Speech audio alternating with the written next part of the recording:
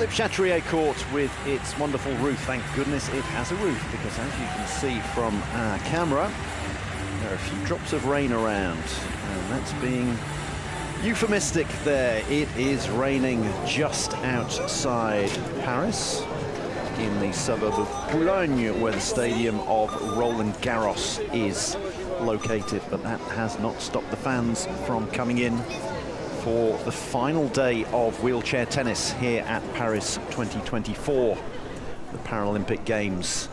We're here at Roland-Garros, the home of clay court tennis, almost the second home of, well, definitely the second home of Rafael Nadal, that wonderful statue that was unveiled in 2021, and he still went on to win a few more titles after that. You can see the ball kids there looking a little chilly, but they're going to be under wraps on the Philippe Chatrier court, named after the president of the French Tennis Federation towards the end of the last century, who did sterling work in making the French Open a truly international tournament. It was always one of the 4 Grand Slams, but he certainly brought it to the world in terms of the media.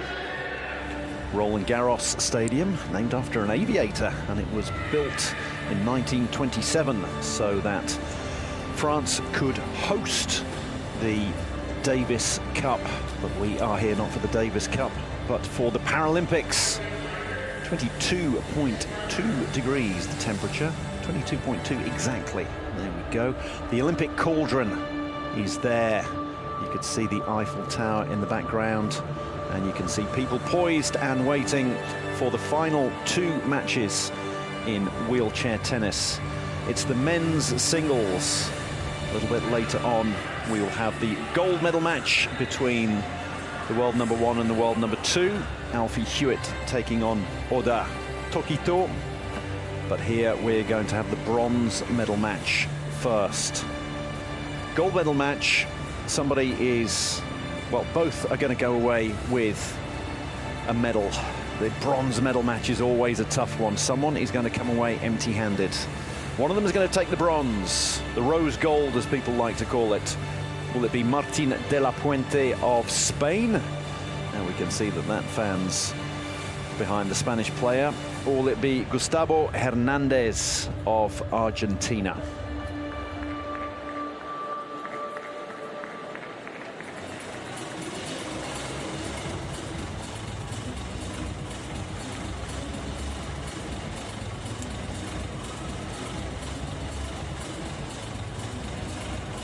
De la Puente versus Fernandez is a matchup that's been played many a time over the years. Fernandez, it's 21 times. Fernandez has won 19 of the 21 when the pair's first 13 meetings between 2014 and 2023. The last 8 meetings have come on clay, almost as you would expect from a Spaniard taking on an Argentinian. And De La Puente won 4-6, 6-1, 6-2 in the final in Barcelona this year, and their most recent meeting, 7-6, 6-3, in the final of the Open International de Royan in France. We're going to have the 3 stamps of the baton to get us underway here. My name's Drew Lilly. I've got Joe Wallen alongside me, and I've got a feeling we're going to have an absolute legend of the game of wheelchair tennis coming out and doing the 3 stamps of the baton here. I think you had just made a good guess there, Drew. Good job.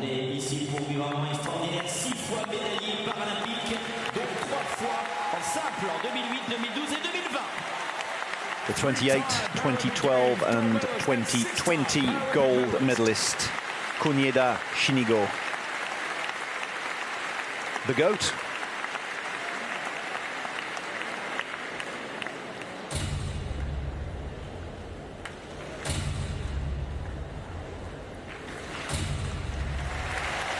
Three stamps, 3 bangs of the stick.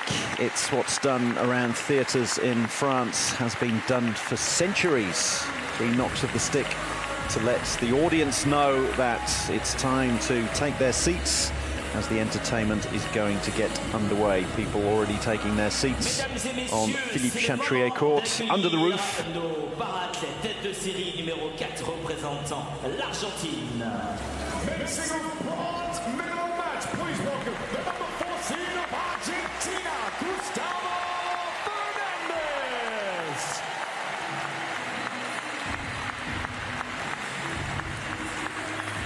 Out comes the number 4 seed, the 30-year-old.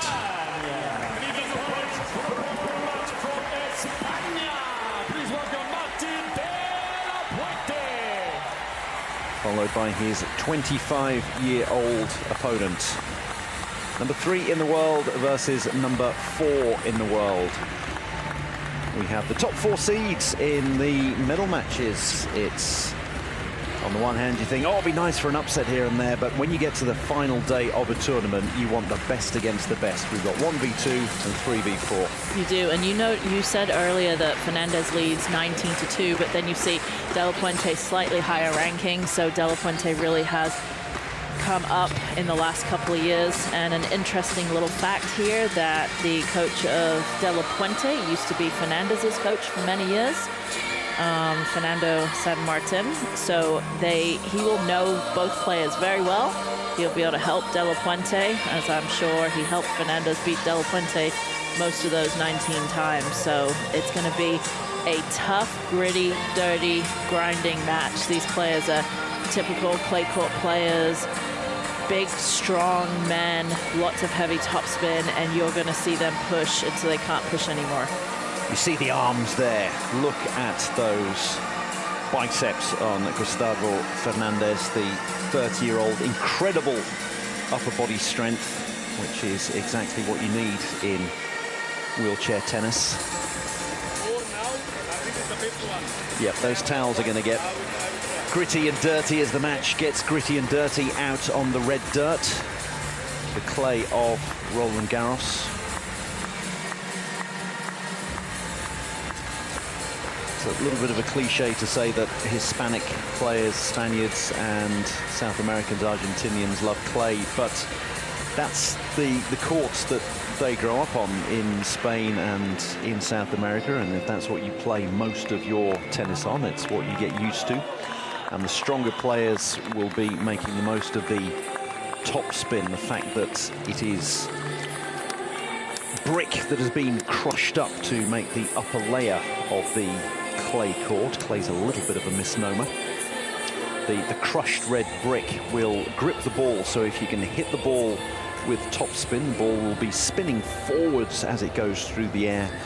It hits the ground, and the ground, because it's a little bit movable, the dust and the grit, that will grab the ball just for a split second and then spit it out, and that exacerbates the spin. The stronger you can hit spin, the more it'll throw up through the air. Look at the chairs of the players, slightly different than their everyday chair, the camber of the wheels, and then you'll notice that they've strapped in pretty tightly. They want to become one with the chair, and the tip bars, which you'll see from both of these why it's needed just when they take their first backhand and they're leaning back so much. The tip bar is very necessary to keep the players safe. Yep, strapped in and a tip bar. Every so often, I'm sure we'll have some great camera work and a few wonderful slow-mos throughout the next hour, hour and a half, 2 hours, however long it takes. And every so often you'll see 3, Drew. Come on. 3. Okay, let's go for 3. And then you will see the wheels come slightly off the ground every so often as they throw themselves around. Ahmed Youssef is the man in the chair explaining the housekeeping for this match. Okay, any questions? Good. This is wheelchair. This is Paris wheelchair. Paris. Okay. Sorry. You, sir. No change of sides because the roof is closed. Fernandez elects to serve. Now, you do get quite a few breaks of service, so electing to serve, a gutsy move. Well, it was even just, I don't know if anyone noticed that, but when the, they were like, it was De La Puente that was asked to call, and he said, no, you can call. And Fernandez is like, you're calling, Dale. And it's a mind games already. These players know each other obviously very well, and I would say it's not easy with having the coach as well. De La Puente, the younger one, so we'll let you call. And De La Puente goes, no, it's the lower-ranked player who gets to call. Away you go, Gustavo. And Gustavo goes, you're calling. So, yes. Mind games already. Yes, there was. It was the Spanish. It was vale, come on. No, you. No, yes, it was you. It was almost like a doubles match, wasn't it? It was you. No, you. So, yes, not doubles, but singles. And it's 3 tie-break sets, 3 full-value sets. So if we do go to a third set, it will go all the way. And the tiebreakers at the end of sets 1, 2 and 3, if they are required, will all be the regulation tiebreakers. First to 7, 2 points clear. The other interesting thing is, I mean, tennis players, you don't usually play another match after you've lost a match. It's like you usually lose a match and you're done. There's no consolation unless you're playing in the juniors. And so coming back out for this, you've got 2 players that both lost their last singles match. Then to come out and play, it's not an easy thing to do. I do know De La Puente yesterday did play doubles, and so he has that at least in his back pocket with some positivity. But this is one of the hardest matches for the players to actually play, and you will see the joy of the person and like the relief of that person coming out, whoever wins, and then the sheer disappointment of the person that comes in fourth that just pushes off the court without anything. De La Puente already with a bronze medal to his name. As you're saying, Joe, he played in the doubles yesterday, and De La Puente and Daniel Cavertacci defeated Stéphane Houdet and Frédéric Cataneo, breaking French hearts in a match tiebreaker. That was doubles, so the third set was a first to 10, 2 points clear tiebreaker. As we have a good look at the chairs there, you've got the 2 big wheels cambered inside, and you can see the way the players are moving around, spinning around. You'll see them positioning their chairs. The positioning is going to be as important as anything as we look at how they got to the final. Buys in the first round for the top seeds. Cataneo, who we just mentioned, was defeated. Cataldo, Gordon Reed, 6-love in the first set, and then 7-6 in the second one. It was incredibly tight second set, that one that went all the way. And Reed ended up breaking back to take it to a tiebreaker, but Fernandez won it 7-6, and then losing 6-2, 7-5 to Tohito Oda, who will be in the final a little bit later on. So pushing Oda, the 18-year-old phenom, all the way. 6-2 in the first set, but 7-5 in the second. The sheer consistency of Fernandez.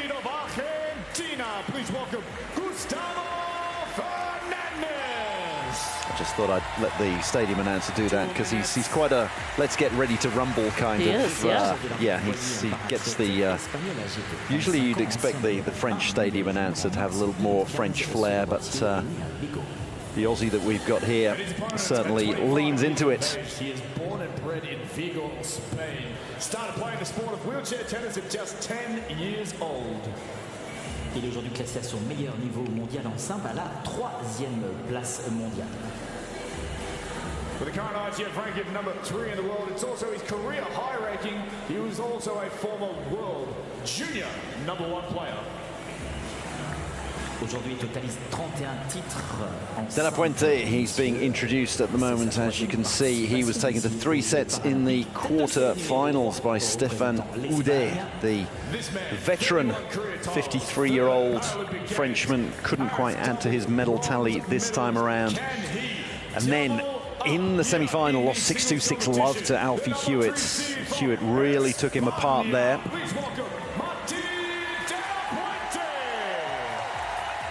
I think should we call him Martin de la Puente throughout the match? We could do that, can't we? Okay, right, okay. You'll have the more French reserve style. Yes, exactly. So the coach there, Fernando San Martin of de la Puente, formerly of Fernandez. So as I said, it's always an interesting dynamic when you've had like a coach that you've almost shared for so long, not shared, but he knows the players so very well, and they both play very similar styles. So it's going to be great. You said one comment earlier about you'll see the chairs lifting off the ground a little bit. There's an actual famous point at Wimbledon where Gustavo actually like dives for a ball and then gets up and finishes off the point. So and de la Puente literally will come out of his chair as well. He's been on one tire, one wheel for the last couple of rounds. So very dynamic movers on the clay. As a courtesy to the players and your fellow spectators, we ask that you turn all mobile phones and audio devices to silent. Thank you and enjoy. 2 bounces allowed. That's the only difference really between wheelchair and standing tennis. 2 bounces allowed. Quite often they will take the ball on the first bounce, occasionally on the volley, but a lot of the time the ball will be taken on the first bounce. I'm sure that the fans at some point will almost forget that and be about to applaud or gasp because they think a point is over, but no, a second bounce will be allowed and one of these players will be pushing in, really accelerating to get to the ball and get it back. Obviously the first bounce has to land in the court, the second one can land anywhere you like.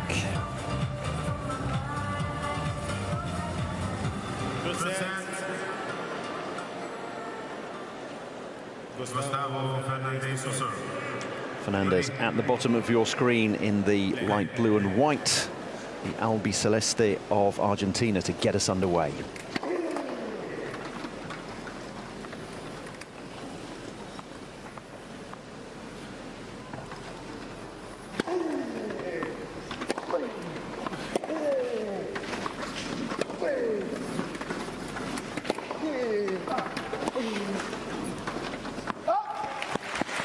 Decent point, decent rally to get us up and running.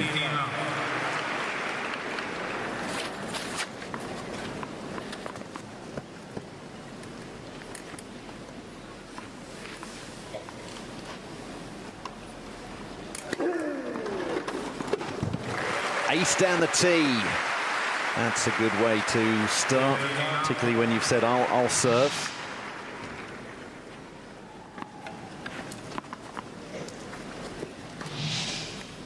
Beautiful slice going away from the forehand of his opponent.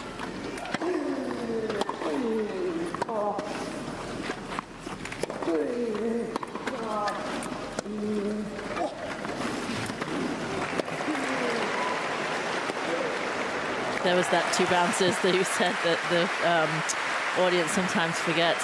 And you don't really see it necessarily from this angle. You can hear it and you can see. But when you're right next to the court or you watch them play live, you don't really, until you really have that experience, you don't understand with how much power and spin and height over the net they're actually playing with.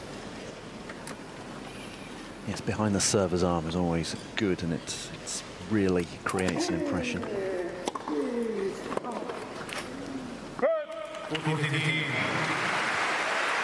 De la Puente gets himself on the board with a good deep return.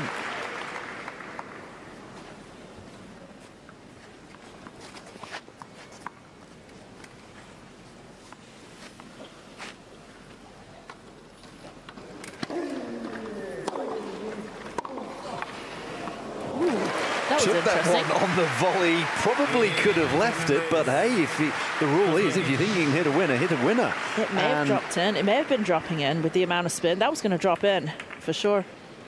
Either way, it's a highlight reel shot. That one just out of the side pocket, flicked it away into the corner, and what an emphatic hold by Fernandez there, laying down a marker. De la Puente with a couple good returns later there in that service game. Really deep. It's very hard after you've served in wheelchair tennis to recover.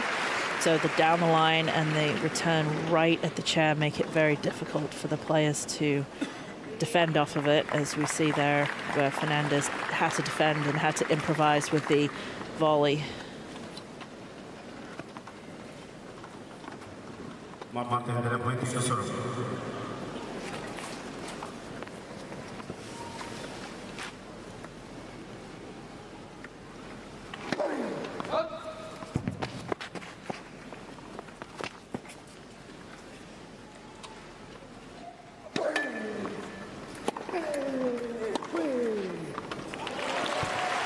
strokes down the line there by De La Puente. Racket back so early and then stays to the side. Beautiful technique on that backhand.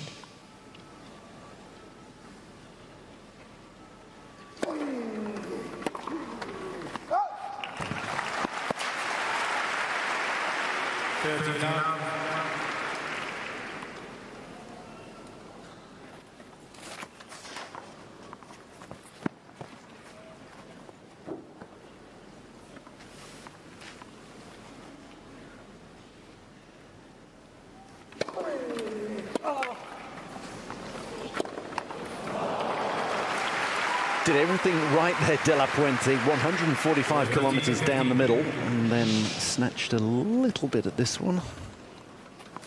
Yeah, just needed one more push towards that ball. Got a little bit far away from it.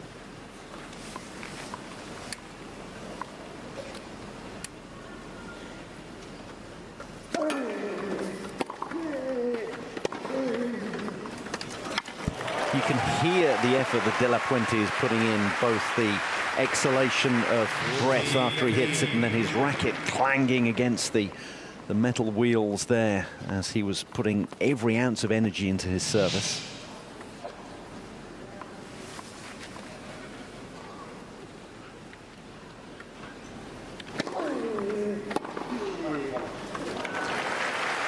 Unbelievable backhand again. We've just talked about the grips quite a lot. If you've been listening to any of the other matches, they're using semi-westerns on their forehand, and they push with a semi-western so they have a flat grip when they're actually pushing. So they'll hit the forehand and then they'll turn the hand over and hit the other side.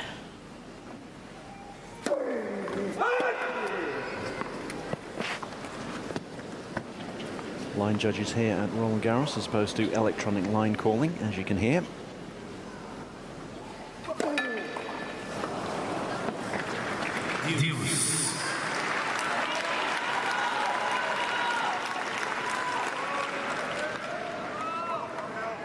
First double fault of the contest.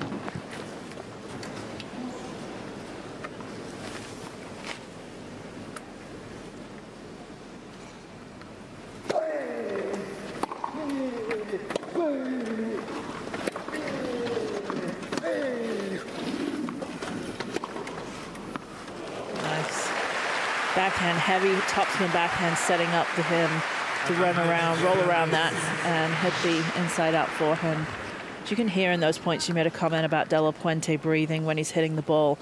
It's said it's almost the same for Fernandez. You hear the chairs move the same. They both breathe out the same, and a lot of their technique is the same too. Just long, it may well be. Well, it's been called long, A, by the line judge, and B, by Fernandez, who's down there. So a first break point for Fernandez, and he takes it. 40-15 up, De La Puente was. And then there was a wonderful service return from Fernandez. Then there was the double fault, and it all unraveled rather quickly there for De La Puente. Fernandez, therefore, with a hold and a break to get us underway.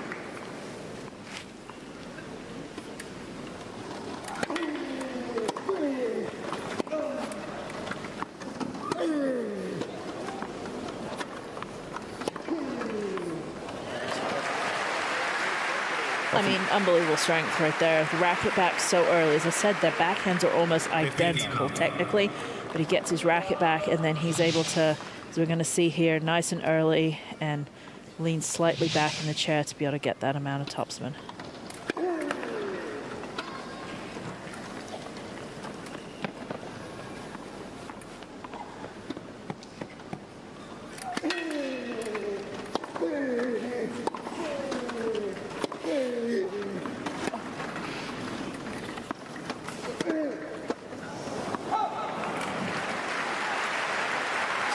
Judging that there.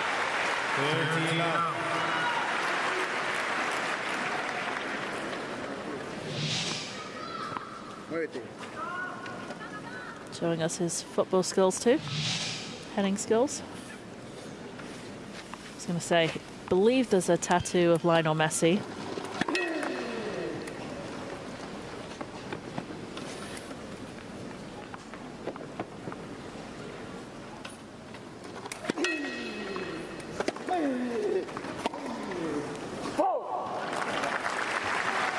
tennis, when you're standing, the footwork obviously is so important to be able to get into position to hit it in your strike zone. Wherever the strike zone is, your strike zone really depends on your swing path, your grips, or where you like to hit the shots. And obviously for the chair, it's getting the chair into position.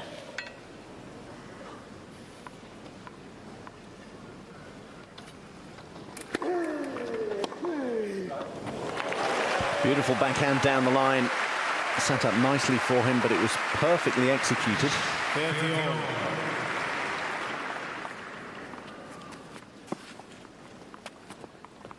Perfect chair position. Well, I'd have been happier with it than that. That was a bit of a grimace there. I think that's his happy face.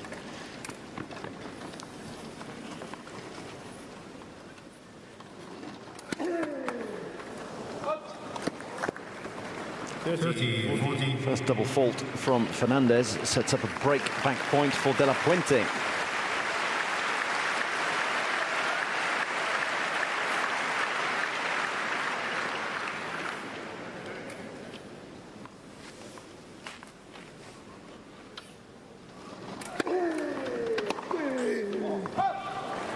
And a great service gets him out of it. Got a very simple service motion. Fernandez tosses the ball fairly high and just keeps his upper body so still when he's hitting it.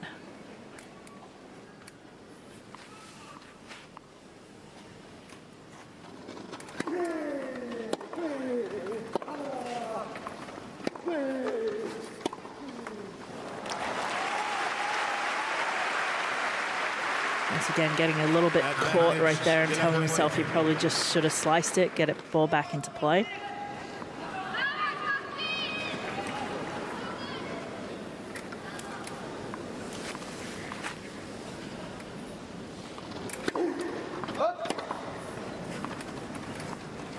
Second break point here for De La Puente, and he's going to have a look at his second service.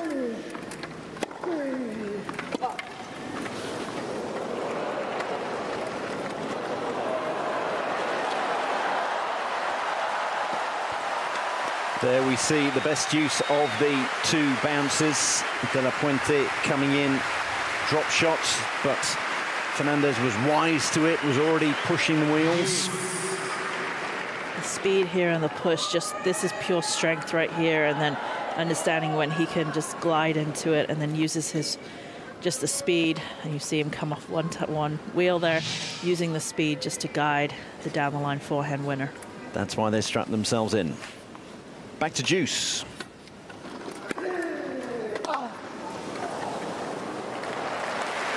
134, but down the tee onto the backhand. Just what the doctor ordered for Fernandez.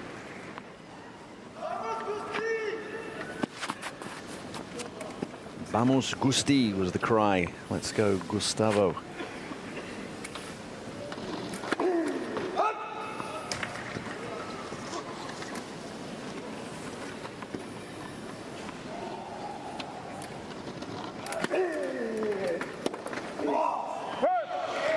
And he does indeed hold. It's a circuitous one. Had to stave off 2 break points, but Fernandez has hold, break, hold. He leads 3-love in the first set.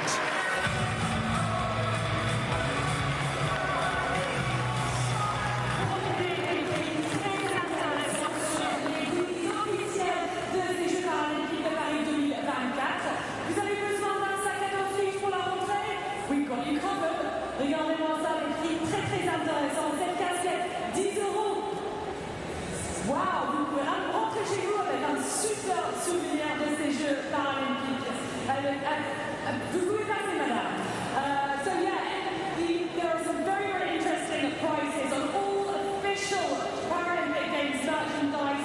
This hat is only €10. Go home to wherever you are in the world with a lovely free bag. We have you covered for all of your merchandise, all of your souvenirs here at Roland-Garros, just outside the door. Time.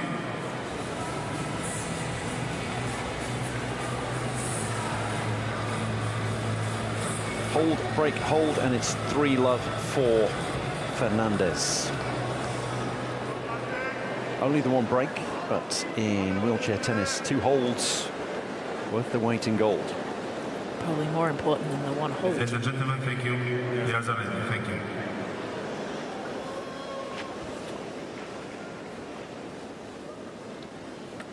De La Puente, top of your screen to serve. 15 now.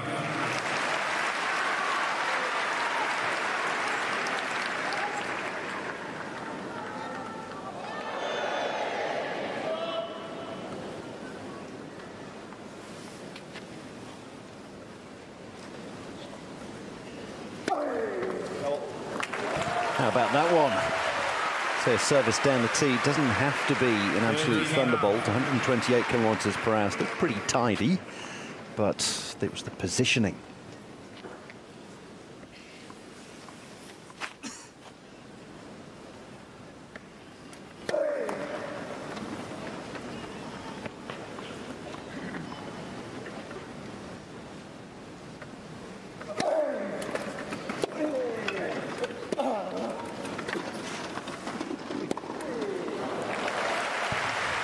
De La Puente finding the tee with the second service as well, but an incredible return, a great return by Fernandez.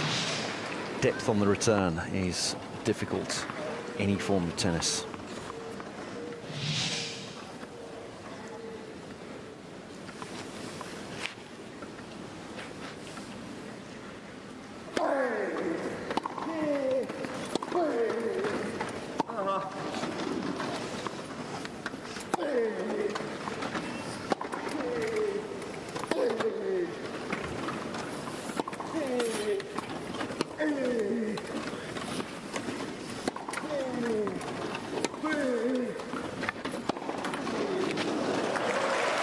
Best point of the match so far by Fernandez. Just such good, consistent, deadly forehands, high and deep, just pushing De La Puente way off the court. And then just with the, say, it's not easy, but a simple cross-court backhand. He makes it look simple. Yeah. He started off a long way back, Fernandez, and then once he was in, he was staying there on the baseline, dictating. And then when it was time to go cross-court there for the winner, seized his chance.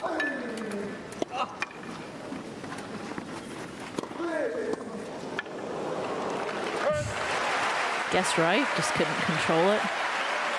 He's going to go look at that service mark, but it's too late now. He's finding the tee very well indeed, is De La Puente.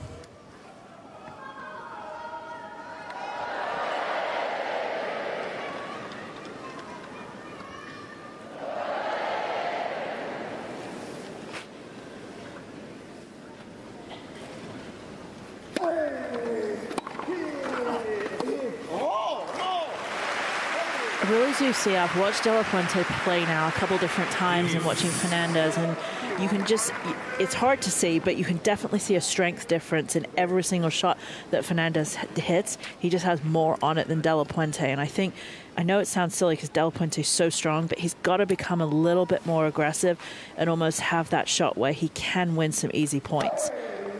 And I can promise you probably within the next 2 points, he's going to come out and hit a clean winner and prove me wrong. But to do that consistently.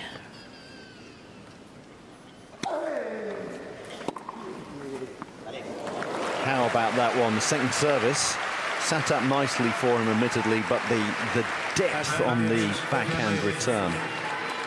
Yeah, and he's taking that still. That was good. Shoulder height. Comes up the back of the ball. His pushes in. You see a couple pushes around.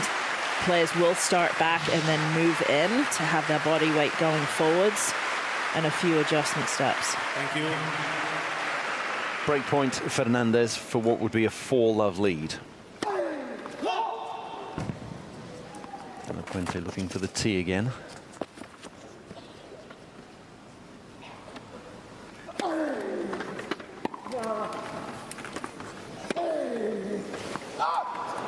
Just long, and it is indeed a double break.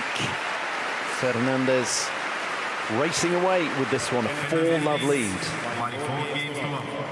Interestingly enough, a couple years ago, we were at World Team Cup, and I was watching at the time, it was the Argentinian team, because Fernando, who you can hear him talking, he's very demonstrative with his speaking and with his words. and they were having this practice. It was the toughest practice session I've ever seen. Like, the players, didn't matter where the ball was landing, they were going after it. Didn't matter if it was 6 bounces, they were going after it. And that's kind of the mentality he gives these players.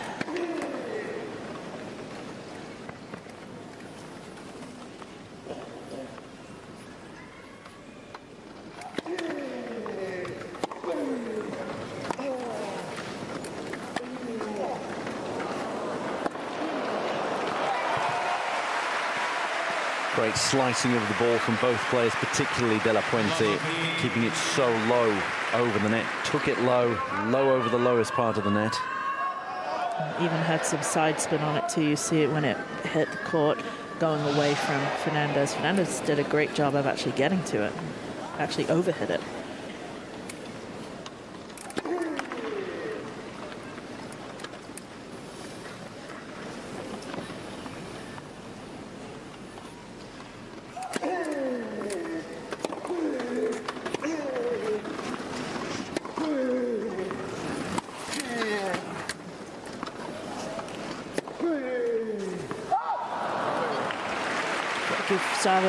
I mean, his defense, you couldn't even see him there for like 3 seconds. You're like, I wanted to be like, where did Fernandez go? Where is he? I was a little bit concerned for a second. Yeah. I thought, is he amongst the photographers? Yeah, he'd be up, though, quickly if he did. I've seen it happen before.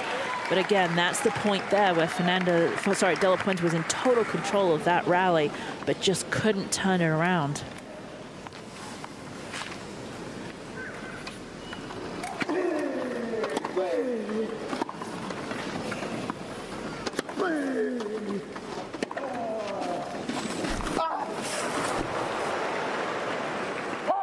Picks a spot beautifully there.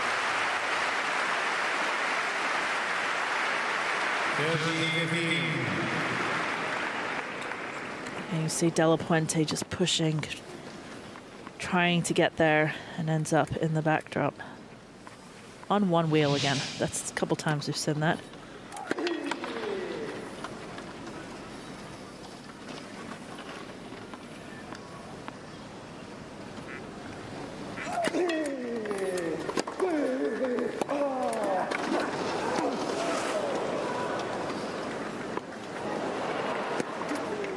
Yeah, it's beautiful. Picks out the line there beautifully. The shot before that, a topspin backhand, low over the net, and then that one. It's almost like he's doing drills and he's been told, hit the line. He's thinking more about like the cross courts, right? When you hit cross court, you open up the court so much more. We've talked about hitting through the baseline and the singles line. Big service, big hold. Fernandez, the number 4 seed, leads 5 games to love.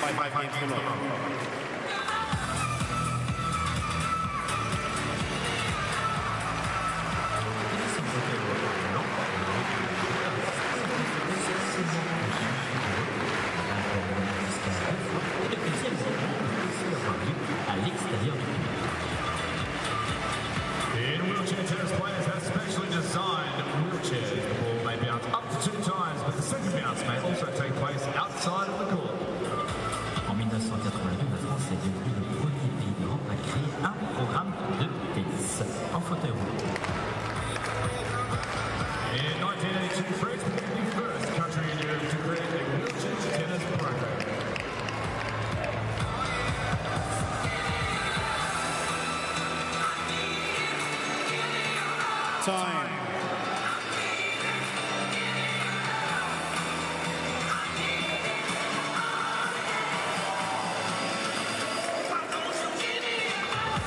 Five love.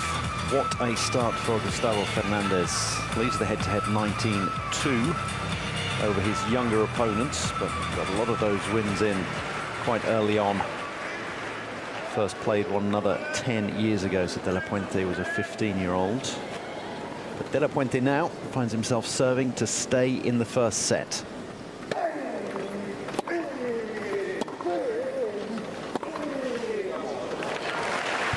Down the line for the win.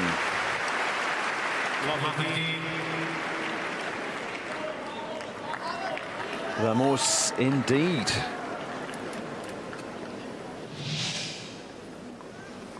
I'm loving all the gear that the fans are coming out with, the homemade shirts.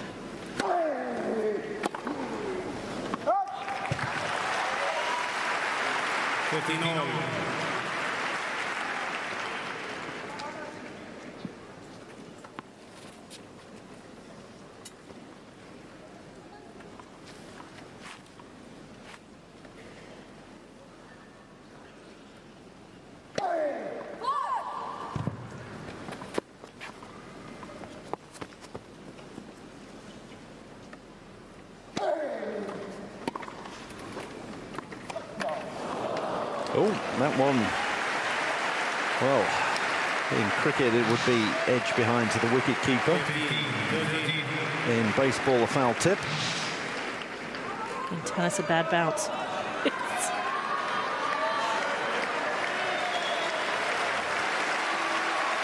The clay does that to you. You don't always get the truest bounce. We haven't seen too many bad bounces here, but you have to expect that on the clay, and making sure that you're adjusting last second to every single shot.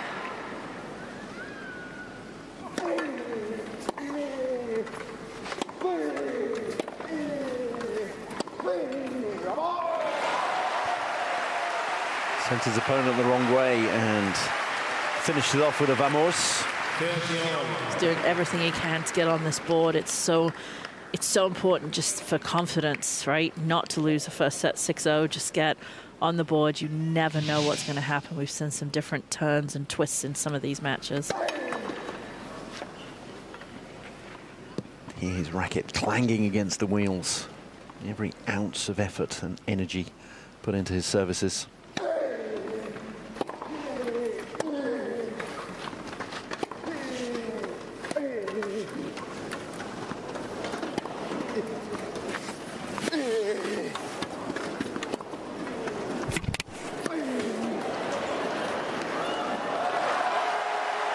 What a point. He was dead and buried there, De La Puente. Absolute desperate defense, but kept it alive so well and reaps the reward.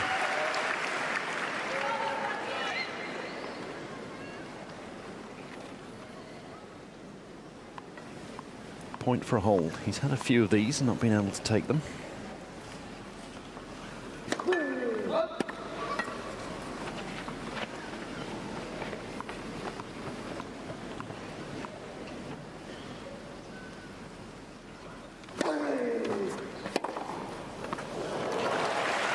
Big service, threw a lot into it for a second service, and Fernandez said, thank you very much, you put some pace on the ball, I'll use that, and hit it back past you.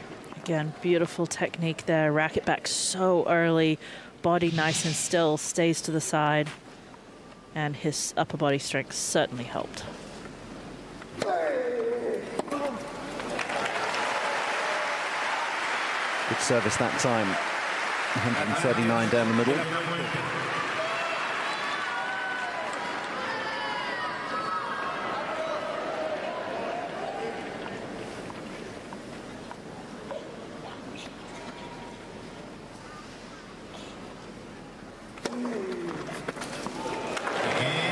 Well, there's no I in Fernandez, but there's a T in De La Puente, and he found the T absolutely perfectly. That's been his go-to throughout, and he gets himself on the board. A very big hold. So he's going to make Fernandez serve it out.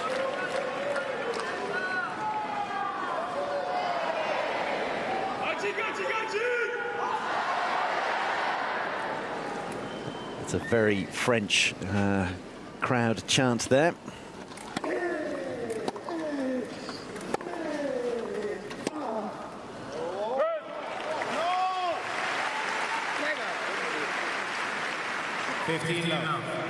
Good service, good follow-up. It's textbook stuff from Fernandez. The boy looks very comfortable.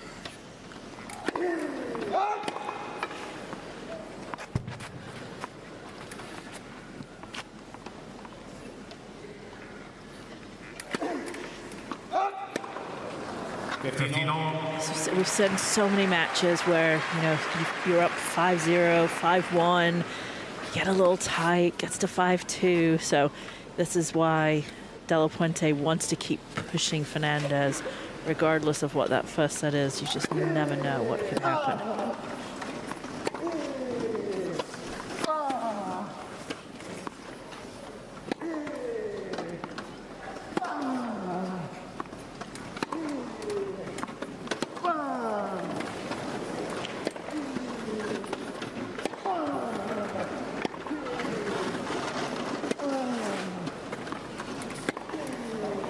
What a rally and what a way to finish it off.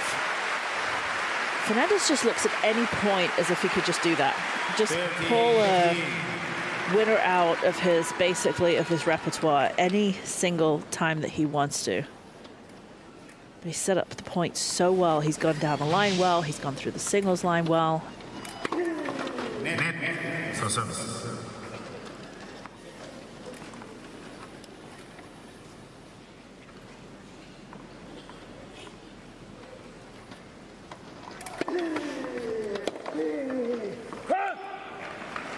Just out, and that sets up 2 set points.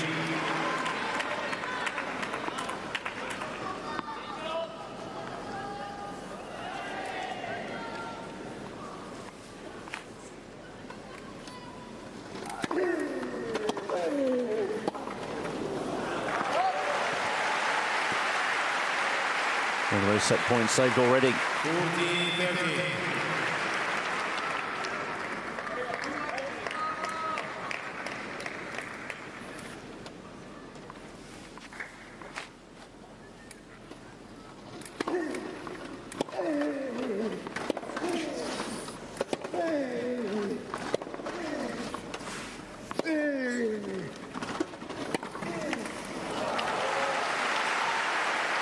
And another one.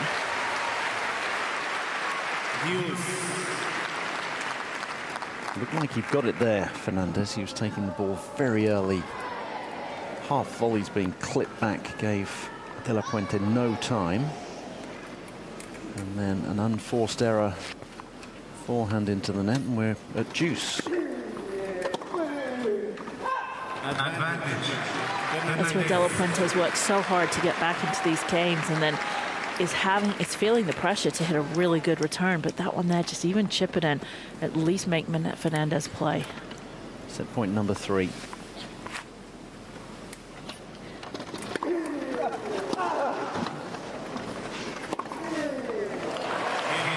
And the third is the charm. Gustavo Fernandez takes the opening set 6-1 in barely half an hour. It's that hard work by De La Puente to get back into it from 40-15 to juice. But these players, they've got 25 seconds on the service clock. They rarely use any more than 8 or 9 seconds. So you haven't got time to rest on your laurels and think I've got back into it. Correct, and really the difference there, the 15 winners from Fernandez, same amount of unforced errors. So really, again, Fernandez being able to come up with the big shots when he needs them.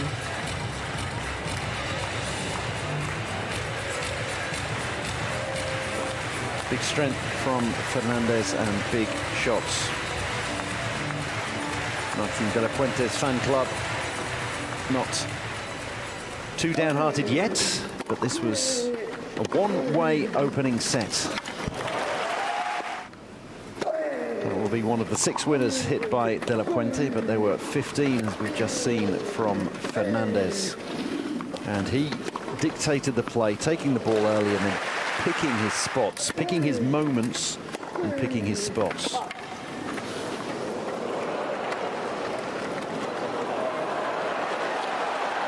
Great coverage from both players there, both of them coming into the net. We often saw them way behind the baseline and then coming back in and waiting for the right moment to hit the right shot. And it was the Argentinian doing more of that than his Spanish counterpart. And there's the emphatic set point. Needed 3 of them.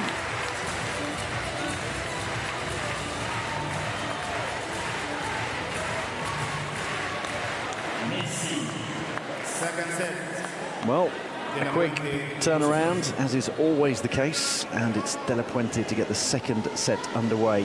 Fernandez halfway to a bronze medal.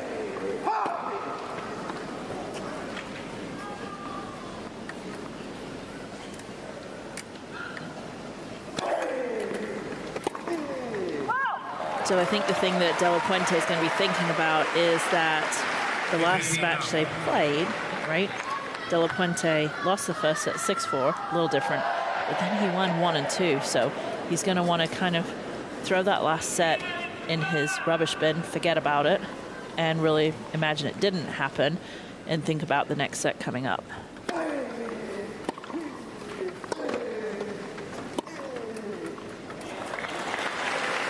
Yes, from one way of looking at it for De La Puente is, okay, well, I've had a 30-minute warm-up and I've got to win 2 sets, which was the case half an hour ago. As simple as that. But he's going to have to do something to knock Fernandez off his rhythm.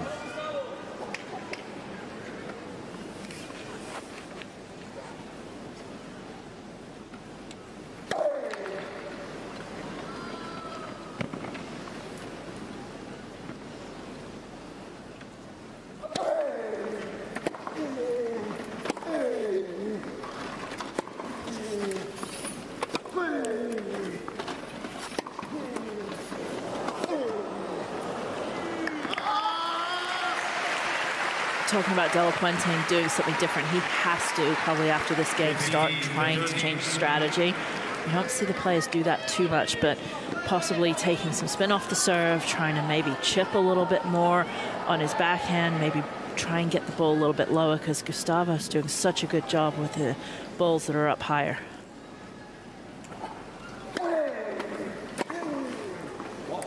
Oh, that one's another line licker.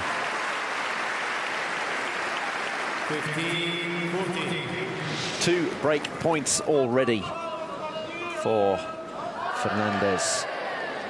Yes, De La Puente had a little bit of success in the opening set, keeping the ball low over the lowest part of the net, slicing, getting way under it. That could be a tactic for him.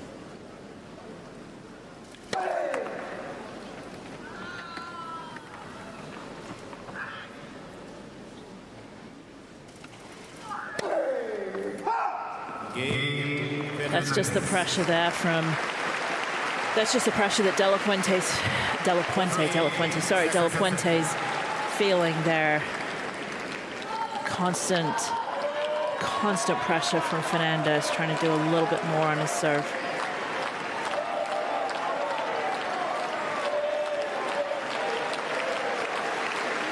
De La Puente has got to bring the fuego, he's got to bring some fire here. Thank you. Thank you.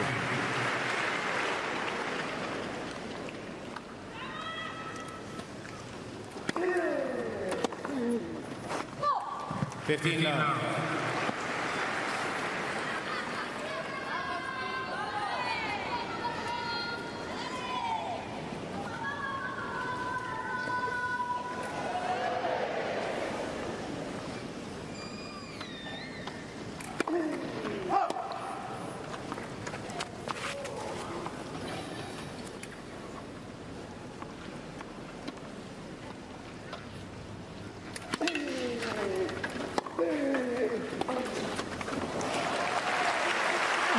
Fernandez that we're seeing do something different. I don't know why he would be doing something different. Just he got caught on that one, but his forehand's been so big that probably doesn't need to do anything different. It's a good return from De La Puente right at Fernandez's wheels.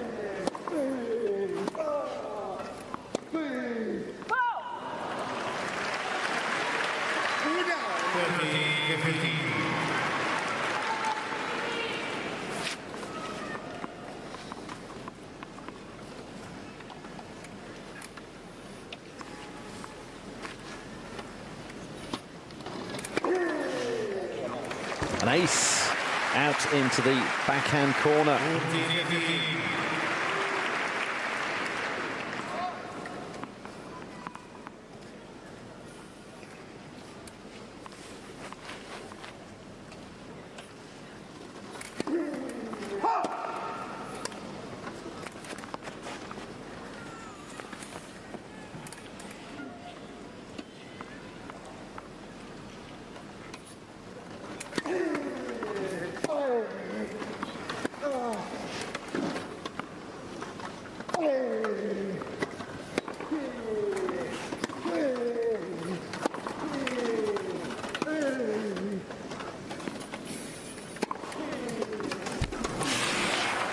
Great aggressive play by Fernandez. And now is the time for De La Puente to do something different. That was a nice good stop.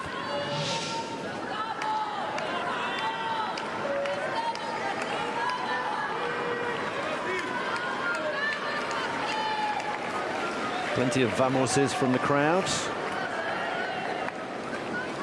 Difficult to tell whether they're Spanish or South American.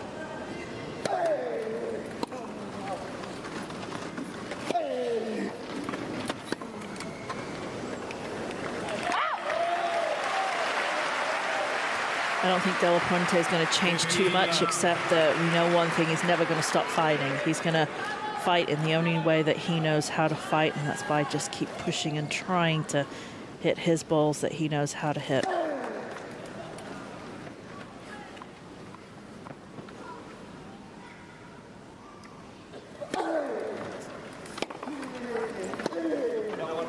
Yeah, beautiful. There we go.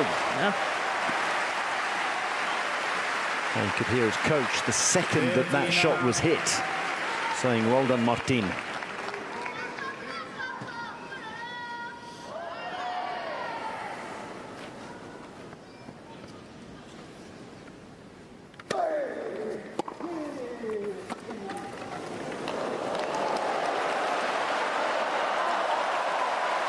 I like the change-up, though. That's fine. He's got to do something different. I'm okay with that. And if Fernandez keeps coming up with shots like that, I mean, again, Fernandez's push, that's where his strength comes in, his speed. Does a really good job here, but just getting to it, only just gets to it, and the control was just beautiful. Changed the grip and a nice push down the line. It's very difficult to get it up and over the highest part of the net, but he did so perfectly.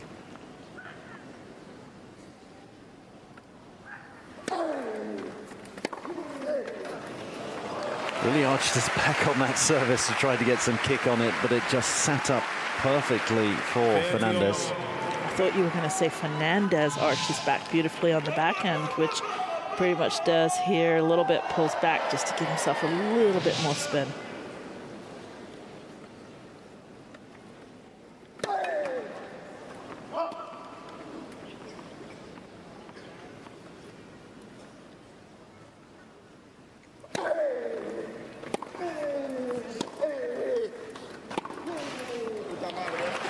All of a sudden, 30 love becomes 30-40.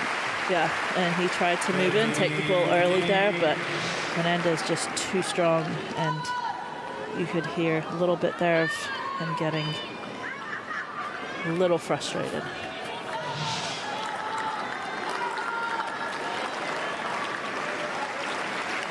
Thank you. Thank you. Thank you.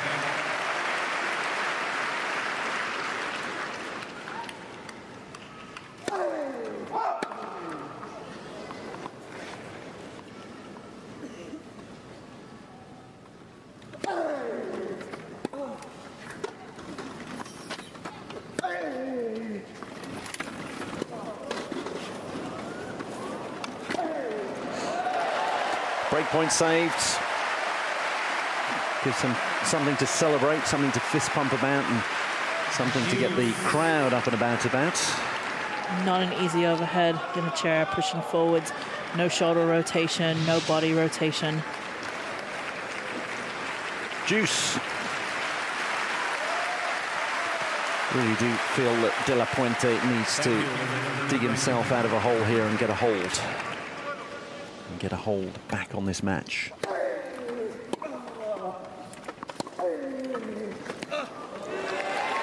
Took it very well, very early. Clipped off the floor, half volley.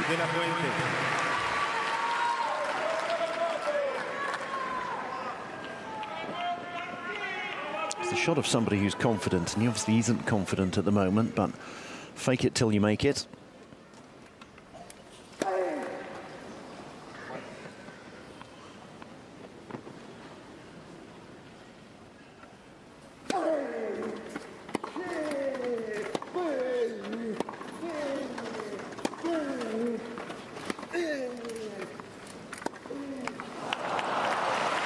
Good try.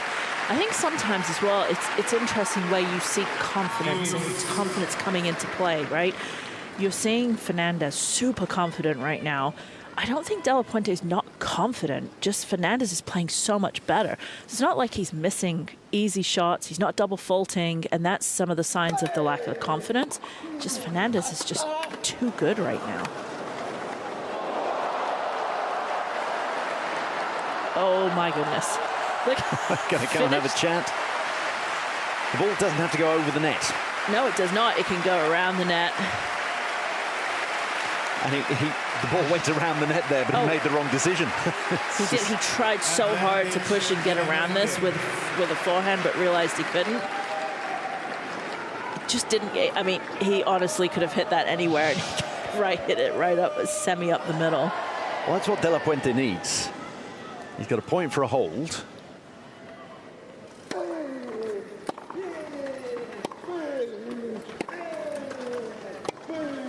Yep. That's it. The turning point of the match. Is that what you're thinking? Could be. So, De La Puente's on the board, but Fernandez leads by a set and 2-1.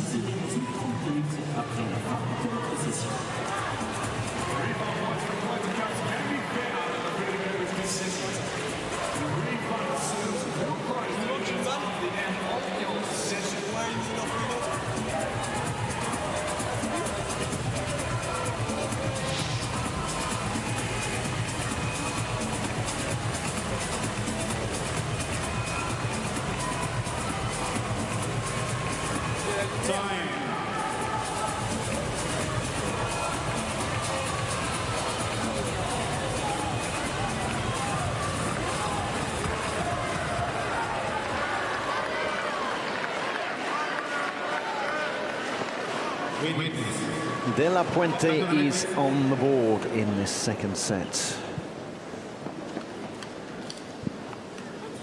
Fernandez to serve.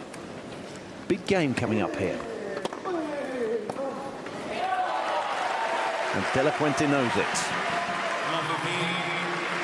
I've marked that game for you right there, that 1-1 game, as the tide's turning.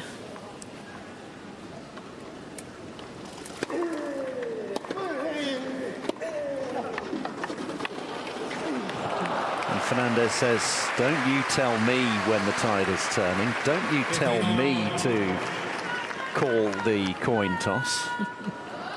Don't you tell me who's going to serve. I'm going to serve.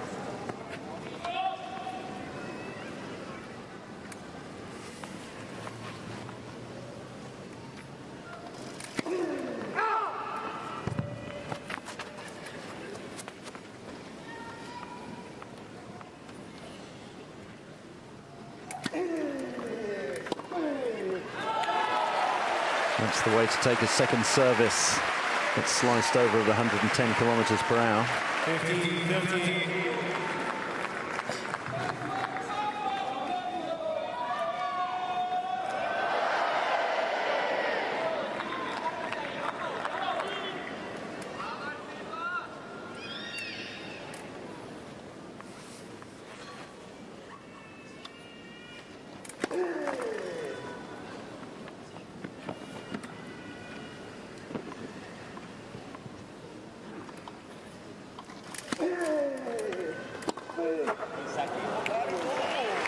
Pulled off that backhand a little bit. As you see, he wasn't pushing forwards.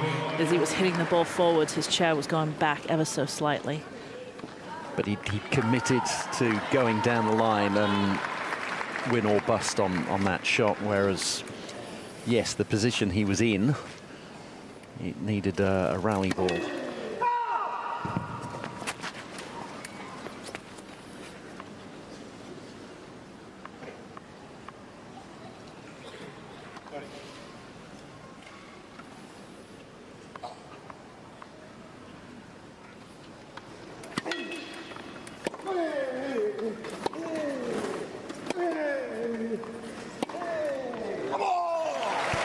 see Fernandez, A, knowing how important this game is for him, but then also B, taking control of the center of the court, really moving in, taking it early, and being on the offense. See what it meant to him from 15-30 down, having just lost the last game. Well left, very well left. Decided not to take that one as a volley. But did have to get out of the way of it. Obviously, if it did touch him before it landed in the court, it would have actually been, or landed regardless, it would have been De La Puente's point. If it hits player, racket or chair, then it's the equivalent of a shot having been played. 3-1 Fernandez, a quick hold, that's what he needed there. Refusing to let the tide turn in this bronze medal match.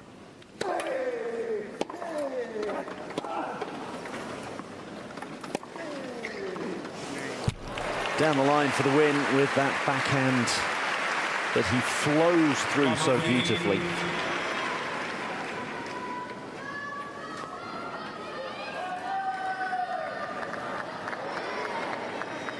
Fans here on Philippe Chatrier Court at Roland-Garros enjoying themselves.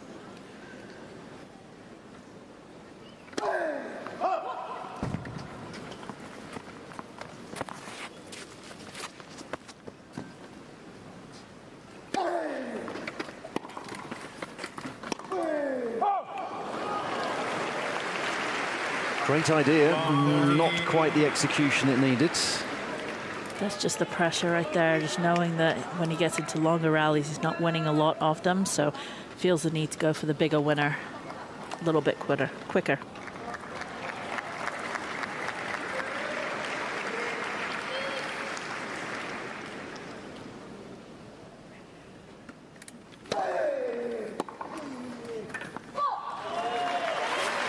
140 kilometers per hour service gets him a point as well. A little bit too late for the query by Fernandez because he played the return. It's very difficult when the ball's coming at you 140 kilometers per hour on a service to query it, but you have to do it before you play the shot.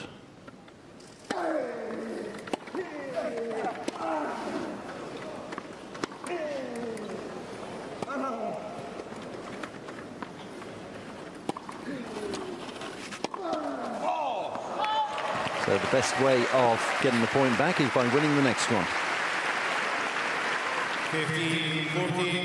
2 more break points for Fernandez. He's had a raft of them in this contest. The hardest part about the line calling is sometimes that you can actually hit it and then say out, like it just can't be very obviously late. Sometimes it's not the right mark. That's why the electronic line calling is so important now. Great service again down the tee. That saves the first break point. Fernandez with another bite of the cherry here to make it a 4-1 lead in the second set. And of course, he won the opener 6-1.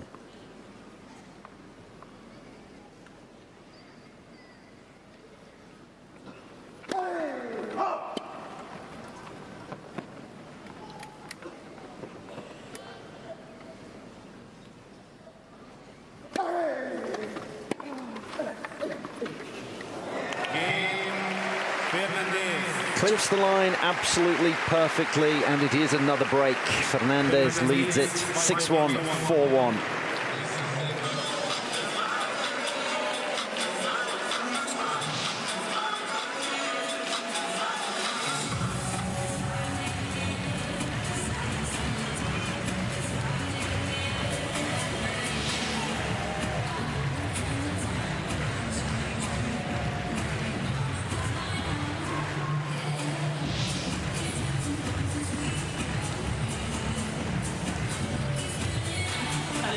N'hésitez surtout pas, vous avez vu sur les grands écrans, on a la possibilité de se voir sur la Lenscam.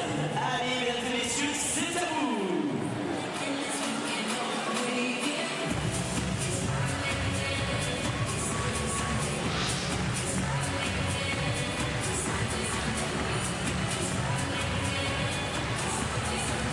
time.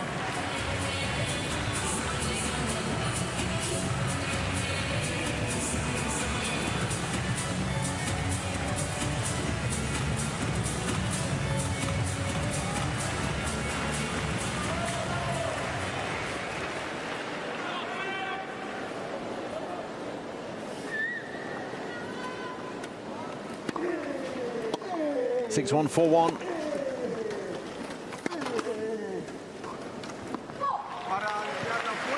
Six 1, 4-1, 15 love. All of a sudden, this match is going by very quickly. All of a sudden, Fernandez finds himself 7 points away from a bronze medal.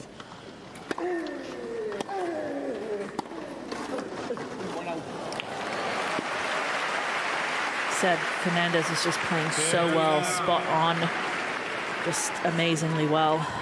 Seeing the ball, high percentage, huge amount of topspin, huge amount of rack acceleration.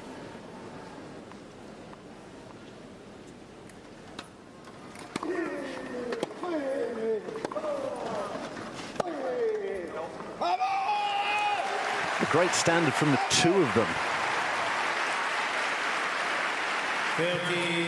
De La Puente is fighting like a medal depends on it.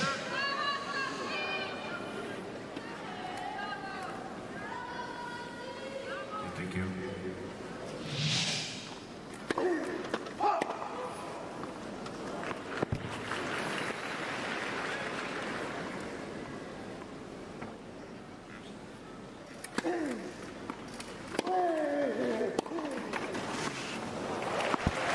Perfect service and follow-up.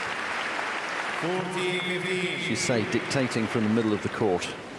Really setting it up with that serve too. The second serve looks like he doesn't have a ton on it, but he's got so much height over the net, and then it's just pushing.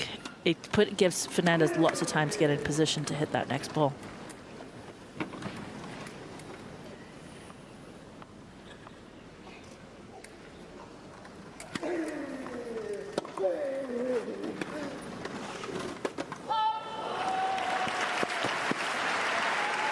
Nice little move to get out of the way there. 40-13.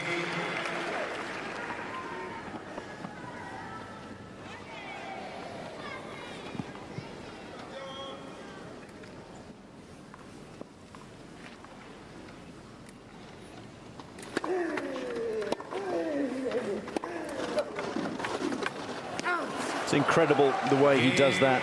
Fernandez. The flexibility and strength in the upper body to get round inside out, find the corner, and he leads 5-1. Less than half an hour ago, De La Puente was serving at 1-5 down to stay in the first set. Now he is serving to stay in the match.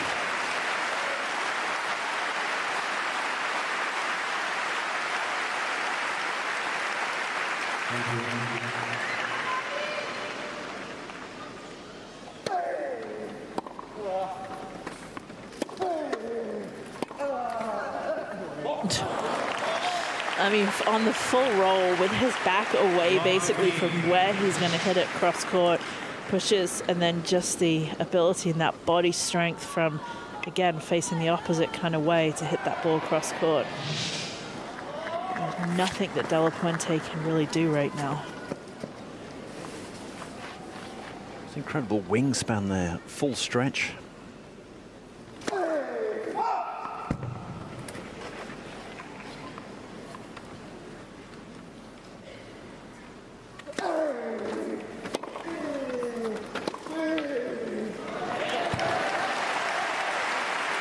Sent his opponent the wrong way there.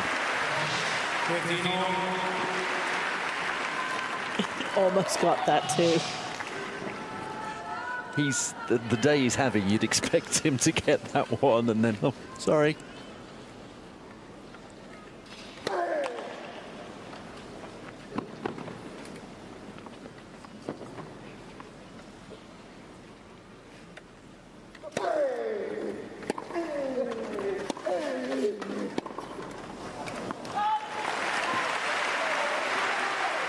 On the day he's having, you expected that one to go in. A rare unforced error from Fernandez. Perhaps he's realizing that he's 3 points away from a medal. His first Paralympic medal it will be.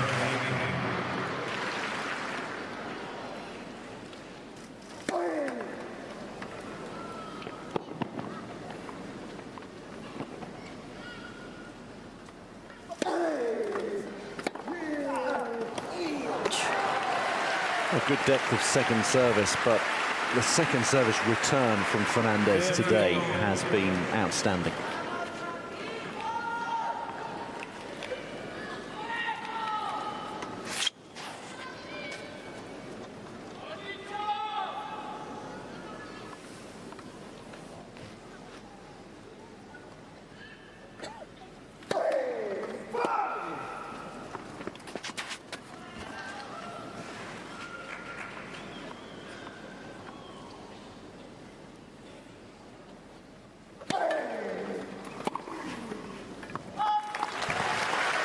Gutsy second service right on the back of the box. Like what he did in the first set, trying to do everything he can to stay now, obviously, within the match.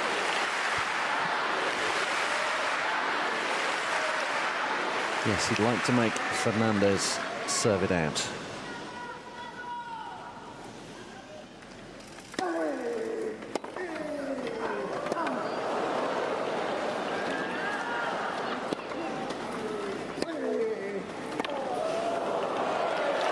He chose well, and he does indeed make Fernandez serve it out. It's a hold to 30, a big hold of 4 De La Puente, but Fernandez leads by a set and 5-2.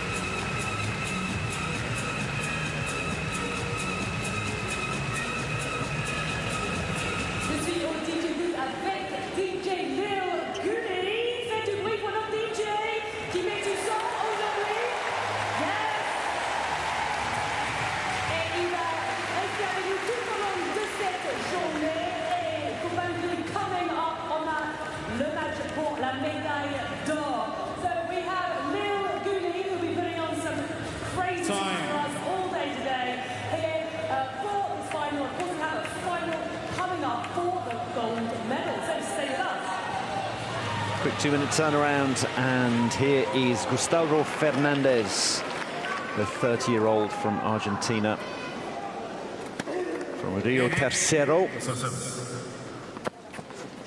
looking to serve it out and secure bronze in the men's wheelchair tennis singles.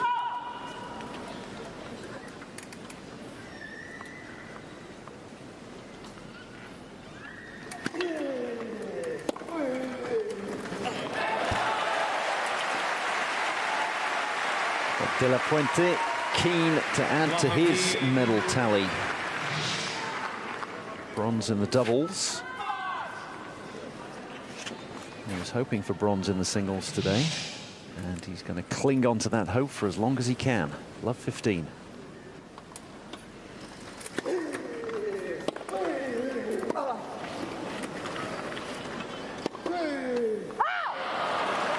It's almost the Bob Dylan line, when you've got nothing to lose. And here you think he's got nothing to lose, so he is hitting out. He can hit out as much as he wants. He's just, whenever Fernandez gets a hold of that ball, he's going to be in trouble. You take the gamble and think that Fernandez is going to be nervous trying to serve it out.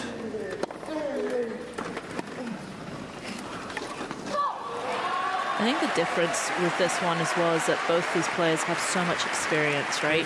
So maybe in the quad, where you've got someone that hasn't really ever played at Roland-Garros, doesn't play at this level. These guys have played a lot of Grand Slams, a lot of important matches. And so I'm not sure they're going to get too nervous. It's just going to be here if De La Puente can get back into this match. And he will if he keeps returning like that.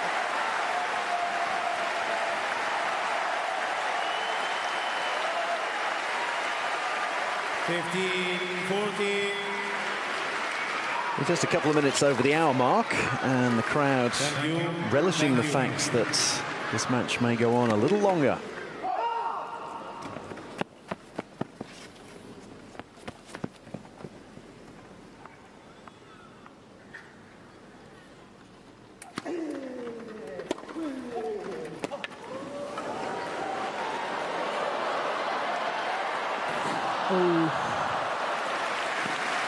He tried to do what Fernandez did in the game at 1-1 there. Tried to go around the net, but got hold of the umpire's chair instead.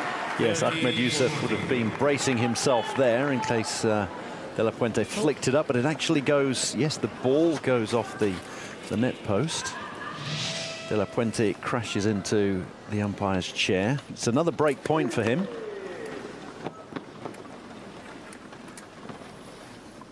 You can imagine him coming way in on the second service.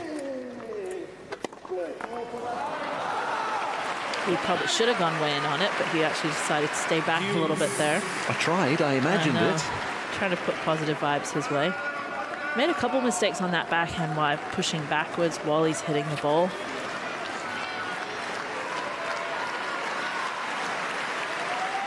Thank you.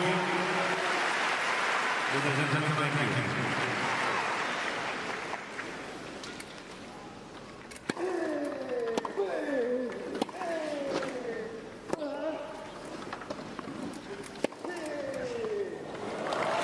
That beautiful backhand down the line, and after an hour and 5 minutes, it sets up bronze medal point.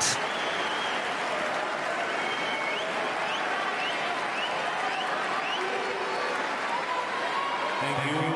Thank you.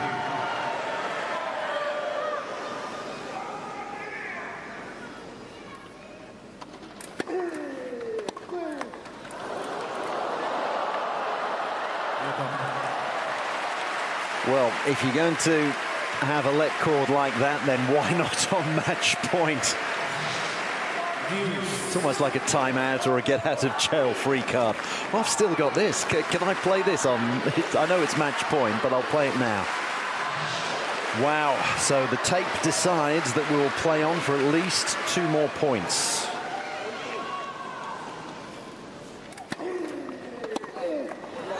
Advantage, Fernandez. De La Puente says, I probably didn't deserve the last one, so have another go at match point and we'll play it out fair and square. Second bronze medal point for Gustavo Fernandez.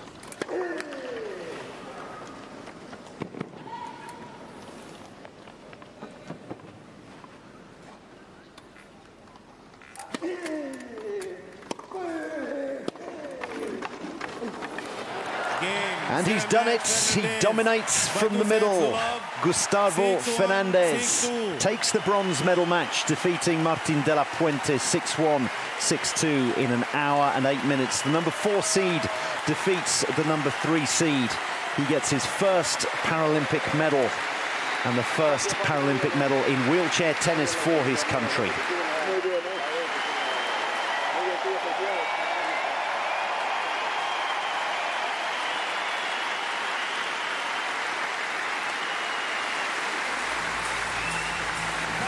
(6-1, 6-2), and it was a dominant performance from start to finish. It was. I mean, Fernandez played amazing, and I think he's just realizing what he's just done, and that he's got the bronze medal, his first medal, and what an amazing match he played there. The first Argentinian player to win a Paralympic wheelchair tennis medal, the first South American to win a medal in wheelchair tennis at the Paralympics.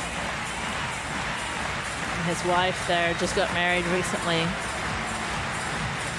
His family. It's a massive team event, obviously, for everything that everyone gives up from traveling and being around at different times, but the trainers, the coaches, the mental strength, the nutritionalists, everybody. It's just a massive team event, and the players know that.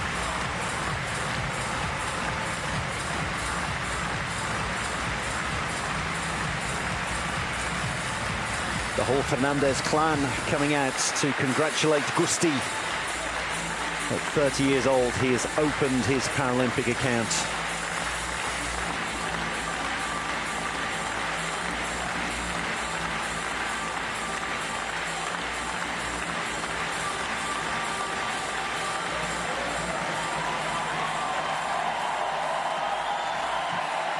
And it's those arms that propelled him there.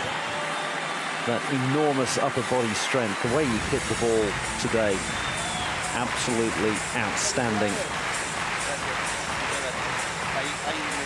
Hopefully there's a little bit of strength left in those bulging biceps for him to sign a couple of tennis balls, fire them into the crowd. The crowd that has come out in numbers throughout the Olympics and the Paralympics, coming here to Roland-Garros.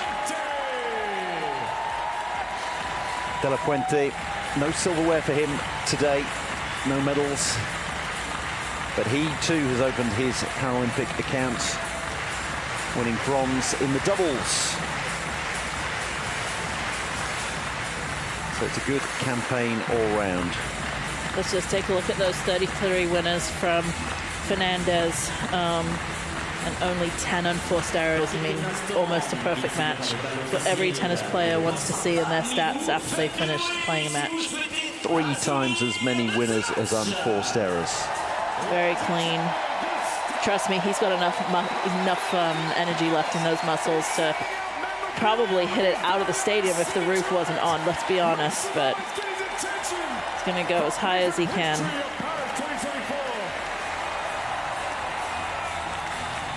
Yes, the towels and the sweatbands can be for the lower deck. The tennis balls have got to be for the upper deck. You've got to give something for those up in the gods. Those above the slogan that says victory belongs to the most tenacious. Good grief, he was tenacious today, was Fernandez. French fans have been just amazing. If you look at some of these highlights here, and match point in perfect style with the forehand winner. Dominating from the middle. Atmosphere has been amazing the last 9 days. Fans have come out in full force. All the different countries have come out, and it obviously is massive to take on the Paralympics, but also the tennis tournament. And as we look now, you're in for a good match up next. Indeed, bronze medal match has gone the way of Fernandez, and he's defeated De La Puente. They were the 2 losing semi-finalists, the 2 winning semi-finalists, seeds 1 and seeds 2. Oda Takito taking on Alfie Hewett. What a match that promises to be coming up. What an amazing job all the organisers have done, all the volunteers here, the ball kids, the camera crew have been unbelievable, and just everything that it takes.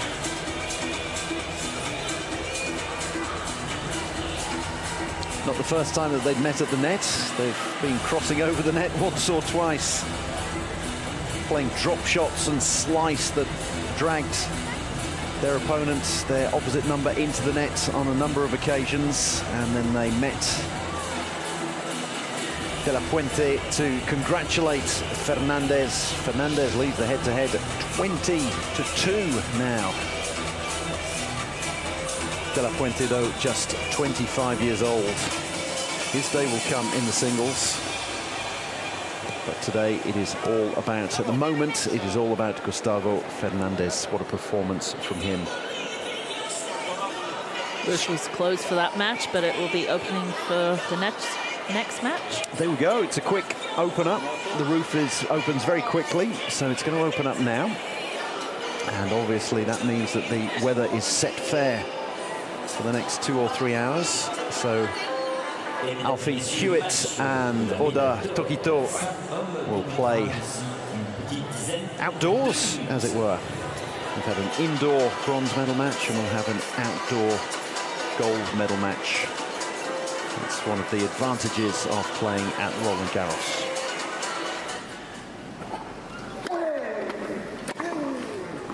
that it really was all the winners from Fernandez, just from every position possible. He did it from behind the baseline, inside the baseline, return of serves.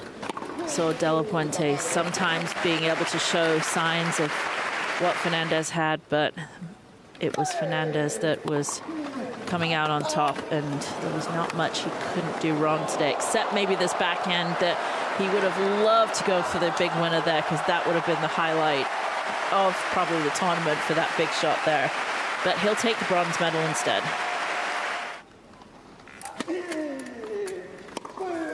And there it is. Game, set a match, Fernandez. By 2 sets. That's where he was for most of the match, there on the tee of the baseline, dictating play, good serving, great follow-up every time, taking the ball early, hitting it hard, hitting it in the right place. As I say, the lower deck always gets the souvenirs. It's good that the upper deck got some of the autographed tennis balls.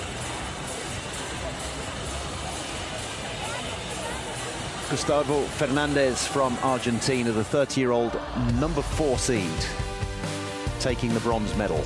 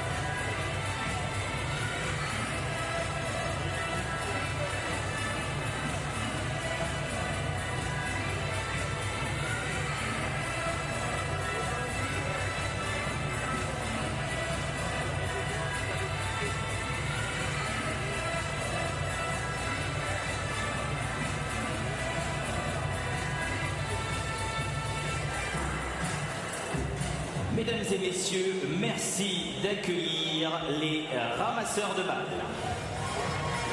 Ladies and gentlemen, please welcome the ball kids.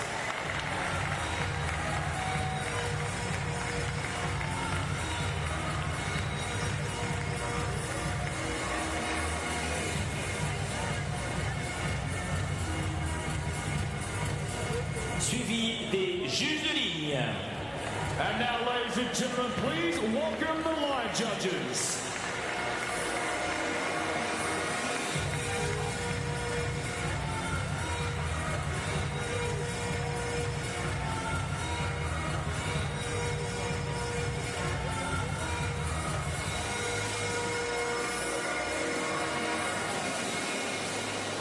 The gold medal match is just about to get underway here at Roland-Garros. Now, if you're not a connoisseur or very familiar with the rules of wheelchair tennis, don't worry, we have you covered. Take a look at the Civil Explainer video.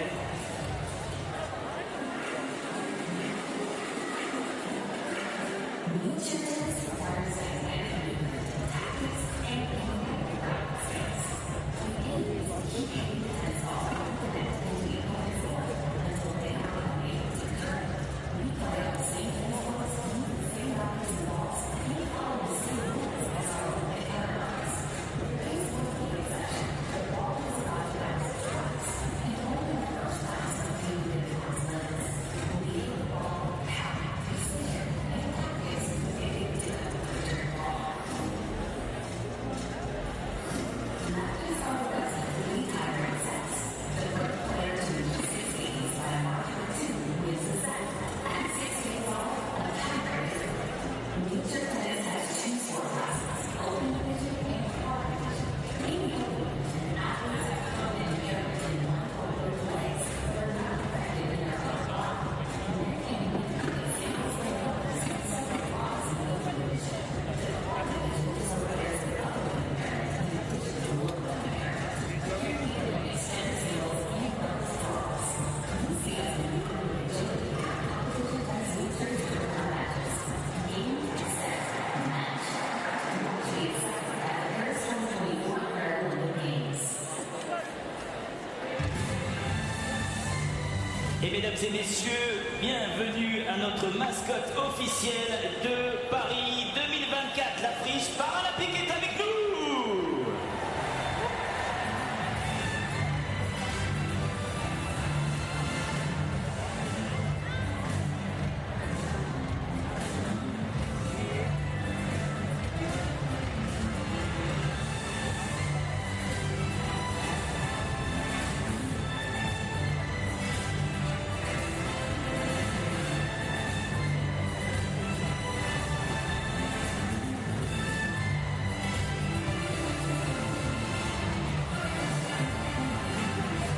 Ah yes, welcome to you, Freeze, the Paralympic Games mascot, here in Blue Chateau Court.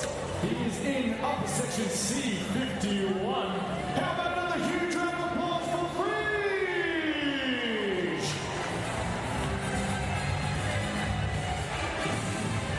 Les friges olympiques s'inspirent de petits bonnets frigiens traditionnels qui ont donné leur forme aux mascottes. La mascotte est dotée d'une lame de course et représente les athlètes en situation de handicap. Elle promeut les valeurs d'inclusivité des Jeux paralympiques et l'importance du sport. N'hésitez pas à saluer la mascotte. Philippe Chatrier Court at Roland-Garros Stadium, just outside Paris, just to the west of Paris, outside the city gates in the suburb of Boulogne-Billancourt.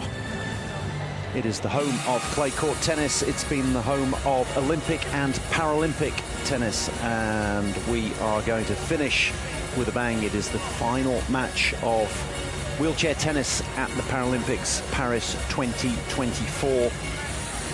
It's the men's singles final, and it could not be better teed up. Number 2 seed versus number 1 seed. Oda Tokito versus Alfie Hewett.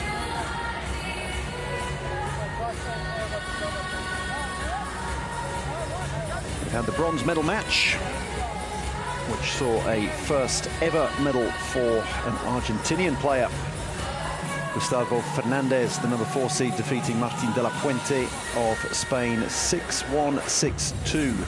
So we had number 3 versus number 4 in the bronze medal match, and now we're going to have number 1 versus number 2 in the gold medal match. My name's Drew Lilly. Alongside me, I have Paul Walker, and there are times when you think it would be nice for a little upset here or there, but if you're going to have the top 4 on the final day, then that's pretty much what you're aiming for at the peak of the sport. Well, we're getting a look here at the introductions of that man right there, 18 years old, the new kid on the block, Oda Takito from Japan. We'll get into all the accolades, all the superlatives about these two players. We'll just let this introduction run its course here as these players get introduced to this just robust crowd here on Philippe Chatrier. Ladies and gentlemen, the #1 player in the world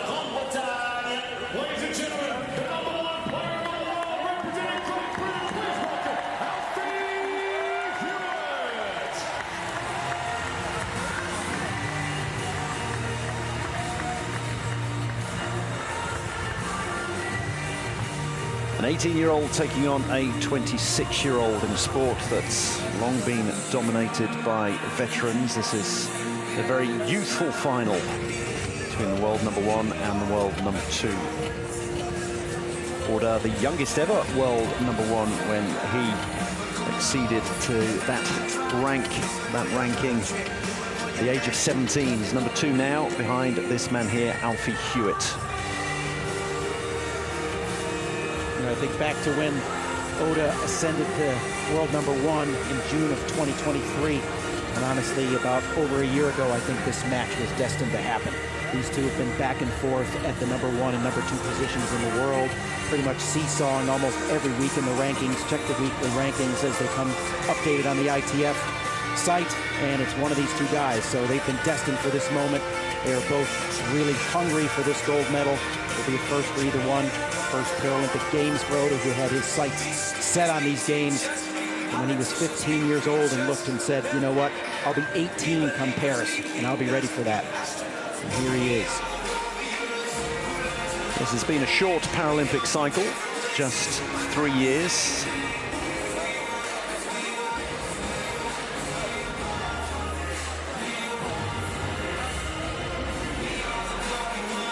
Yeah, the normal 4-year cycle shortened a little bit as the 2020 Tokyo Games actually took place in 2021. So that's the reference there as to why this is a shorter cycle.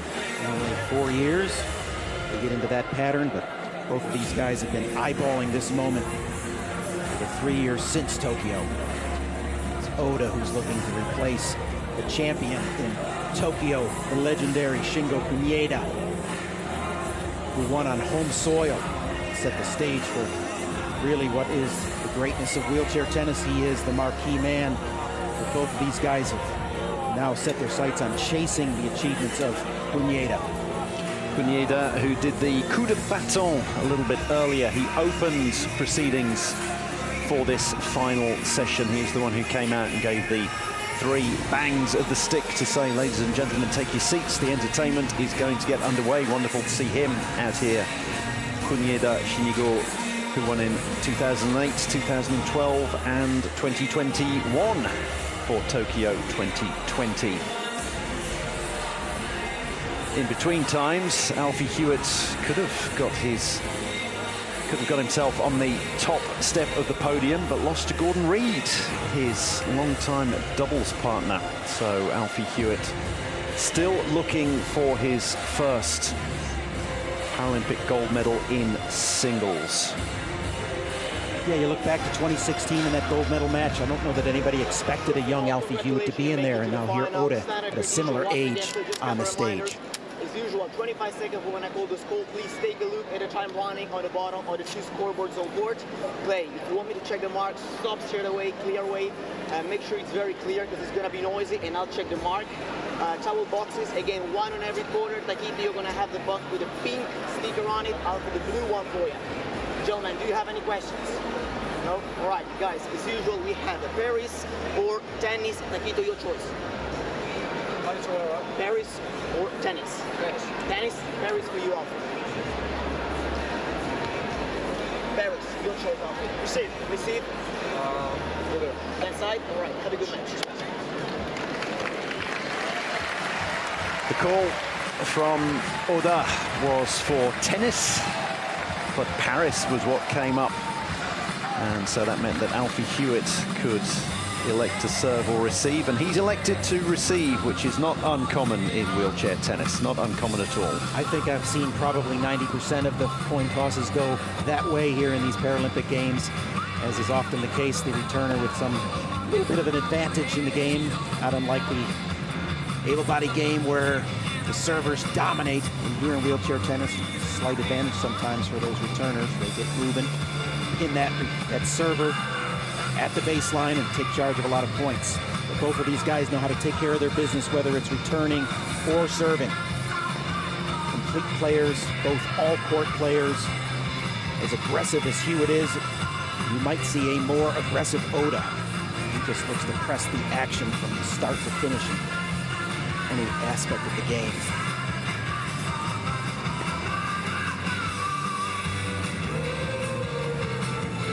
Liken this to one of the great matchups of the old king of the clay himself, Rafa Nadal, the left-hander, versus maybe a Federer here at Roland-Garros. Great left-handed to right-handed matchup, which makes things intriguing.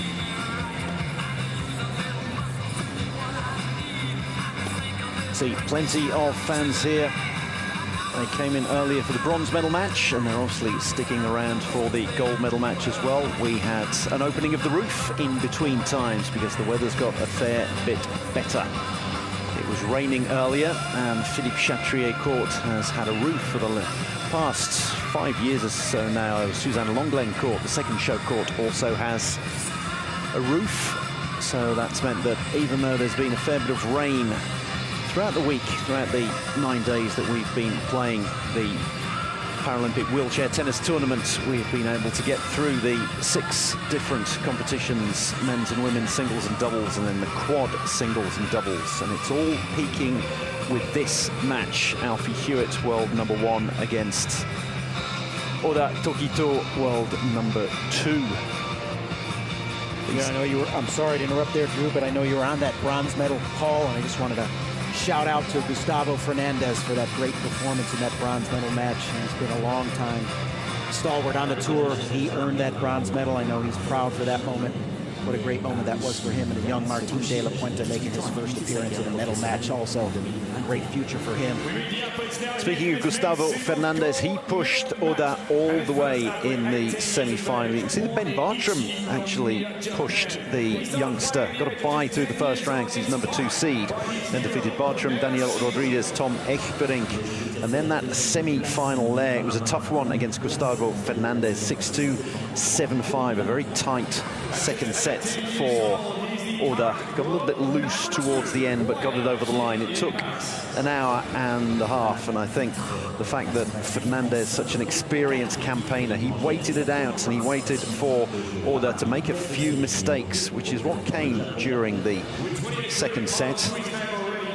But obviously he's got that much flair, has Oda, and we'll see that during this match, that he had enough winners in his back pocket to get it over the line in straight sets. So 4 rounds, 4 straight set wins for Oda.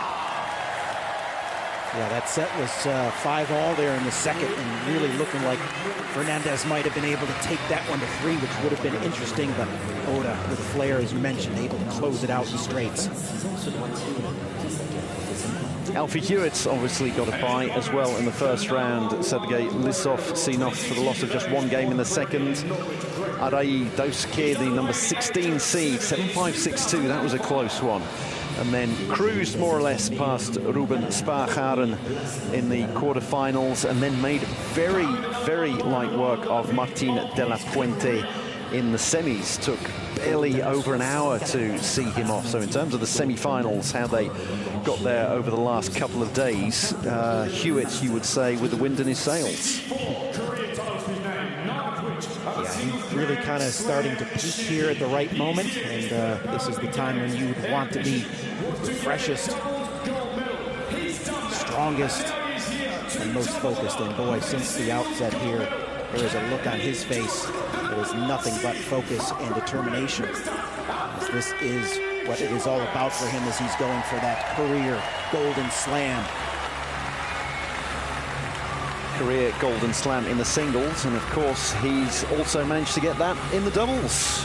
Well, that one was long overdue, as they were on the precipice there, both in Rio and in Tokyo, and really both just devastating losses for Team Britain there in both of those, losing to the French, the great team of Hewett and Pfeiffer, having won both of those medals in Rio and Tokyo, but Reed and Hewett closing it out, clearly the best doubles team in the world, and they made short work yesterday of the team of Japan, and they sealed that deal rather convincingly.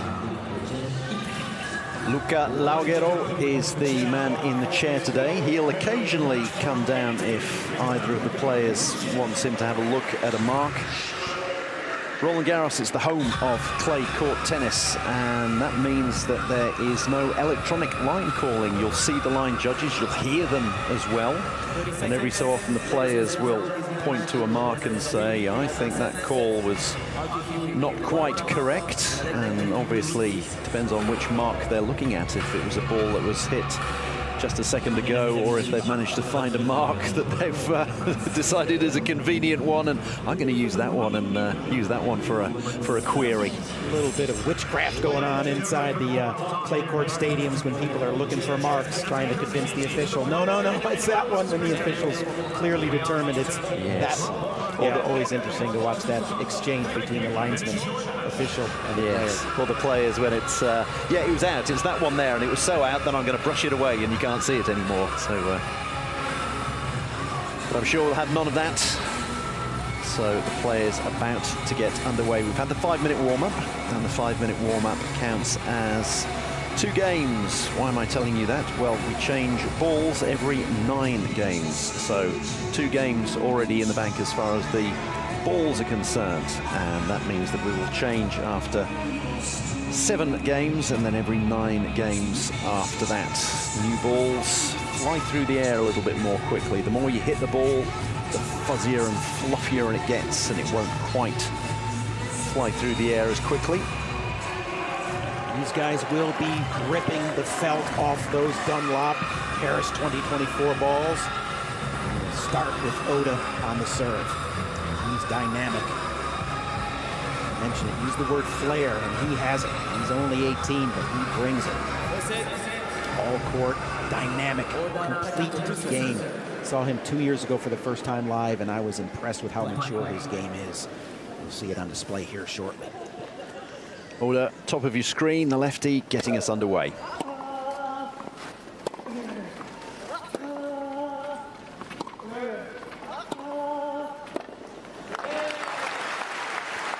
Not surprisingly, Oda inside the baseline, almost approaching the service line there, as he is constantly pushing into the court on the attack.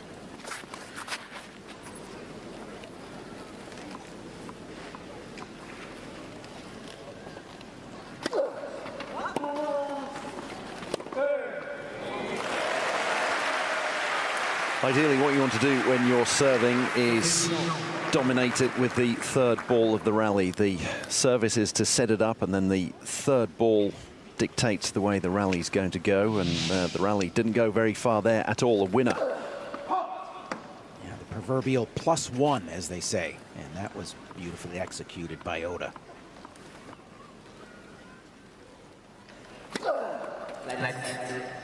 A lot of times we expect longer points here on the clay, but with these 2 players and their firepower, they're looking to do damage early in the points, both of them.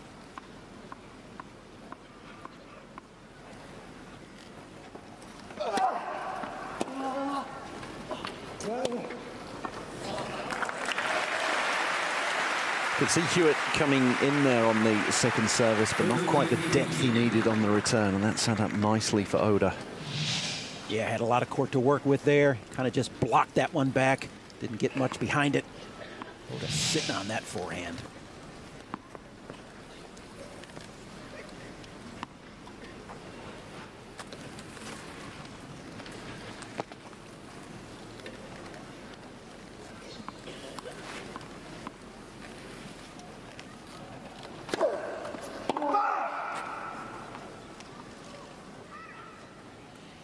.46 kilometers per hour. He can ramp it up to over 150. Maybe we'll see that later.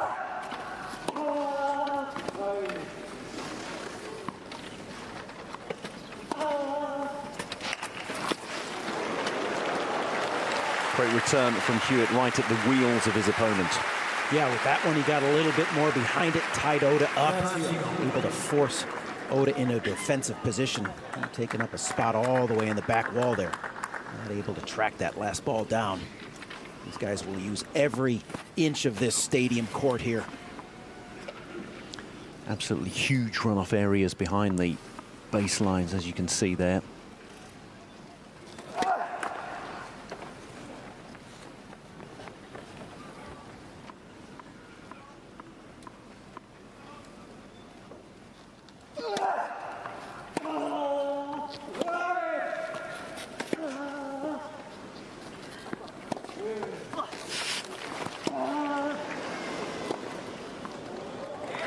Oda taking the ball so early on the rise, taking all the time away from Hewett. Yeah, by all accounts, you'd be like, he's not in a good position. Hewett not doing enough with that ball, but he's dictating from just well inside the baseline.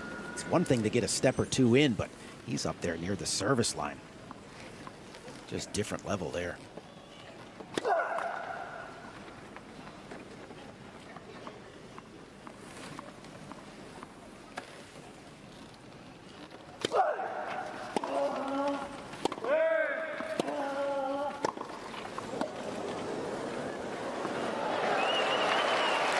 Well, if you're going to come in and sit on the service tee, then you may get broken, as we see the player that Oda is trying to emulate, the winner of the women's singles. Meiji Yui of Japan put on a show yesterday, dethroning Dita de Groot from the Netherlands, as she was in an attempt to back-to-back gold medals, having won in Tokyo. Not yesterday, it was Meiji.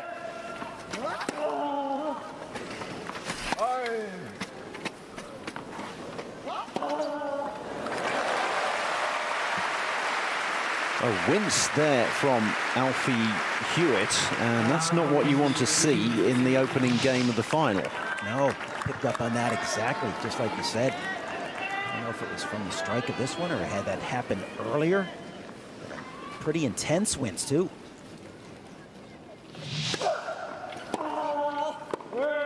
That's an oblique issue or something in the hip. Oh, we're going to be keeping a very watchful eye on him. He doesn't look too bad here. It wasn't a look of surprise or sudden. It was a real wince. Back to Juice. If this first game is any indication of how this match is going to go, it's going to be a prize fight late in the rounds.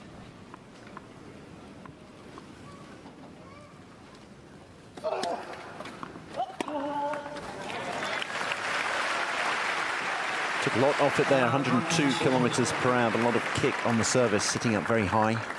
Yeah, Hewett been going deep to the middle on most of his returns. Looked to kind of go with a little angle shot there. Couldn't produce, finds the net. And now another chance for Oda to get a quick hold here.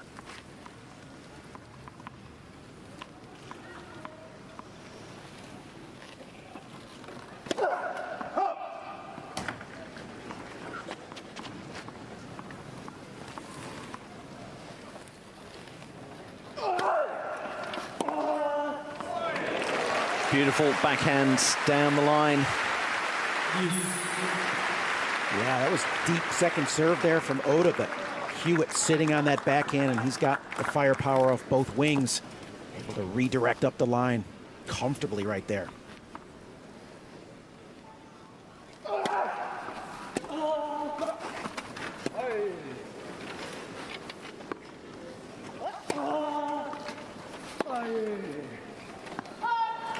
Some great service returning from Hewett. Obviously, wheelchair tennis, it's very difficult when you're serving to then get yourself into motion to go along the baseline or back to try to cover the baseline. So service return, if you can go straight down the line, you're taking it straight away from your opponent.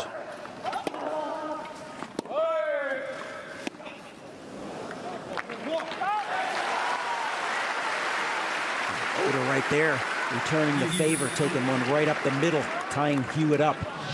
Another one of the great strategies. Hewett hard on the recovery, looking to get court. Ball coming right at him, can't come out of that recovery quick enough. Late on the backhand.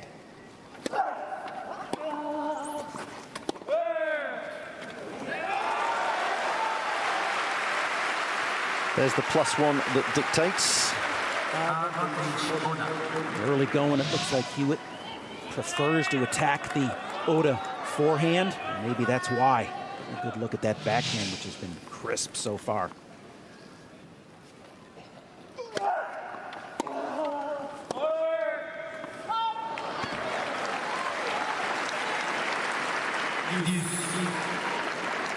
Got a good look at that backhand right there. And they go behind Hewett up the line that time, just a little long. Clouds in the sky, but no rain forecast, so the roof has been opened up. Down the tee. Alfie Hewitt's going to have a look at that. 148 kilometers per hour down the tee. He's having a good look at it, trying to work out which mark was which, but either way it was called in. It's an ace, the first of the contest. That's a problem right there, 148 on the line. And finally, we have the hold. Oda gets his name on the score sheet first up. Well, I think we've had about half a set's worth of tennis there, so should we call it 3-2? Only 16 points to get there. Thinking he might be calling for a physio. Yep. Here, hearing. He's concerned. Sorry. Picking up the mics there, talking about I've got a problem and I'm concerned. We saw it around the first juice. There were quite a few juices. About 8 points ago. Yeah. Oh, this is not what we want to see early going here of this gold medal match. Alfie Hewett calling for the physio. It was a real wince of pain. It was a very sharp pain, obviously. We saw it on his face. Yeah, almost makes you think it was maybe some sort of a pulled muscle or something. That, again, I'm thinking maybe oblique. Hard to speculate, but so much trunk rotation that goes on from these players. Core strength is such an important part of their games. If something's not going right in that area, that will be a big concern for any player. Well, out comes the physio, and we will try to listen in to see exactly what Hewett says. Toward left side.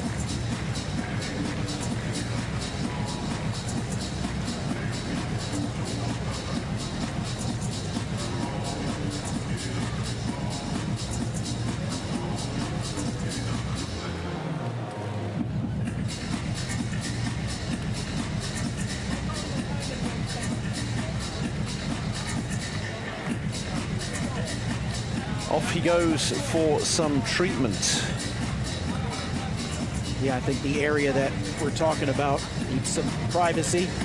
And go get on a table, allow the physio to do some evaluations.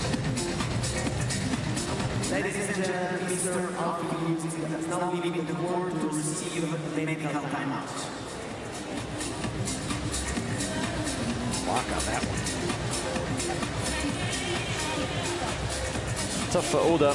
Came out and had a warm-up. He had the 5-minute warm-up. Obviously, they'll be warming up either this morning or early this afternoon.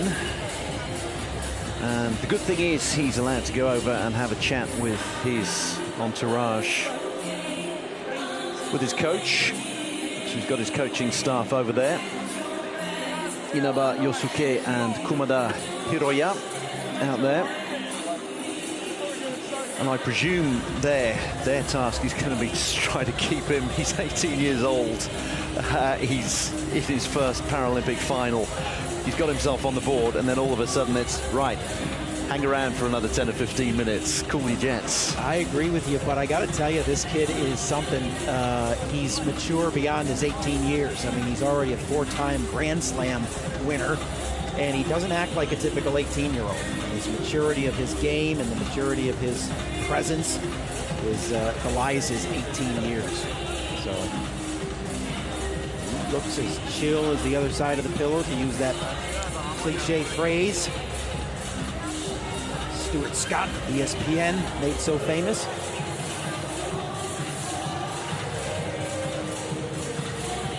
These are always tough positions for the person not getting the treatment to be in, to just sit, contemplate.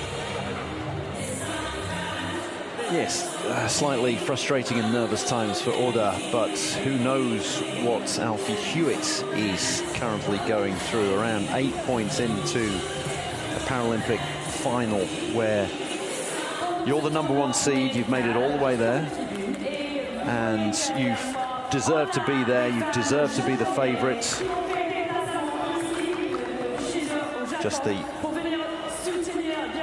Just making sure that there wasn't anything being explained there, but no, it's just the stadium announcer trying to get everybody, well, trying to keep the fans in the stadium from getting too antsy, regardless of how Oda and Hewett are doing.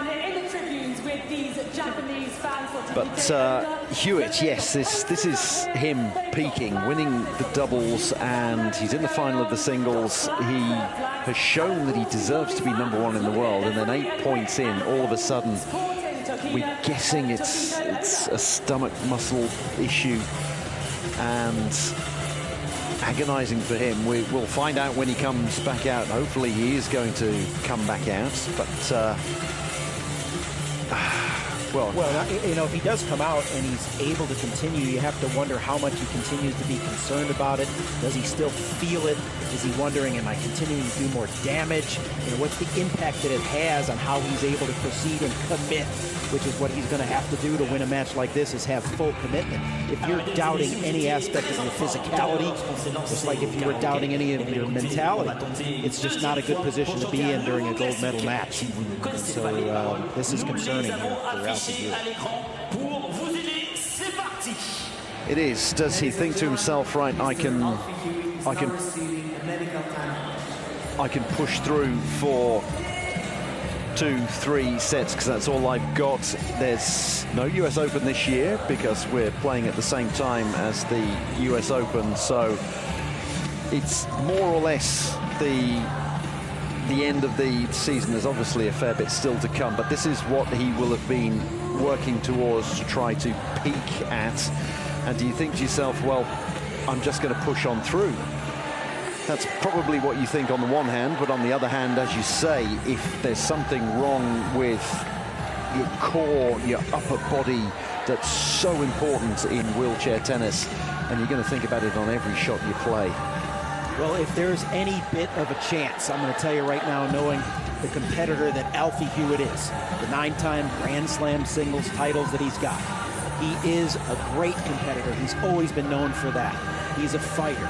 If there's any chance for him to hang in here and give it his best opportunity here, because this event only comes along every 4 years, this is the one he set his sights on since he first made the stage in Rio. A little bit disappointing in Tokyo, and now back on the big stage here in France.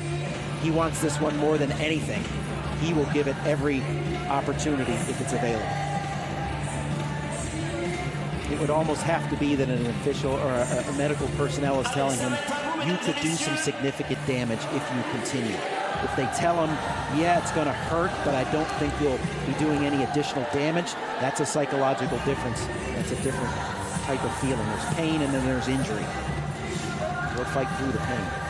Exactly. He'll be given some sort of painkillers and will spend 15 or 20 minutes going, when are these going to kick in? When are these going to kick in? There we go. And yes, but if it is going to tear some more the more he plays, then that is a different prospect.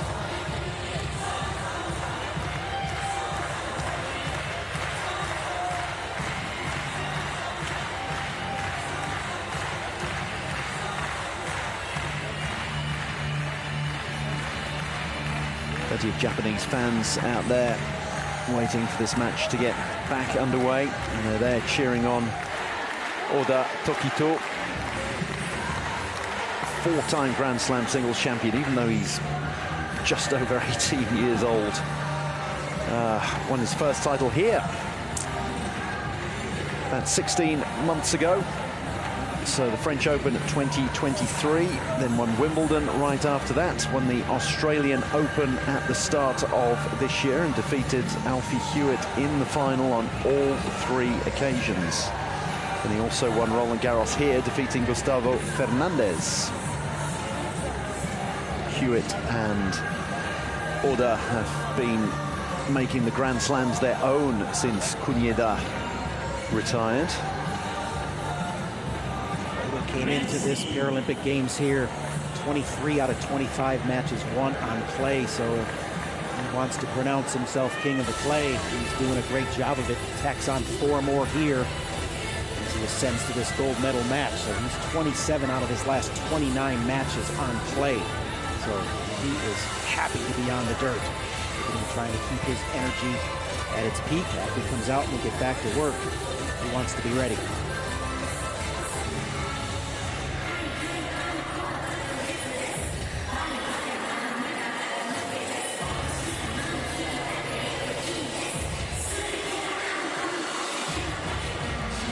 Long time out that Alfie Hewett has been taking, obviously quite significant. It worries me that it's taken this long because I almost wonder if the assessment delivered some bad news and part of it is now Alfie processing it and taking the time to process it to be able to come out.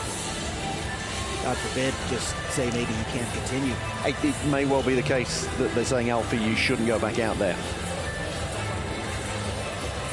I don't know if he's able to consult with any of his team, that would maybe lend some additional advice to the young man. Oh, here he comes.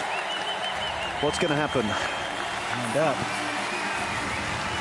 And he's going for the chair. Right. Good sign. He's looking pretty solemn, but he's strapping himself back into his competition chair.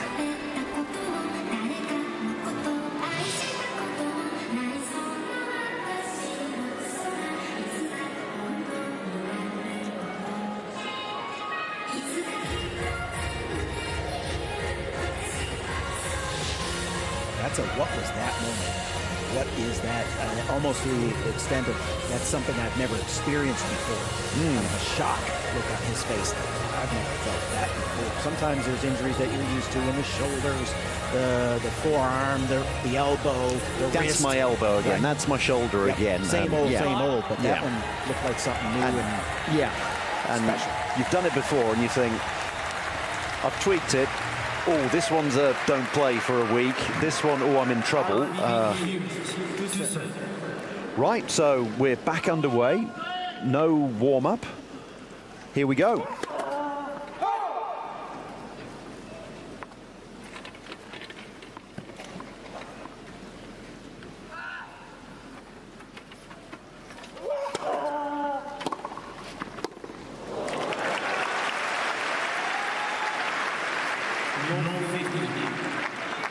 Talked about how aggressive Oda is. You will see it on display in the return of serve game.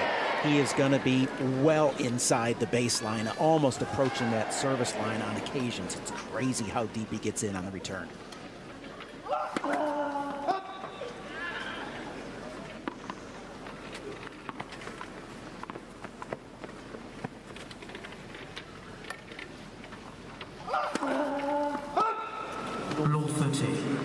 And the more he comes in, the more Alfie Hewett thinks, well, I'd better hit a deep one on my second service, and it ends up being too deep. It's almost a Federer-like saber move. It's like really uncanny how early he takes it and just puts the pressure on.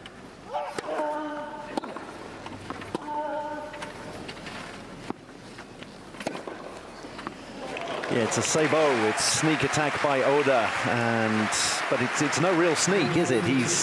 You know full well he's going to come in, and he's set up 3 break points. Yeah, I think that's almost worse, that you know he's coming every time. It's in your head all the time. It doesn't just surprise you once in a while.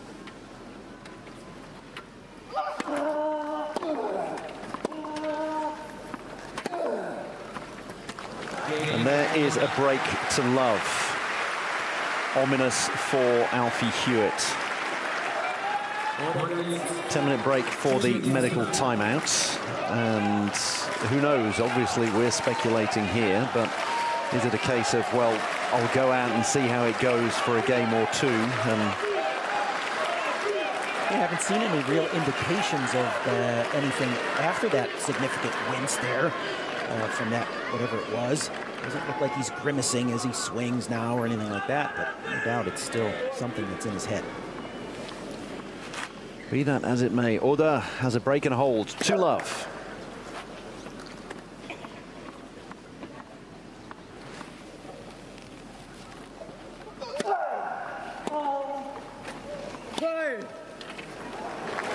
Hewett the one coming in early there.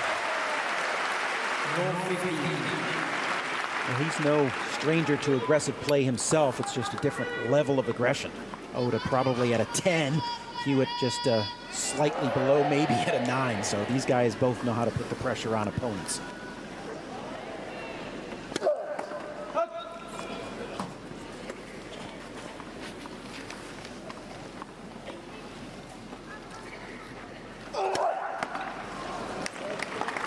And there's the pressure. It's a double fault. And both of these players put such a premium on that intense, relentless pressure, just the weight of it that it kind of accumulates over the course of a match. Part of not allowing any of your opponents to ever really feel comfortable, not a moment of comfort.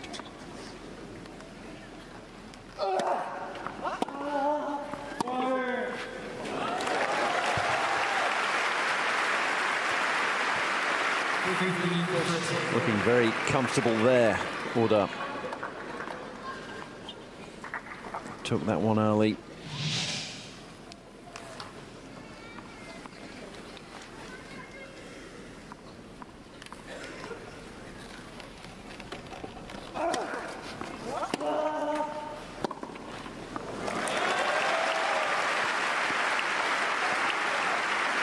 Three buckets I like to address with players: technical, tactical, and practical. And this guy has got all of them in order. He's technically really sound, tactically smart, and practically knows how to play the game. It's impressive.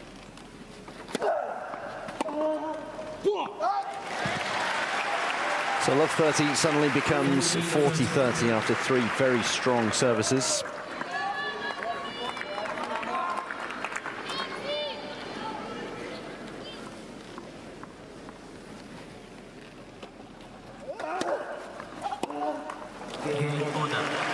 Aggression from Hewett, but it doesn't pay off, and that's a big hold for Oda. Hold, break, hold, and he leads 3-love.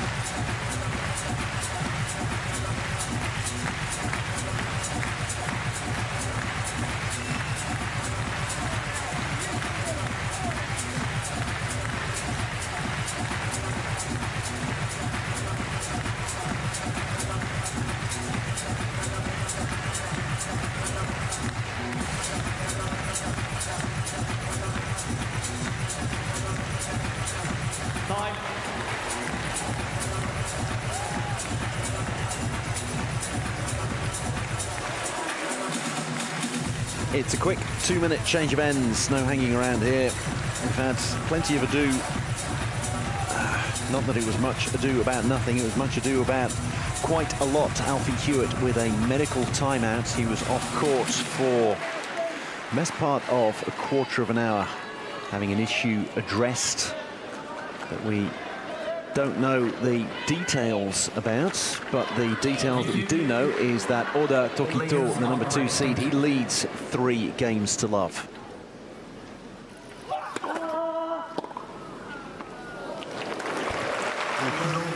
handshake there from Alfie Hewett, hoping to see a little gap between the line and clay, but not getting it.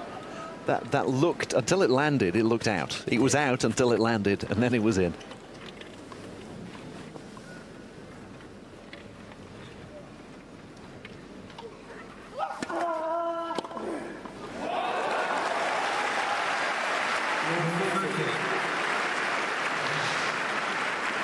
Onslaught here from Oda on the return game continues. Dominated the first Hewett service game, and he is taking no prisoners here in this second game.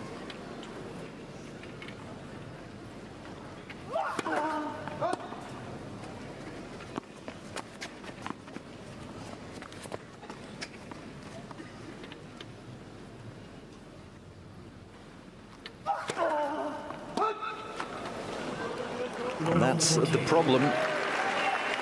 Love 15, love 30. It was two service return winners from Oda coming right in, pushing in and taking the ball so early. So you try to hit it as deep as you can. You end up serving a double fault, 3 break points.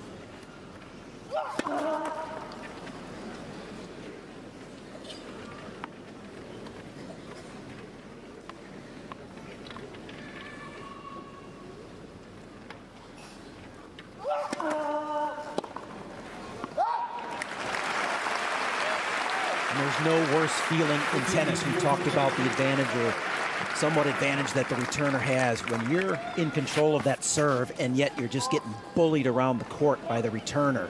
It is a terrible feeling, and Alfie Hewett's going to have to figure something out here on these service games.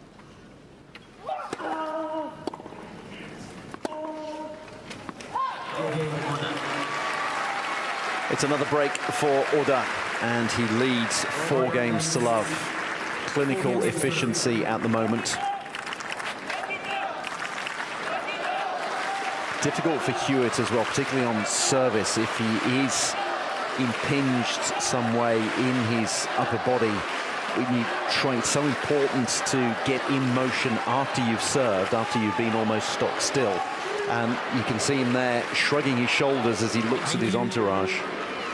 Again, that's that kind of helpless feeling, like I don't know what to do here. And for a player of his caliber to be in that state of mind, that's a problem. I mean, these are uncharted territories for players like this, at this level, to be in a state like that. It should be the other way around. When you're number 1 in the world, when you're Alfie Hewett, you expect to be 4 love up and maybe thinking, shall I have a little bit of pity on my opponent? And then dismissing that thought from your mind. Whereas here, the shoe's on the other foot.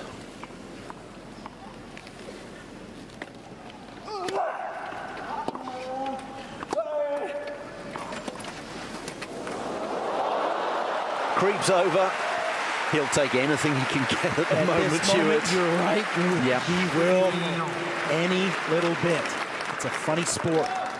You never know when it's going to turn. Just come on, you can give me that one. I'm injured.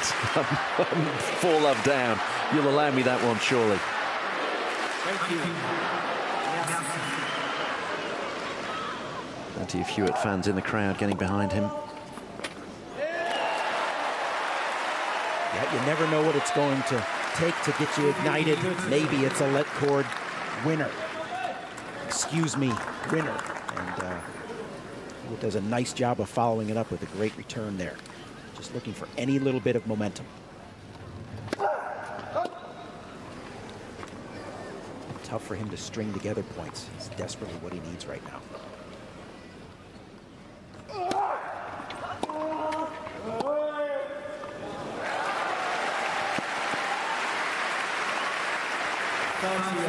Oda goes back to dictating with the +1.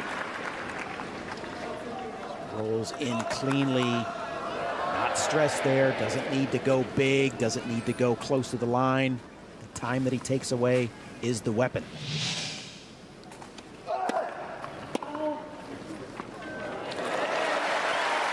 That's a perfect return. It's set up nicely for him. The service 156 kilometers per hour. And then Hewett using the speed to set up his first break points. Yeah, nice deep serve. I mean, by all accounts, Oda would say, I'll take that serve, but Hewett handled it comfortably.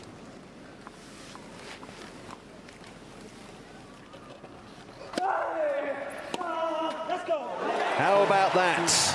He does indeed break back. He gets one of the breaks back. Hewett on the board, but Oda leads 4 games to 1. 4 games to 1.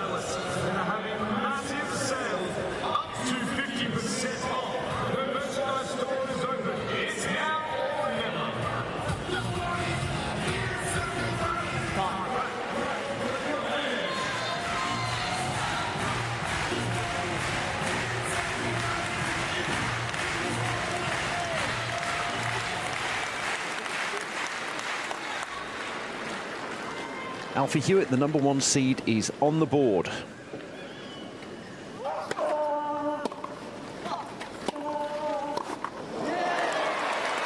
Interesting choice there by Oda going with the swinging volley when I think just a standard stick-it volley might have sufficed. Shrugs it off. Confidence and there's overconfidence, but he's 4-1 up. He rides a fine line on that. And yeah, I think that's part of what it takes to get to this level. You have to have unwavering doubt.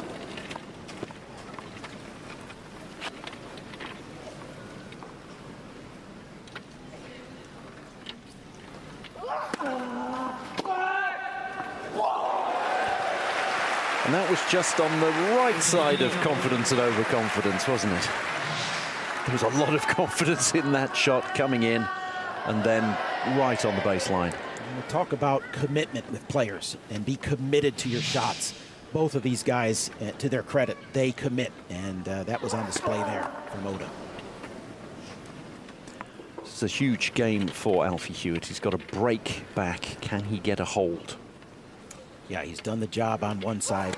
Desperately needs to do it on the other. And this has been the troubled side. And it's one thing to get those breaks of serve, but boy, to hold when you've struggled like he has so far.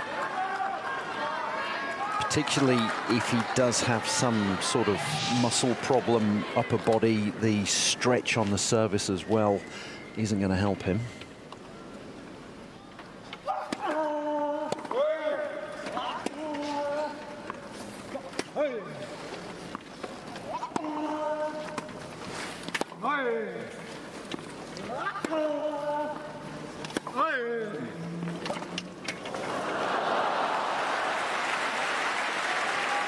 Right idea, wrong execution. He seems to be moving reasonably freely. Yeah, I don't really get any indications that he's suffering or that he's really concerned, overly concerned. Looks like he's kind of dismissed whatever it was, and he's back to at least physically normal. 2 break points, though, for Oda to make it 5-1. Big pressure here on this second serve. Yes, you know what's coming.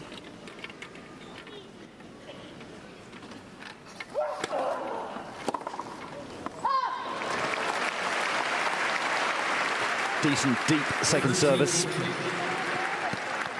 Yeah, he fights off one. Still got some work to do here. I don't suppose Oda will make it any easier on him. Just butt one back. It's not his style.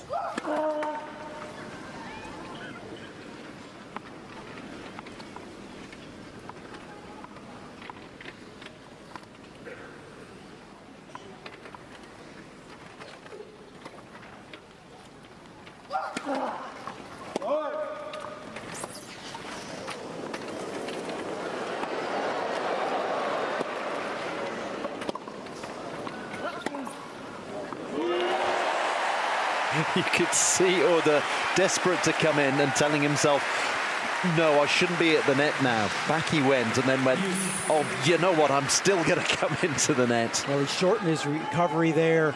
He looked to be a little bit aggressive, didn't get that approach into the corner and stretch Hewett out. Hewett getting too good a look, too much space. So that's 2 break points saved. Big, really big.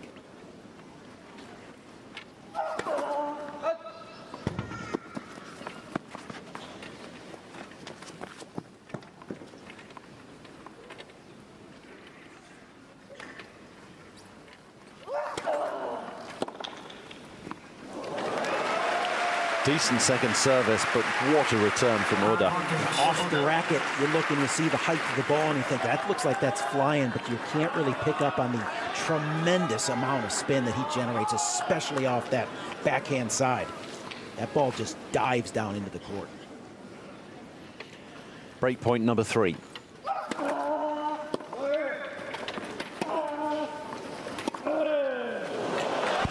And it almost worked against Alfie Hewett there. A good first service, but returned with interest by Oda. He breaks again and will now serve for the first set. There is ill intent on every ball that Oda Takita hits. He just is looking to inflict pain on his opponents with every shot that he hits. And it's been successful so far here in the opening set here of the gold medal match. Victory belongs to the most tenacious, is what it says on the other side of Philippe Chatrier court. Opiniâtre for me is stubborn, and let's see how stubborn Alfie Hewett can be.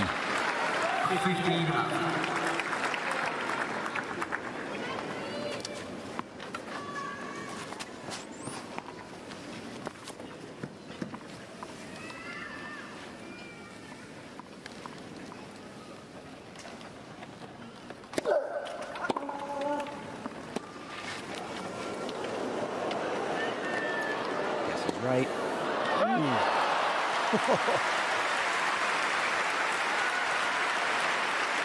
Sometimes you surprise yourself when you guess right, and you just all of a sudden you're like, I guessed right, I guess it's done now, and no, you still got to execute.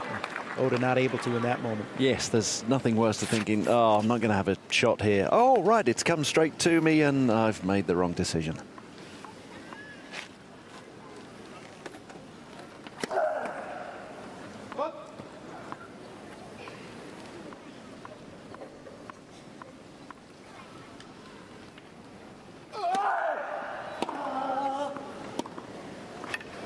What a great second service. It was 120 kilometers per hour, so not the biggest, but right into the corner.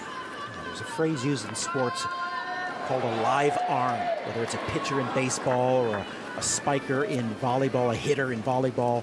Oda has a live arm on that left side, and it's just fluid, and it whips and creates a lot of action.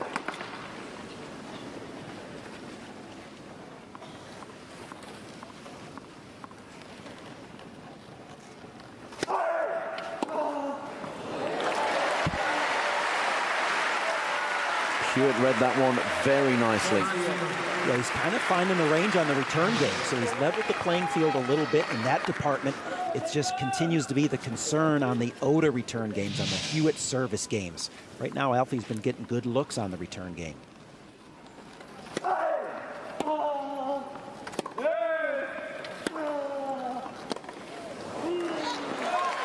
Coming in again, being aggressive, and Hewett saw him coming in, hit the ball in at his wheels, and now he's got a break point.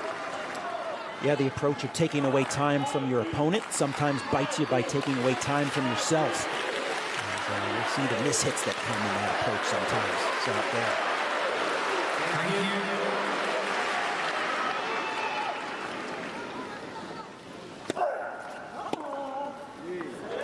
Hewett fights back, he breaks back and stays alive in this first set, but in 2 minutes' time, he will have to serve to stay alive. It's 2-5, Oda leading.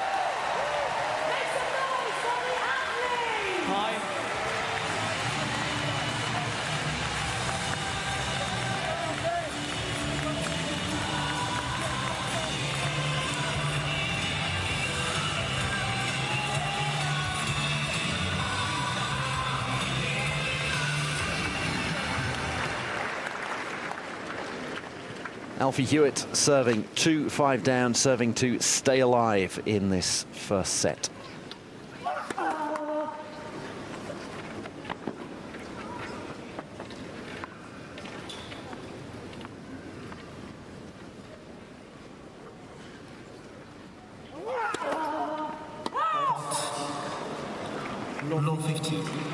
I was tempted to say that was an excellent second service, and it tried to be an excellent second service, but just went too long, and an inch is as good as a mile if it's outside the service box.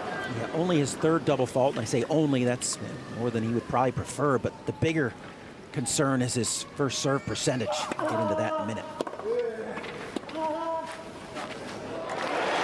So he got that first service in, but still not up above 50%, and he certainly would want to be well above that against a guy like Oda, whose return game has been on point here today. If he keeps getting a look at second serves, he's going to dominate this return game. Alfie's got to get that first serve percentage in order.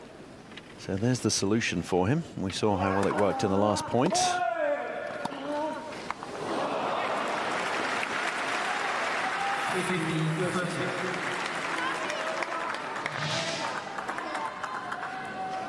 Alfie shrugs his shoulders there and says, well, I got my first service in like you told me to, Paul, but... He's only winning 20% of his first serve points, though. That's the other one. So this return game of Oda is a dominant part of his game.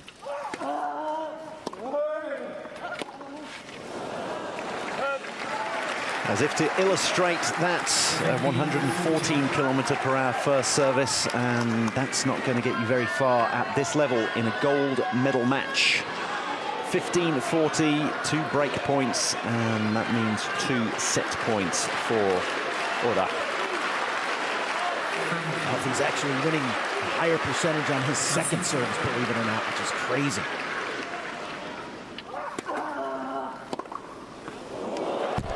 And that one just clips the line. Absolute perfection for Oda, who takes the first set 6-2 in 46 minutes. It was probably half an hour of play and 15 minutes of medical timeouts. But either way, Oda is first on the board, takes the opening set. That was a return of serve clinic from Oda Taquito.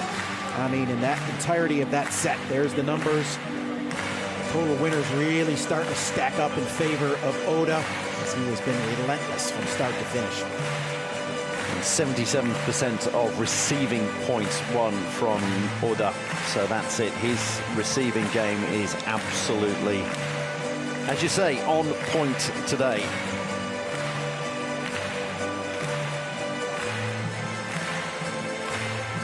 The roof open here on Philippe Chatrier Court as we take a look back at the highlights of the first set, and most of the highlights came from the man in red at the top of your screen.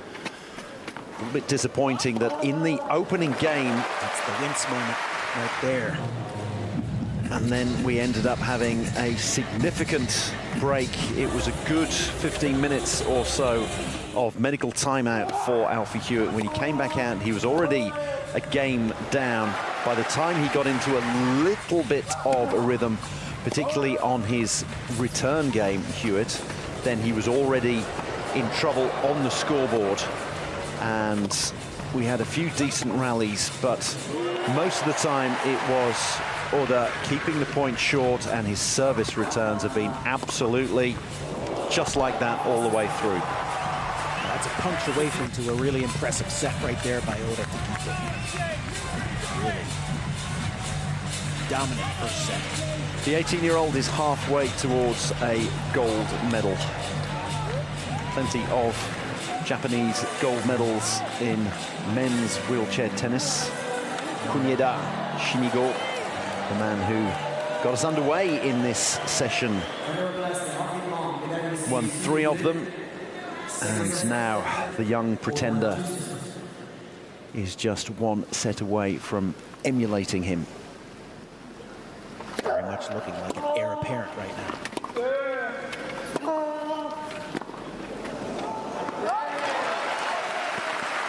One game here for Hewett, and I think he might be preferring that it's on his return. 1 game to get on the board, make Oda chase instead of being the leader in the clubhouse.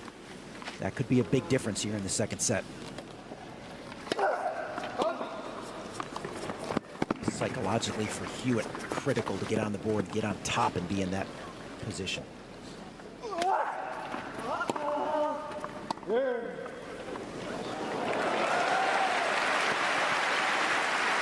How about that one? It was almost 45 degrees behind Oda there. The lefty on the backhand. He carved that slice out. Haven't seen a lot of those from him, but he looked equally comfortable there as he has with the topspin backhand. As I said, complete player.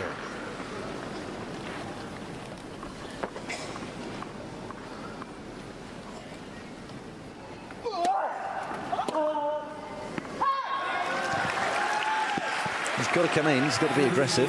Yeah, I'm sensing good energy from Alfie Hewett right now, and he knows the importance of this first game. And getting this possible break here would be monumental for him, really. He's got good energy here flowing in this first game of the second set.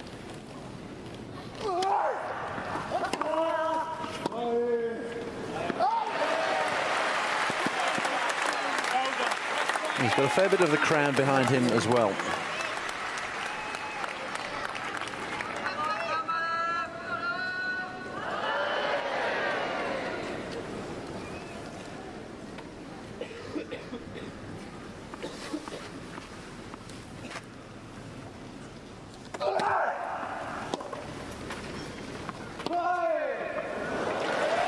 Great service, good return, but the +1 there, that down the line from Oda. Devastating. Yep. That says it all right there. No words necessary. That really was a... Can't do a lot about that, can I? He's probably thinking, where's Gordon Reid when I need him? This is, you take that line. Yes, yes. Yeah, that's a look on the faces of many of the opponents on the opposite side of Alfie Hewett oftentimes.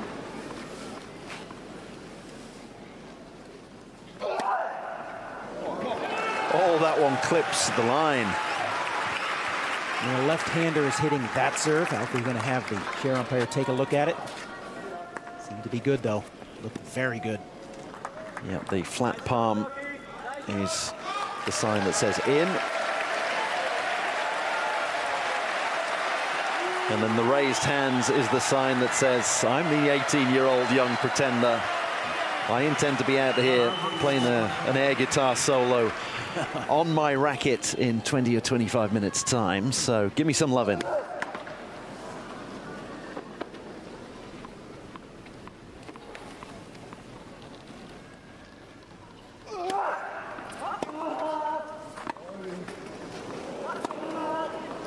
Huge depth of return there by Hewett. Yeah, no choice from Oda but to bunt that one back. Hewett having all sorts of time to line up the winner.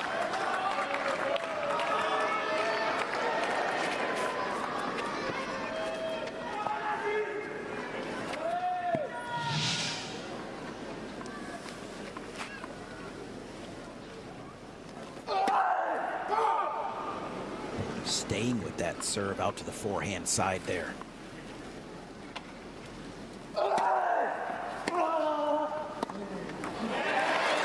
Depth of return again.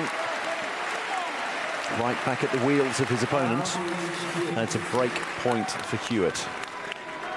Interesting to see. He's been going almost repeatedly to the backhand here. Hewett, I wonder if he'll try to bring something up the tee and catch him at some point here on this ad side.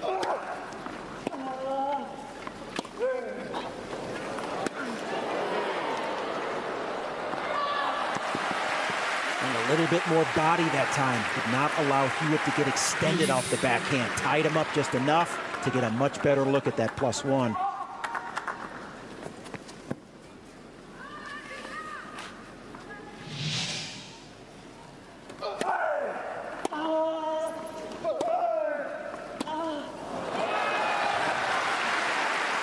It's pretty good tennis all round. Yeah, Oda looking to take pages out of the top servers in the ATP game, top of the men's game. You serve out wide, you serve up the tee, you stretch your opponent out on either side. Good things happen.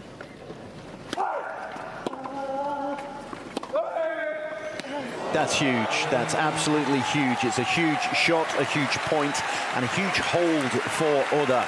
He leads by a set and 1-love. Almost exclusively been going down the line with that forehand. This one he crushes cross court, showing Hewett I'm not afraid to go either direction. Well, he's got Hewett where he wants him, and that is Hewett looking around at his coaches going, what the heck do I do? It's a tough spot for a player. It's also a tough spot for coaches because, again, how much information can you deliver? Can you keep it simple but be of substance? And it's a tough spot for the whole team.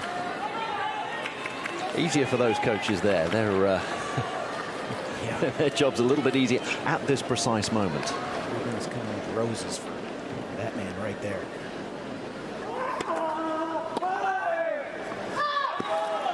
The only fear you would have if I'm coaching Oda is his level of overconfidence. Does he just get too ramped up and trusting his immense talents that he overplays sometimes and goes into a cold patch? But he's showing good discipline here.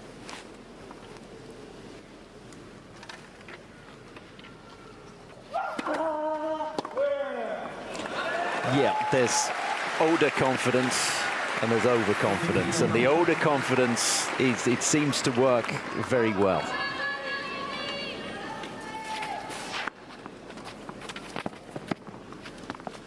He's got every reason to be confident with the successes that he's had at such a young age. It doesn't matter how old he is. He's put the pieces of the puzzle together.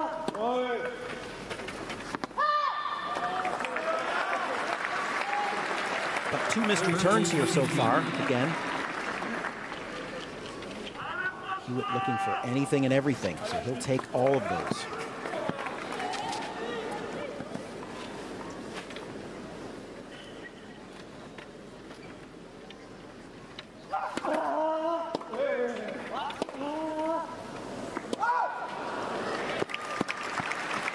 And the problem with when you're playing a player like Oda, so when you get your first look, I mean, he's blasting balls past you. When you finally get a look, you feel like you got to do so much with it that you're ramped up yourself, and then you overhit, error comes, and it's a snowball effect. So right now, that's what's happening down for Hewett.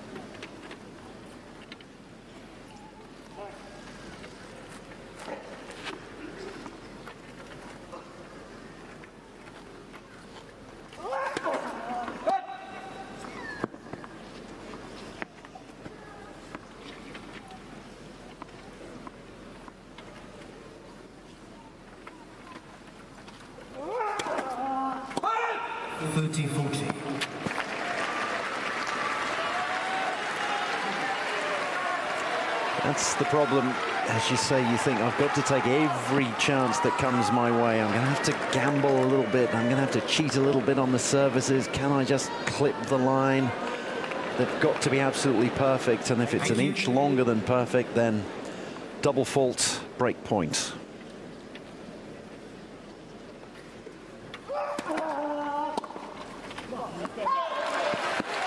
Tennis players want to typically try to be relentlessly good. They don't want to really have to try to create great. There's moments when you can produce great, but you don't want to have to try to sustain great. And a player like Oda right now is putting Hewett into a position where he almost feels like I have to be great with every ball. That is a tough way to play the game of tennis because greatness is for moments, not for sustainability. Tough spot for Hewett. He's got himself back to juice, though. Yeah, the lengthier the service games go for Hewett, the better. Because sometimes they were just clicking off rapid fire for Oda.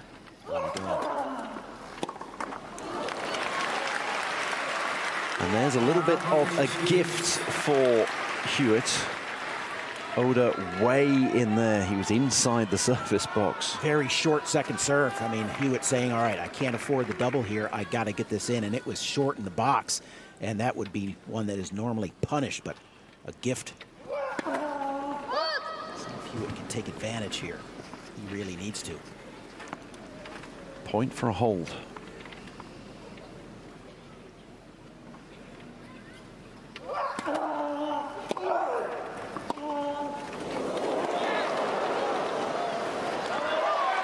And he does indeed hold.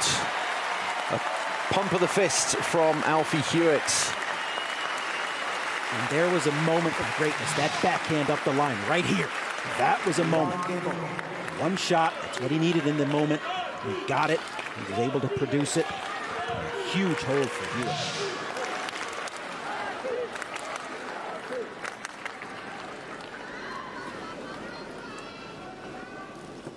Hewett would have liked to break, but he would have loved to hold, and that's exactly what he's got here. So, can he now put pressure on the Oda service?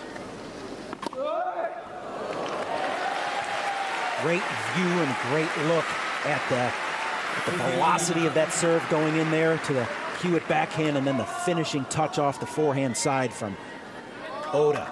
An impressive look right there. Well, you saw him beautifully just pick it up off his wheels, flick it over.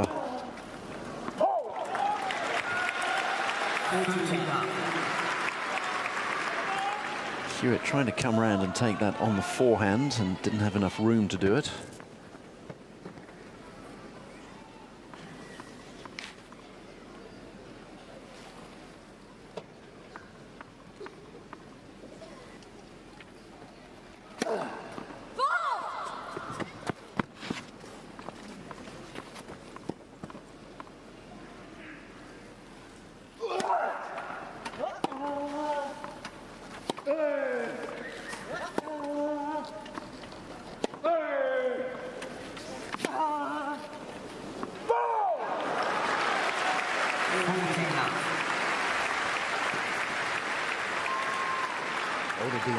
Job of getting his mobility created in that point off the Hewett return. He was in good motion, got some fluidity going on the wheels.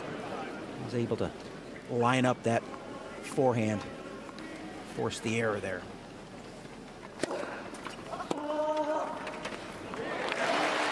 Didn't have time for a push there.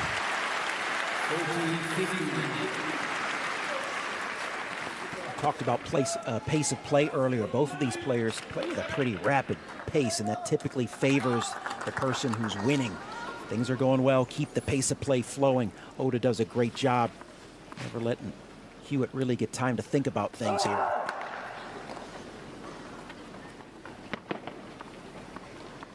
Barely time for the ball kids to pick up the ball.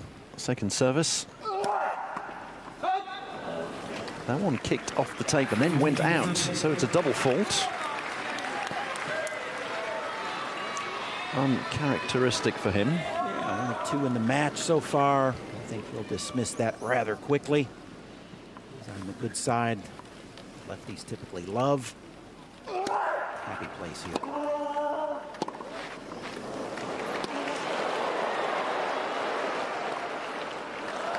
Happy indeed, puts it away. Could be nervous times there, but he puts it away. Calm, aplomb, and it's 2-1. We've had 3 holds in a row in this second set. Hewett doing a great job to track that one down. They can hit another ball. He hits it clean.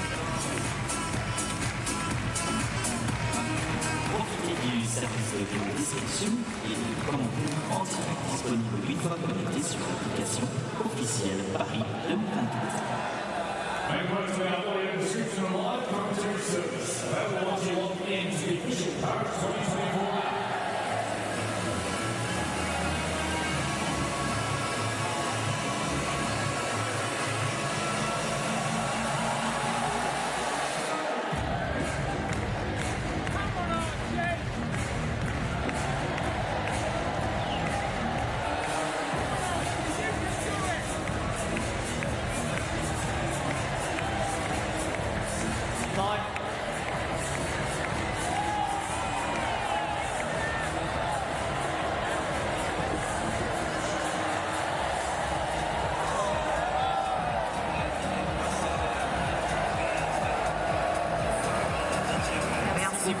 The crowd up and about here at Roland-Garros Stadium.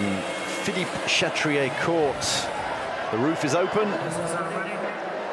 And the men's gold medal match is underway, and it's a bit of a tough job for chair umpire Luca Laughero to get them to calm down as Alfie Hewett serves 1-2 down.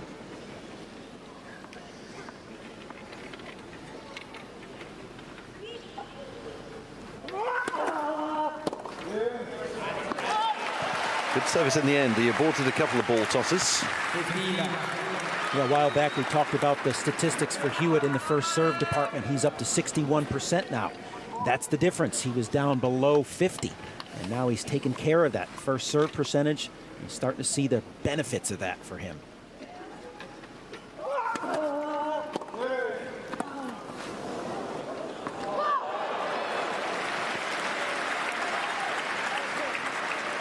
A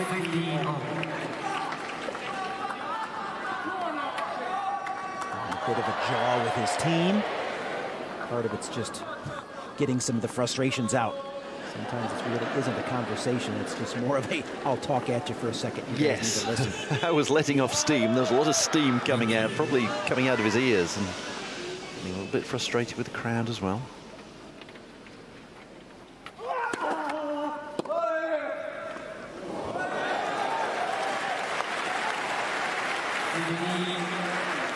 A wry smile there, as if to say, well, look, I clipped the line. You're not allowed to do it as well. Might have got away with one there, a little bit off the frame on that one from Oda. That didn't exactly look pure, but nonetheless effective.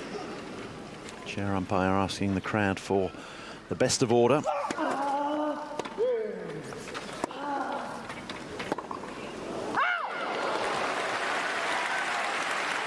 Good service from Hewett, saw him coming.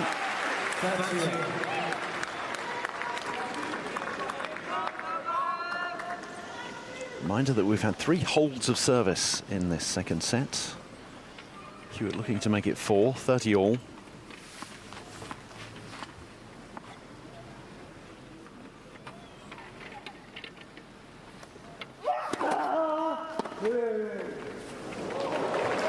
Oh, when it's going right, isn't it? Boy, yeah, he's just unleashing all sorts of weaponry in different capacities. Now we see that one. First time today we've seen that approach on a return to serve option. Carves that one down the line.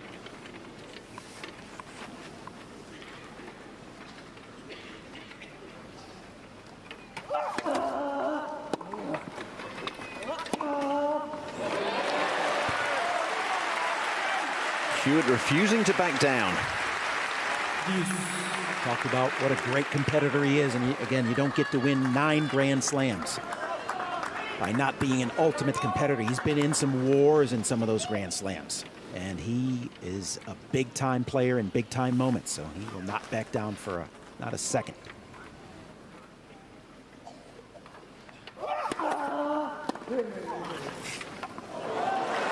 Second time in a row we've seen that approach off the forehand return with Oda.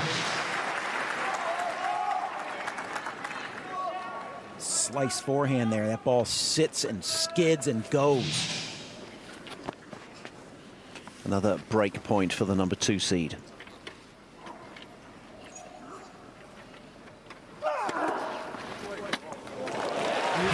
Saw him coming there and put that one in the corner. There. Something was weird.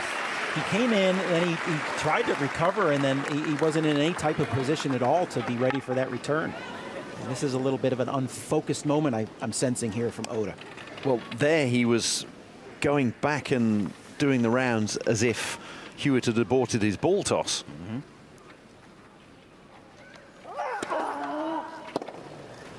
See, there's the unfocus right now. And that's where the unforced error comes from. And just a little bit of a lapse right now from Oda.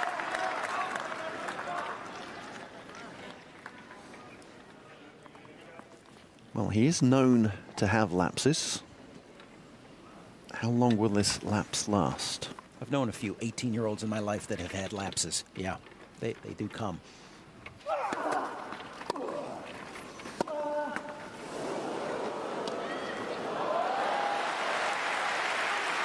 Got an 18-year-old in the house. Love you, Danny boy, but he has lapses once in a while. Should expect it from any normal kid to be 18.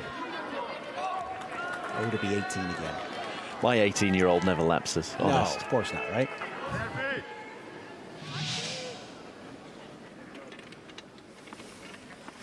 Again, the Hewett service games lengthening out. Back and forth more now.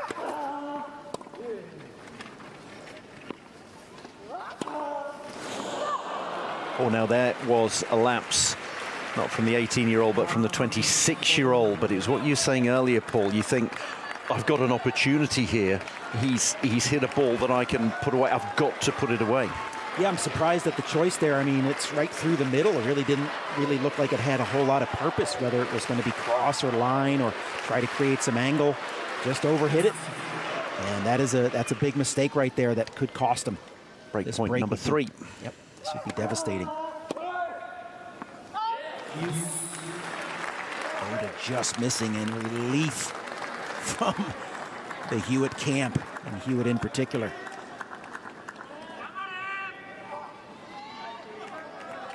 Well, it was an inch or two away from being 3-1. As it is, Hewett lives to fight another day.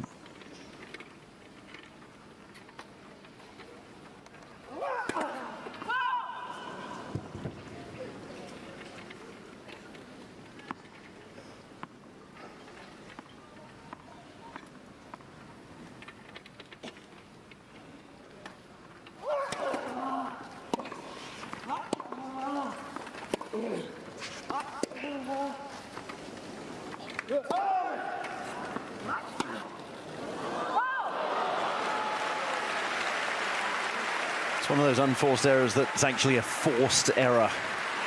Or they're forcing Hewett to try to pass him there. Yep, and that is the relentless attack that he provides and has been sticking with his game plan, and he just keeps coming. And you may know that he's coming, and you got to deal with it. Break point number 4 in this game.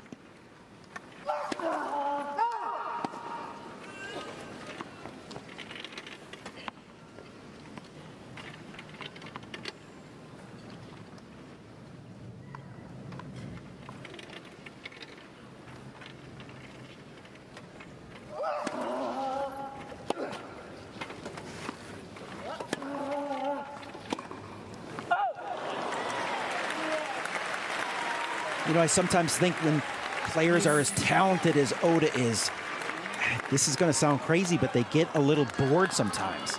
And he had his way with Hewett, kind of structurally just dismantled him in the first set.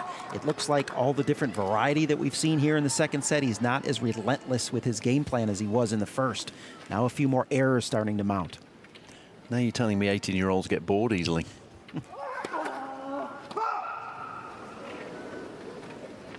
I mean, he has so many weapons at his command, and I think he likes to be a showman, and he's like, I want to put him on display. Sometimes that gets you out of rhythm.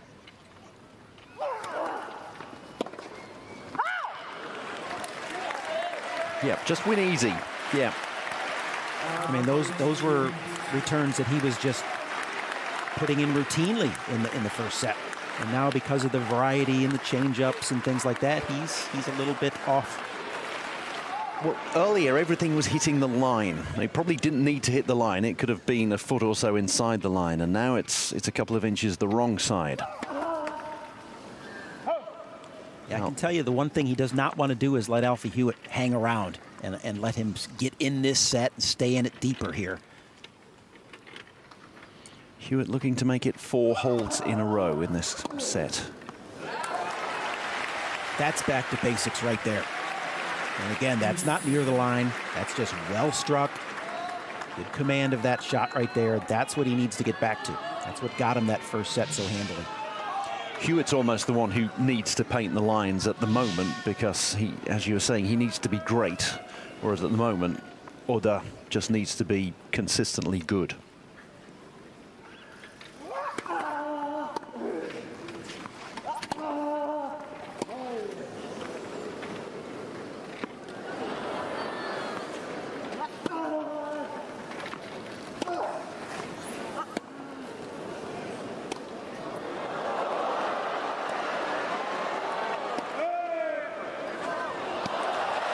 Great points. That's a point straight out of the book of the great one, Shingo Kunieda. On defense, shifting to offense, neutralizing, defending here, and right to offense in the moment. He perfected that craft when he came on the scene and started dominating back in the early 2000s, starting in Beijing in 2008 when he got his first gold. Transformed the game.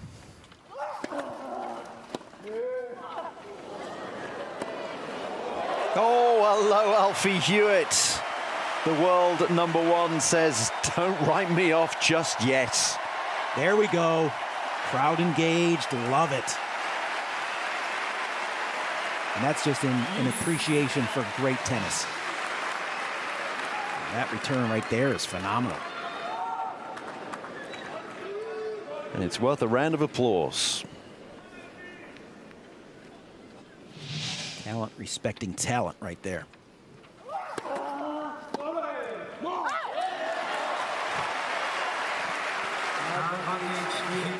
Groundhog Day?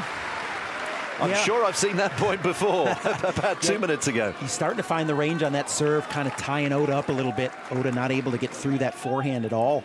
And so Hewett's finding a little bit of some of the answers he didn't have in the first set. Getting enough volume now.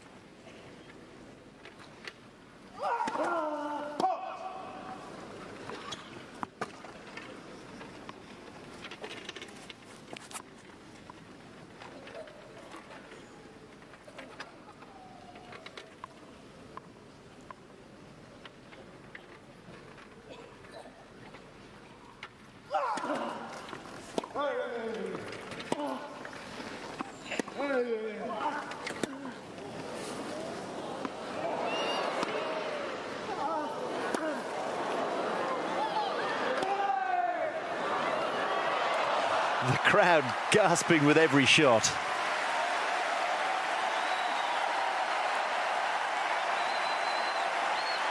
Oda working Hewett side to side. Hewett doing the work. Working the crowd, working the room.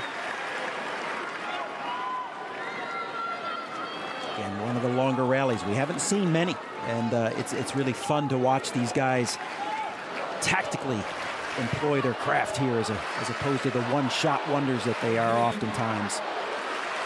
It's like the opening game of the match. That went to 16 points. This one, I think, has gone even longer.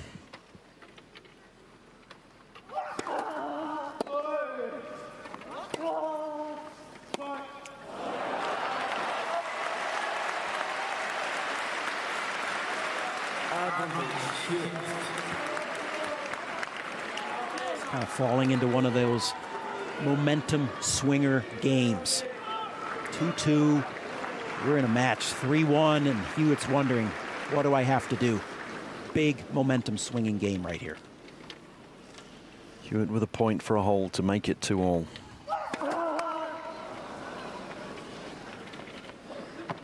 You almost think on a second service it might give him a better chance. It might be a toss of a coin. Is it going to be a winner or an unforced error from Oda?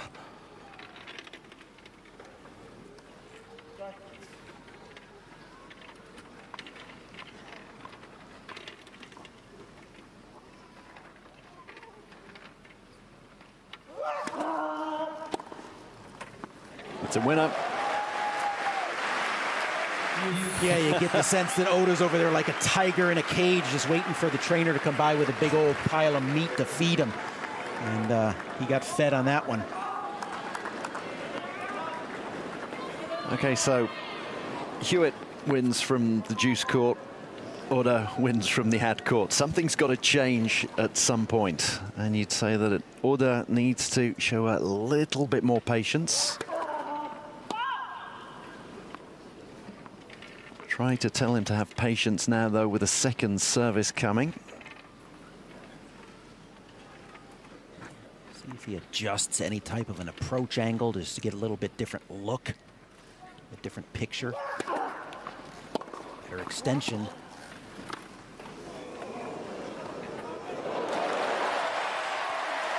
And yet the decision-making was just wrong there, and that was a lovely lob from Alfie Hewett. Yeah, he just didn't have any choice there but to dig that one out. It ended up short. Hewett pounced, knew exactly what to do. The dance continues.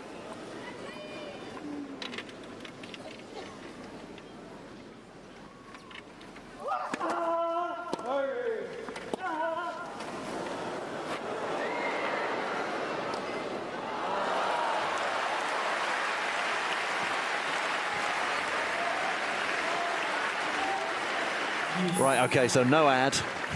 Receiver chooses which side. Let's. Well, that's the beauty of no ad. It's the pain of that 1 point, or the just lengthy torment of these long deuce games. They wear on you mentally.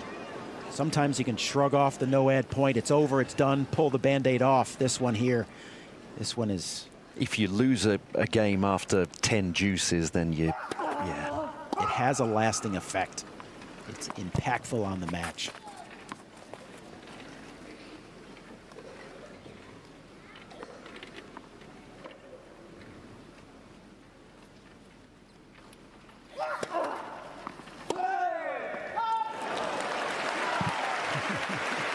Couldn't ask for a better look.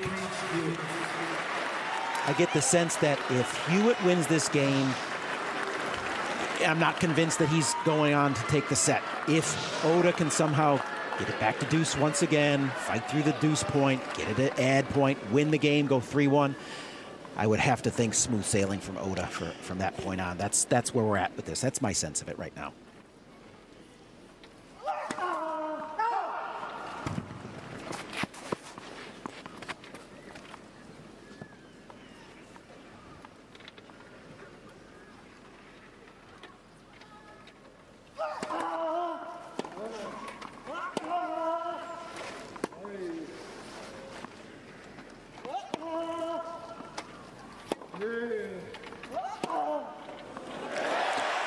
Hewett holds a huge hold, and doesn't the world #1 know it? And he's playing with the crowd now.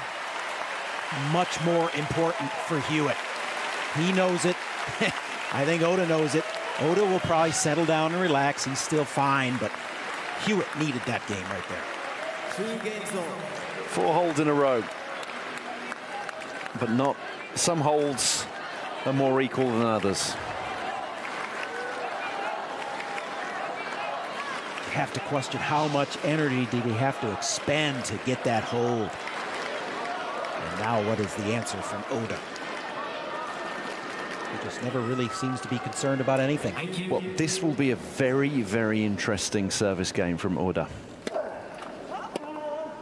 Does he rattle through it in a matter of seconds? Or can Hewett rattle him mentally? A reminder that in wheelchair tennis, you tend to break more than you hold. And we've had 4 holds of service in a row. Well, there's just so much mental energy. There's physical energy, and then there's mental energy. And there was so much mental energy expended, I think, especially from Hewett in that last game. How much does he have right now? You saw an early return to serve error, now a quick winner from Oda. Things are ticking off quickly.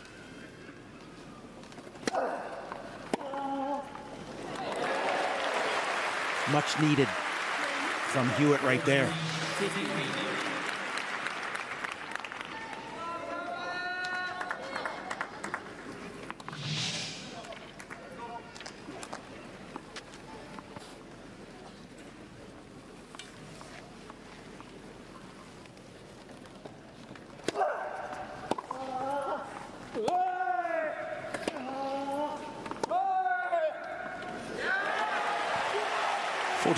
The points seem so much quicker when they're not juice, ad, and there's so much hanging on every single one. There's plenty hanging on this point coming up now, though.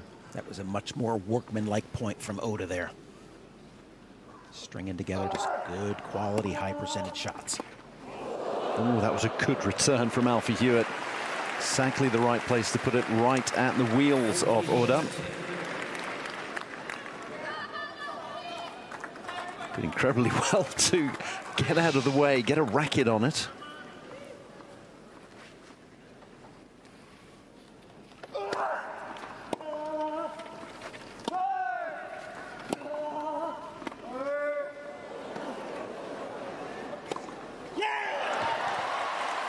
It's a shot he likes. Not able to execute in the moment. Great job by Hewett hanging in there. Getting it to deuce after an early lead there for Oda. Can he steal this game, possibly?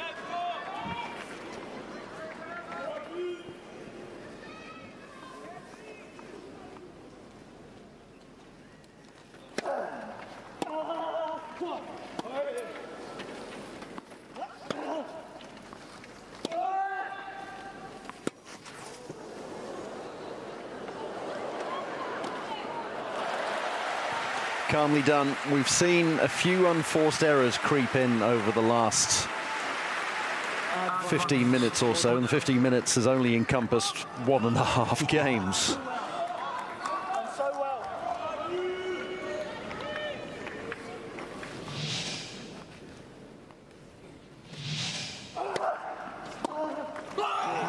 Huge hold, a huge hold for Oda, and he leads by a set and 3 games to 2.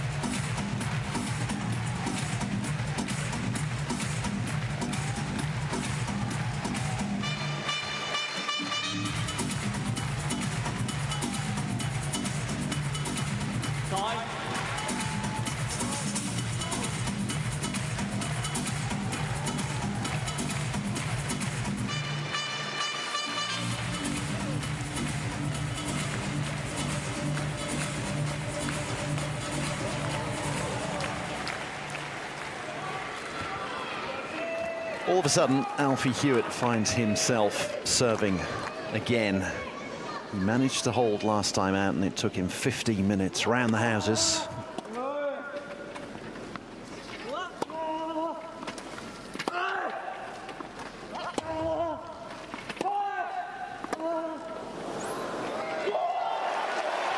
There's a roar from Oda every time he wins a point that goes beyond 3 or 4 shots. He realizes that he's getting closer to a gold medal here.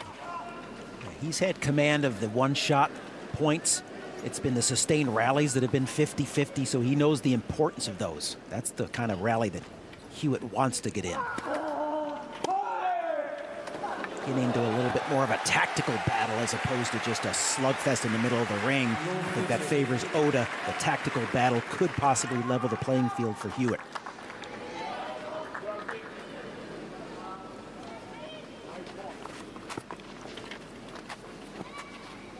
Unlike the last game, this is a quick 2 points here. We'll see how it continues to unfold.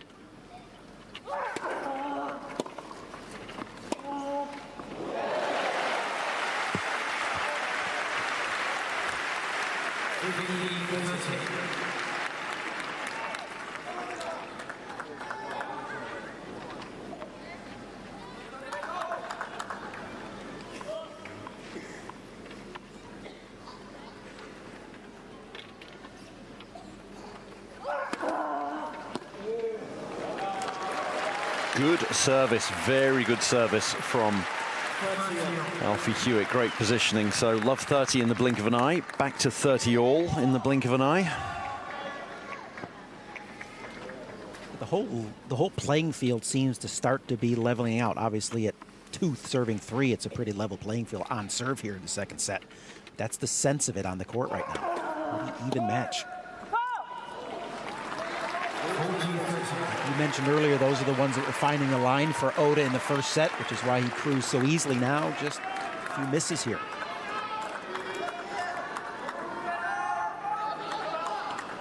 Well, Oda had a quick-ish hold. Is Hewett going to get an even quicker one? Are we going to have 6 holds of service in the first half of this set?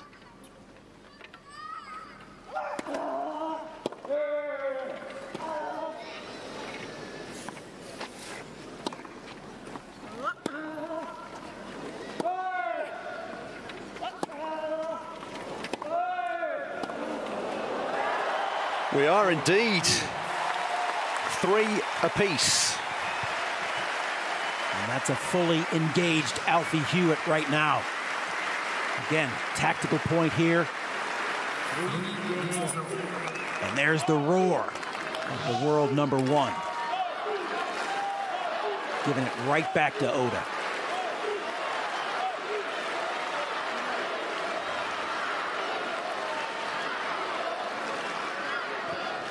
The crowd on the edge of their seats here on court Philippe Chatrier.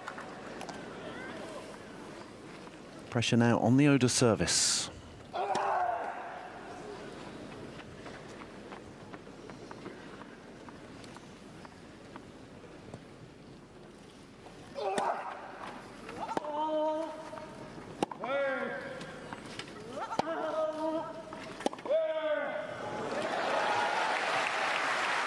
One thing we haven't talked about in a while is Alfie Hewett's medical timeout, and he obviously, that's a thing of the past. Yeah. And that's good. That's good. That's what we want. We want that to not have been a factor in this match.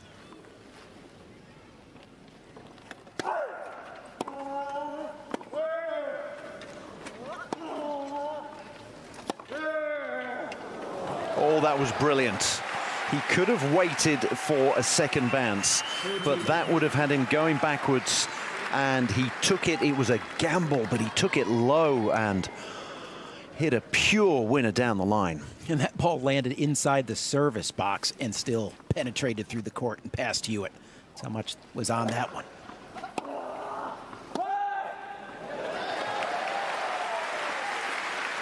Well, we're on our way to 7 straight holds here, and you just really absolutely get the sense somebody gets the break and it's over. And obviously it's setting up that way right now. Reminder that if it's 6 apiece, we will go to a tiebreaker, and if it's 1 set all, we will go to a third set, and it will be a full length, full value third set.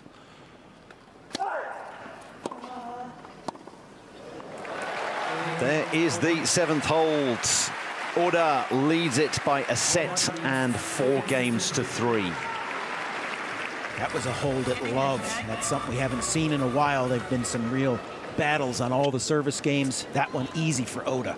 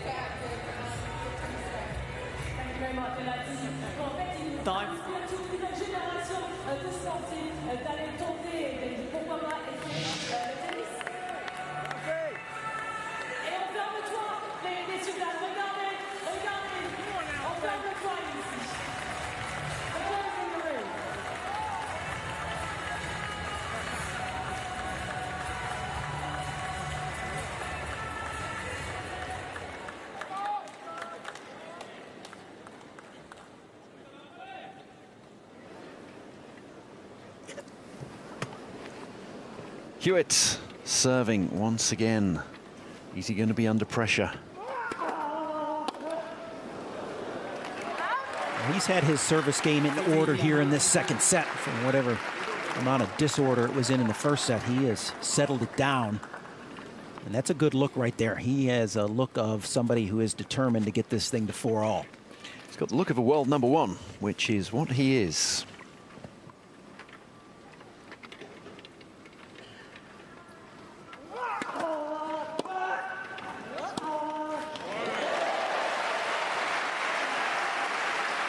Quick hold for Oda. Now,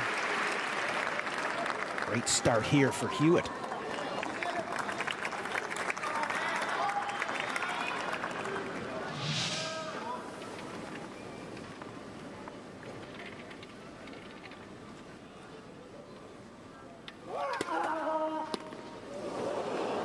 Oda's making the points quick for him. It's do or die. He's really got his number on that deuce side. I mean, He's figured out the spots that give Oda problems, and he's hitting them relentlessly. Great depth of service from the juice court. Juice court on the right, ad court on the left. So he's serving from the ad court at the moment.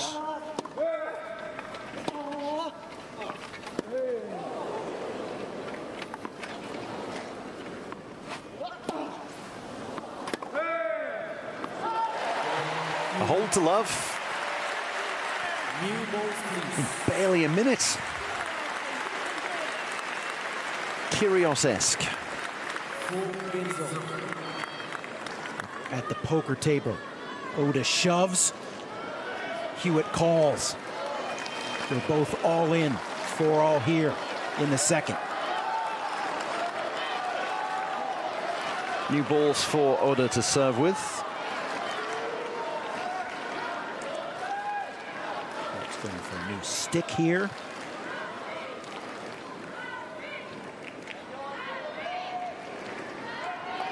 You should get players who get into the habit of getting a new racket for new balls, either to serve or receive. Others who like to change one game before. Everyone's got their own little regime. Forcing Oda to just have to wait just a little bit of a second, too.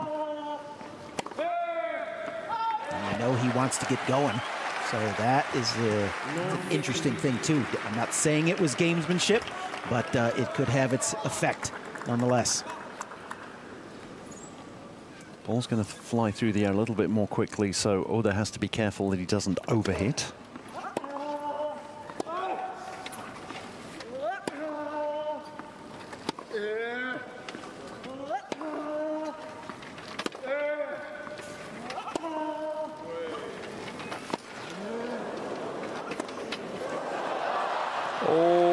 Took that one out of the air, did Alfie Hewett. And I'm sure if those of you can, well, you don't really have to be an expert lip reader to see that, so our apologies. He knows that that one was there for the taking, and it was love 30 for the taking, and it's 15-all. That might be a big one. And I'm starting to see Alfie Hewett play, we'll just say it, Alfie Hewett tennis. He is flowing now, hitting cleanly. He's got the look of the world #1 back in his eyes. He was on his heels there in the first set. Now, level playing field. Double fault. The first one was 99.5 miles per hour.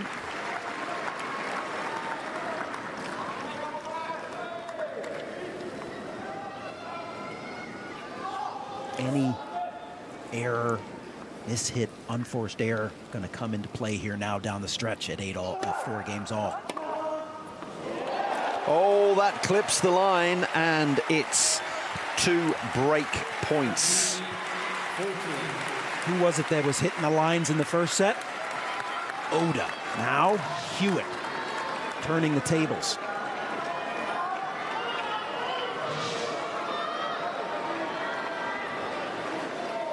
Eight holds of service in a row, 2 break points.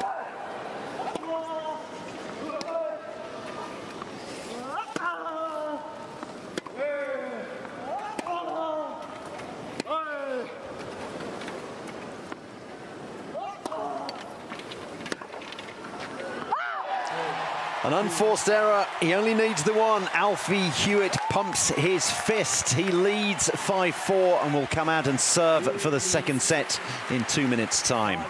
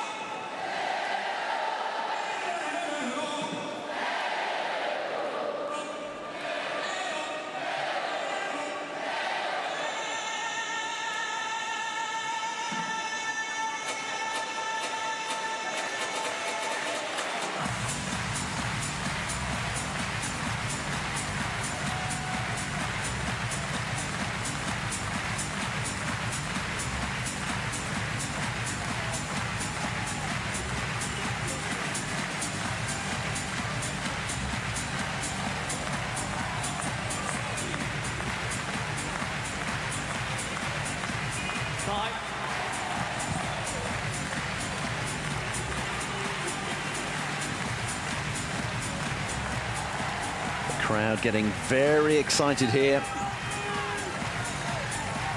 Fully engaged. I think it was a little lopsided in the first set. And again, the injury to Hewett maybe kind of had everybody questioning what was up with him.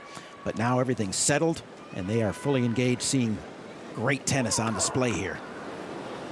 Hewett serving for the second set.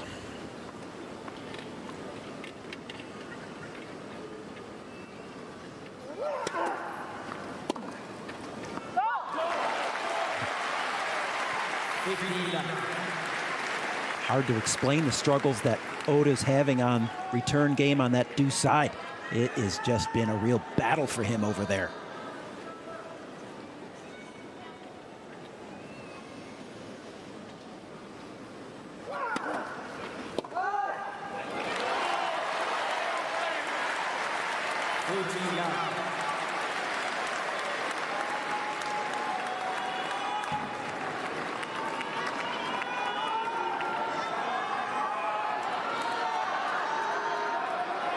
Thank you.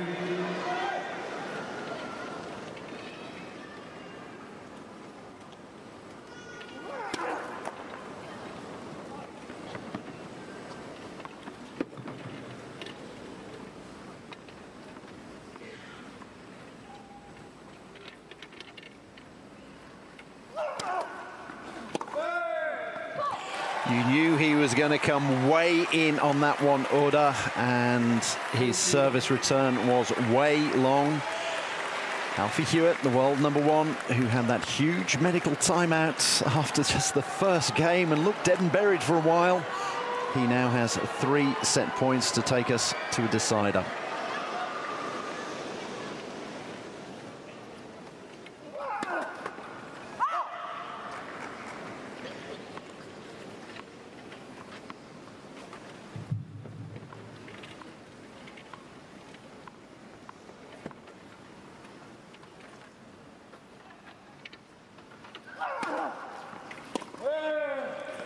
And he's only going to need the one. He sits there and strikes a pose and thinks, wow, how on earth have I managed that? But he has managed it. Alfie Hewett takes the second set, 6-4, in just under an hour, and we are going to a decider. Managed that with heart, determination, and willpower.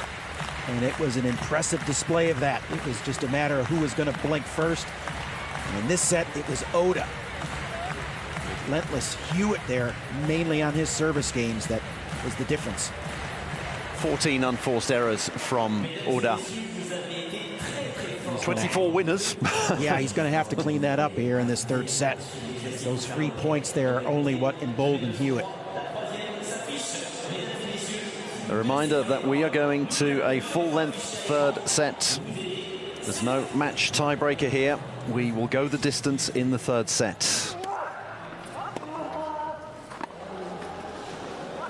Highlights from the second, and it was far more balanced throughout. And Alfie Hewett served well. He realized exactly what to do on service, and he did it. He executed. It was the 2-1 game, or it was the 1-2 game. Hewett serving 1-2. That was the difference in this set.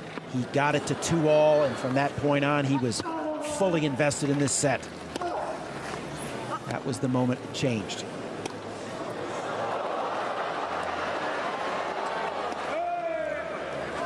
This was an absolutely thrilling point, and it was the kind that you thought, well, Oda realizes he can win the short ones, but he can also stay in the rallies with Hewett, and you thought that would have emboldened him, shots like that.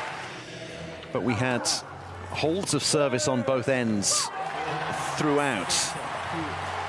Hewett was the only one who wasn't broken, though. That was amazing. Hewett with 5 holds of service and the 1 break, and cruised over the line in the end. It seemed to be Oda snatching at things. So we are going to a decider with the gold medal at stake. It's a 1-set shootout. An hour ago, Alfie Hewett was looking at his team, shaking his head as if to say, I have no idea, I have no answers. And now all of a sudden, settled down. An hour and a half ago, he was having a medical timeout, and we thought this could be it. And he came back on looking a bit forlorn and was out of sorts in the first set. Even at the start of the second set, he was, as you say, jawing at his entourage, saying, yeah, what do I do? And you haven't got any ideas for me, have you? Which is what players always do. They put it on their coaches. And now, you would say that he is in the ascendancy going into the third and final set. We'll see if either one of these players can kind of establish early third set momentum. And I think anybody gets a 2-game spread separation, that would be huge. So we'll see if either one of these players can establish that early going here. Yes, momentum could be huge. No one really got it in the second set, and then it's like one of those where, I don't know, you're playing soccer and you're the underdog and you think, I don't want to score too early because that'll wake up the opposition. And Alfie Hewett didn't break too early. He broke in the 9th and held in the 10th, and there we go. Just stole the momentum when it was almost too late to steal it back. Curious to see what kind of adjustments Oda's going to make on the return game on the deuce side. That has been his Achilles heel in this match so far, certainly in that second set. He does not get that side of the court under control. He's going to continue to struggle here in this third set.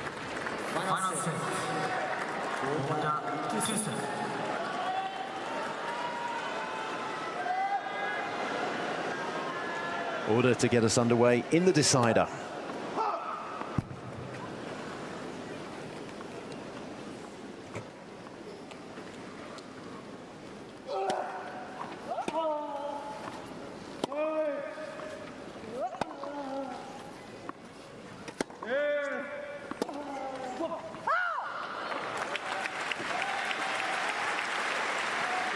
Third and final set in this gold medal match of the men's wheelchair tennis singles. On court, Philippe Chatrier under a closed roof now. Lights on. About as beautiful a tennis picture as you could ask for right there. Full crowd, third set for a gold medal.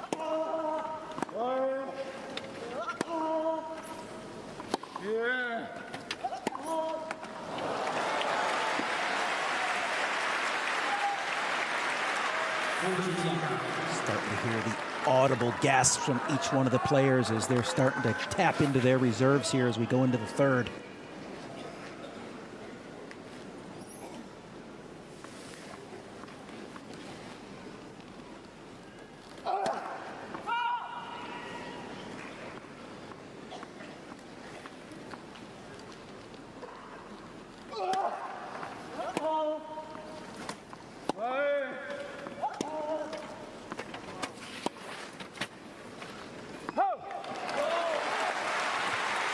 Tennis from Hewett, taking the ball early.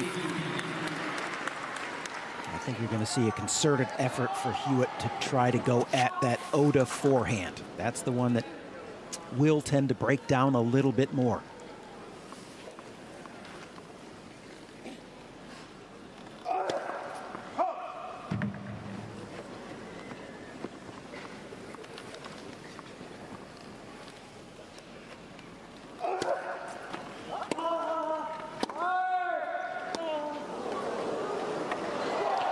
Hewett went around that to take it on the forehand, and Oda saw him coming. Clever play from the 18-year-old. Yeah, nothing wrong with that forehand in particular. Very clean.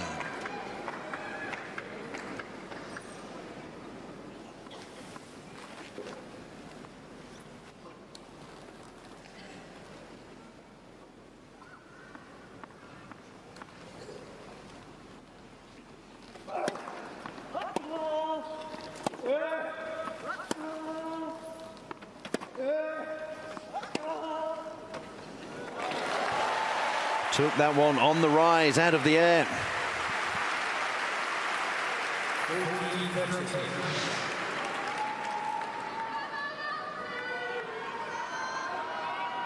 Talked about the longer points favoring Hewett as I'm watching these unfold here. Hewett continues to stay in a more fluid pattern Oda chair stops for most of his strokes, then he has to get going from that dead stop. I mean, he's fully committed from a sitting, stopped position. You'll watch Hewett continuing to flow.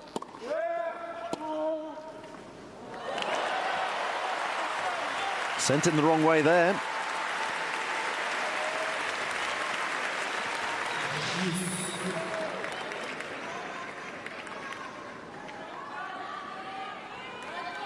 Back behind him, great play there. Forcing him to break momentum.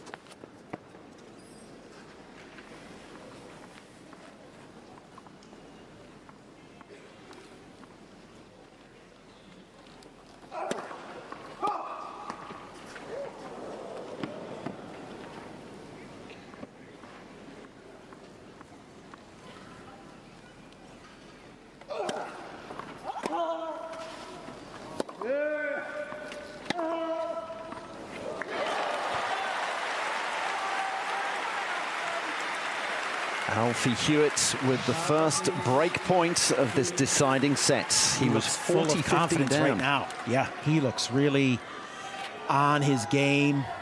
Things are clicking off both sides. Flowing nicely for Hewett right now.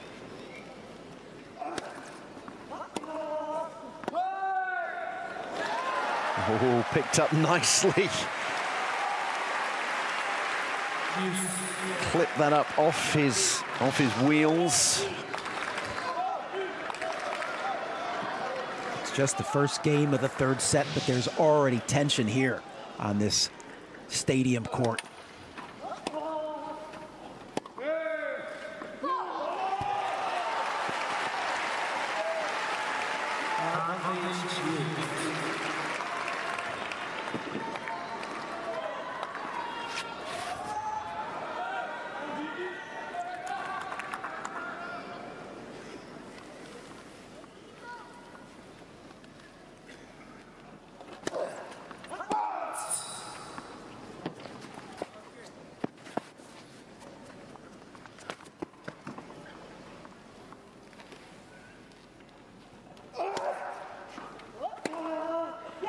There's the break. And for the first time in this match, the world number one is in the lead. It's one set apiece, and he leads 1-love, a break to the good in the final set. There's a complete different look in body language from both of these players right now. Hewett brimming with confidence again. Oda, a little bit of uncertainty on his face for the first time today.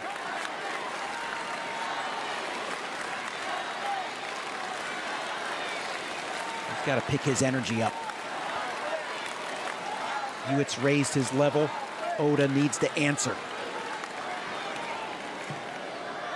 Let's just hope that the painkillers don't wear off for Alfie Hewett, if indeed he took any. You assume so. Remember that long medical timeout after one game? Seems so long ago now.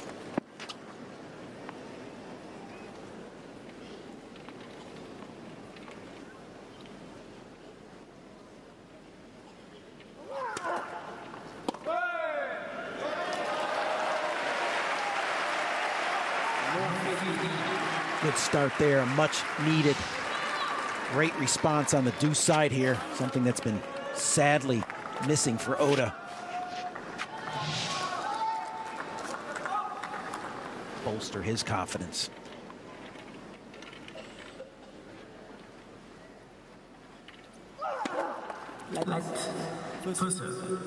Detailed in the opening, neither one of these guys has been to a third set in a singles match here, so interesting place for both of these players to be at, not having been pushed to a third yet in this competition.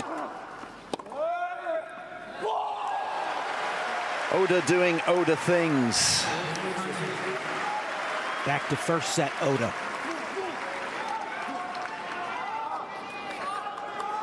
Now he knows he needs to respond right here. It's only early going in the third.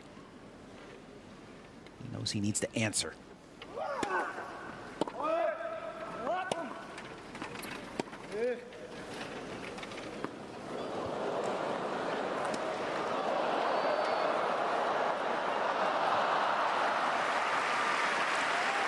Every ball from Oda now hitting the line. I don't think Hewett can believe that one found the line. He was a little surprised.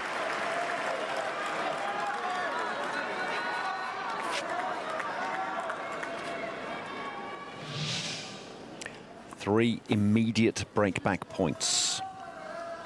Merci.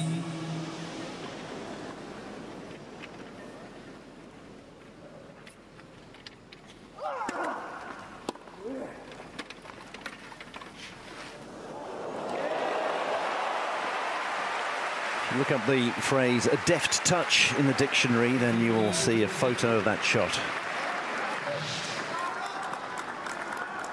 Be a nice little gif.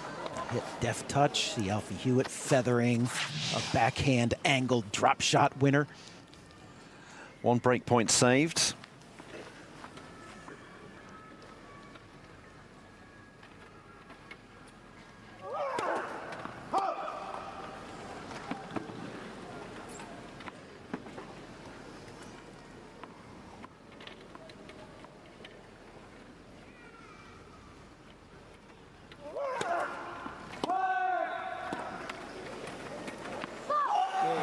Just fails to clip the line, and we are back level. Well, we went almost an entire second set without breaks of service. One finally came in the 9th game. Here we've had 2 to open the 3rd. Yeah, those things tend to run in patterns sometimes.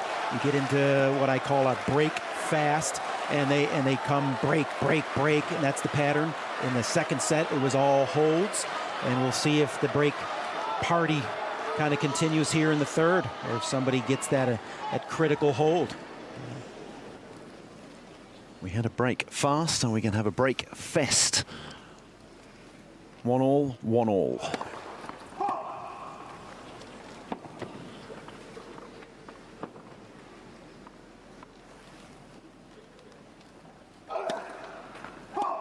No 50. All level at 4 double faults apiece for the match. As you would expect with 1 set all, 1 game all, we're all tied up in the double fault department as well.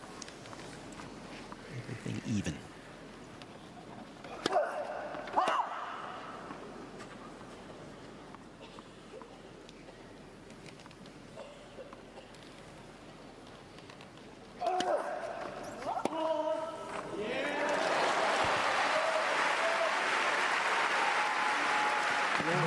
Hewett with his game face on. Knew exactly what to do there, gave himself room to hit that one inside out. Been going in the other direction predominantly with that forehand. Changes it there. Smart play.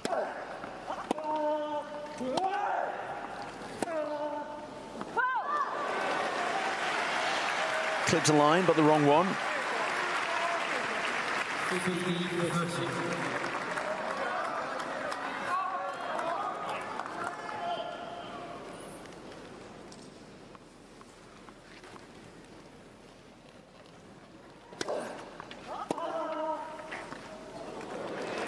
Clips the right line that time around. 2 break points for Hewett. Alfie Hewett's body language right now is exactly where you would want it to be in a 3rd set of a gold medal match. He's flowing, he's moving beautifully, elegantly, supreme confidence in all his shots.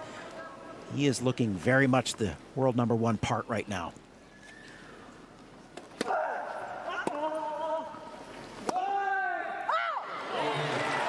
There's another break, 3 in a row, and the world #1 Alfie Hewett has his nose in front. He leads 2-1 in the deciding set.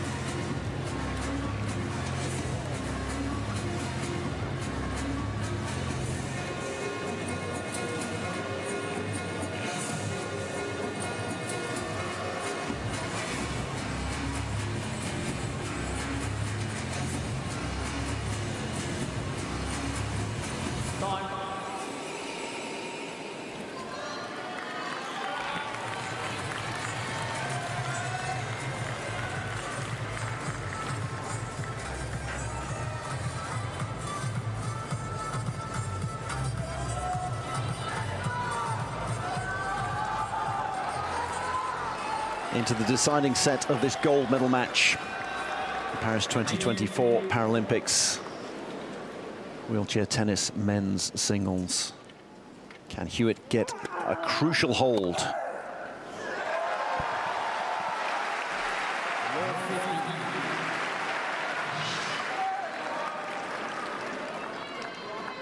Second set up as in both guys just determined to hold as that pattern evolved. Now these guys equally determined to get the breaks back.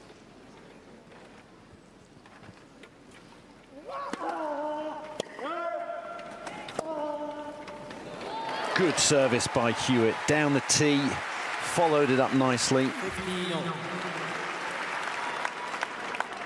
think we're in for high-quality tennis throughout the remainder of this set here, as we would only expect for a gold medal match between world's number 1, world number 2.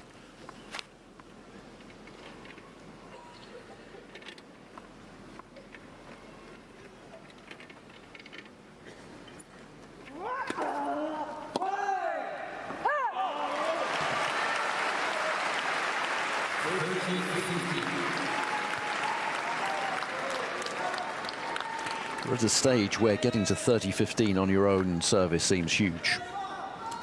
The nearer we get to the end,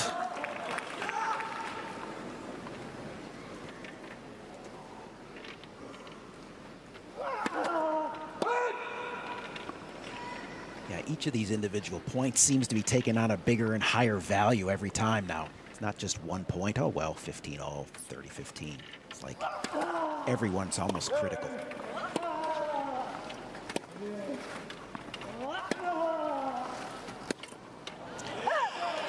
that's as poor a point as I have seen Oda play.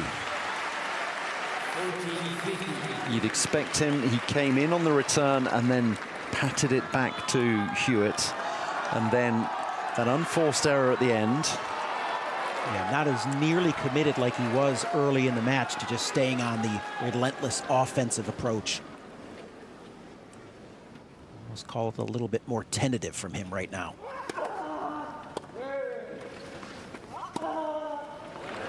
Hewett goes around, takes it on his forehand, puts it into the corner and makes the break. He holds, but he's broken ahead. He leads 3-1. There's that two-game separation talked about. Which player could possibly establish that early in the third? It's Hewett. And now Oda taking time to really think about what he's got to do here, which is get a hold.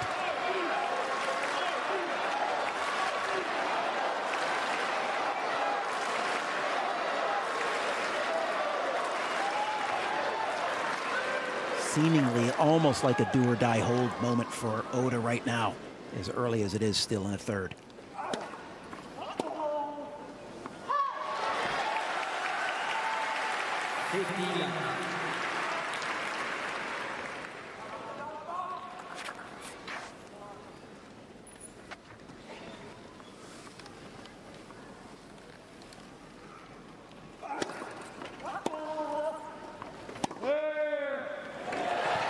How about that dismissively flicked into the corner? Yeah, that first point error from Hewett gave Oda a little bit of confidence there. Swung a little bit more freely there on that point. We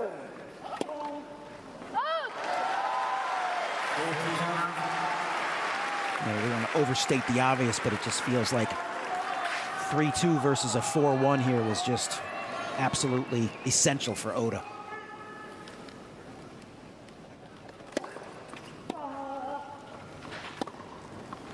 He holds the love in the blink of an eye. It's really an easy game. Yeah, it's really, you know, this is not a tough sport. People make a lot about it, but no, very easy. Alfie Hewett, though, still with his nose in front. He will serve in 2 minutes' time, leading 3-2 in the final set.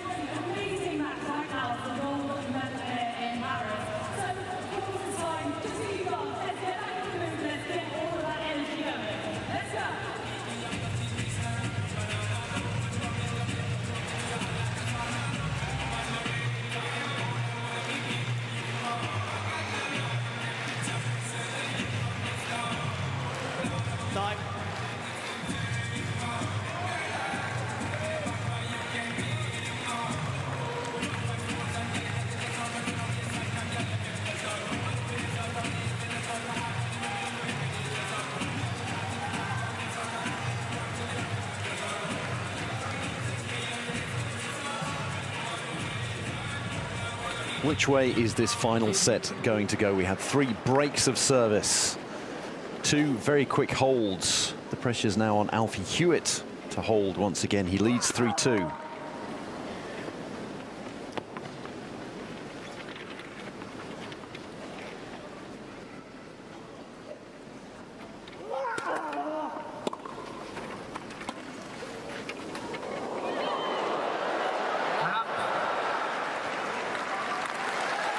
A triple bounce, couldn't quite get there, Oda. Well, starting to see Hewett employ that tactic a few more times here, with Oda digging, retreating, trying to defend against the onslaught of the Hewett ground strokes. Hewett's smart enough, seeing Oda's back, takes it.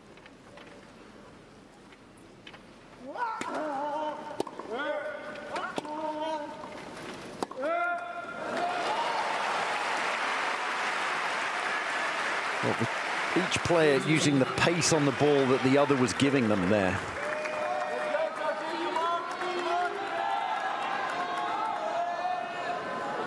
A slap from that forehand there by Oda.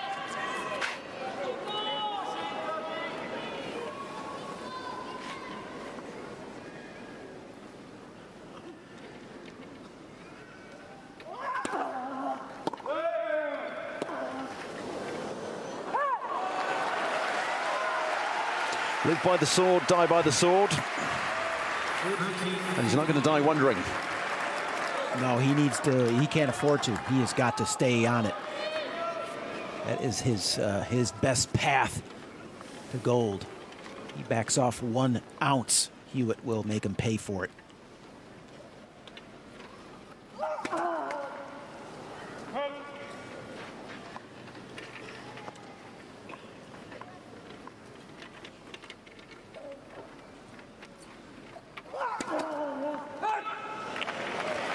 Double faults because the pressure was on.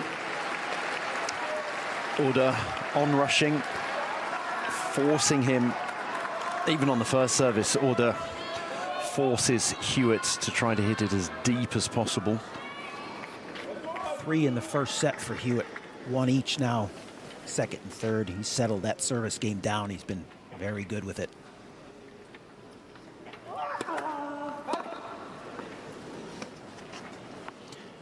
Now he finds himself 10 points away from a gold medal. He's feeling the pressure. Doesn't find the line. Those were the ones that were falling in set number 1. The bigger moments. Calling upon his internal just gut check there from Alfie Hewett.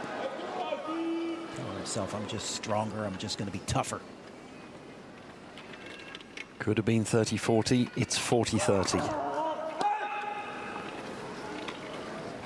Hewett trying to channel his British bulldog.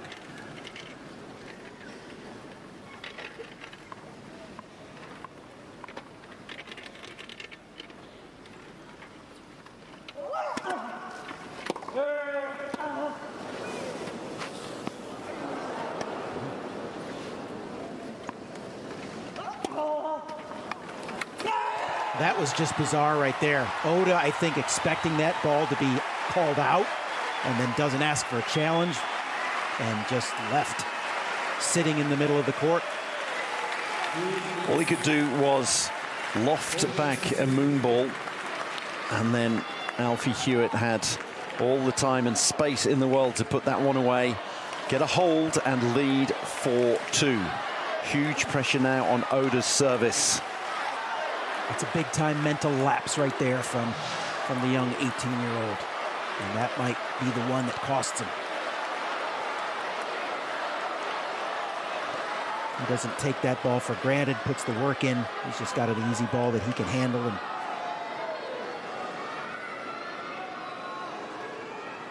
instead, he's up against it now, down 2 games again.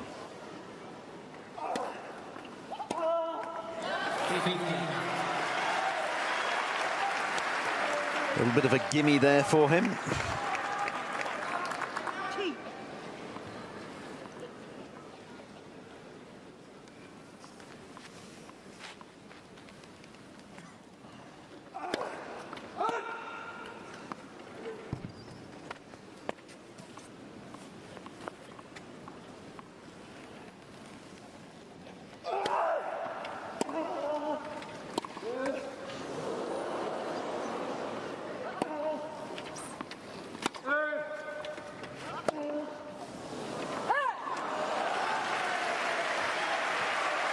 Hewett now the one looking a little bit tight. Yeah, but even with the miss there and down a couple, he knows he's got the 2-game edge. He's not going to put too much into that. Not going to respond too big. He's got to settle. He needs 1 point here to settle this service game down.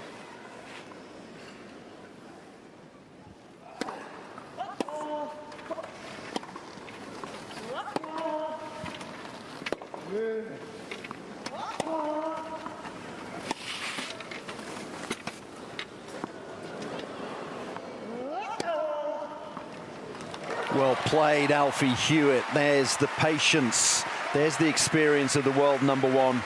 Waited for the second bounce, picked his spot, and put it right where he wanted to.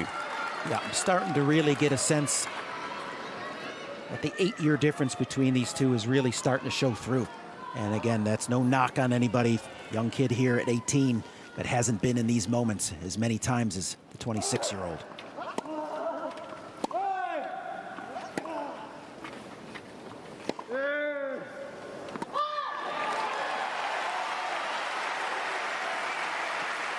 "30 love" becomes 30 all.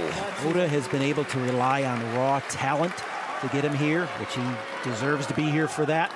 But it's Hewett who's come through so many battles. Those 8 extra years of being on the tour and battling starting to pay off.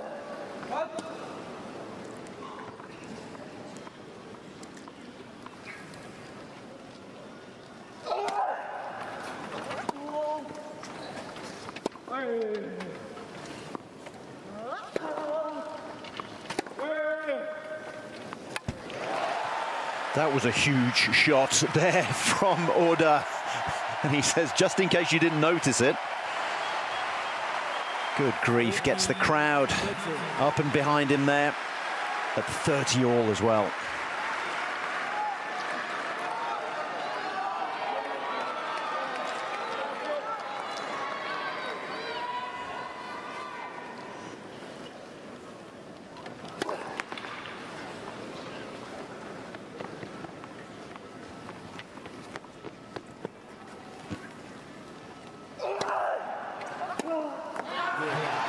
A big hold from Oda. He gets the crowd behind him. He's still behind in this final set, though. Alfie Hewett leads 4-3 in the decider.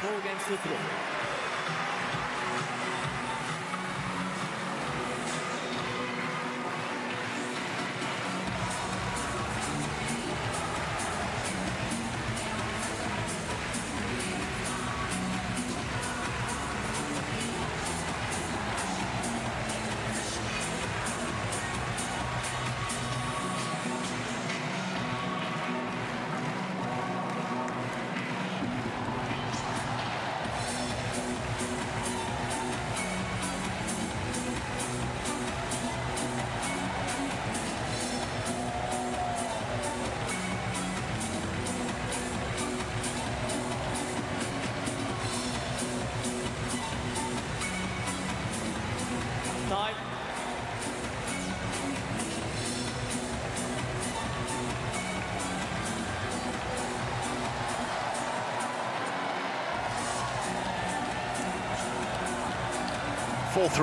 Alfie Hewett leads in the final set. Thank you. It's on his racket. If he can hold a service twice, then he will be the Paris 2024 Paralympic champion.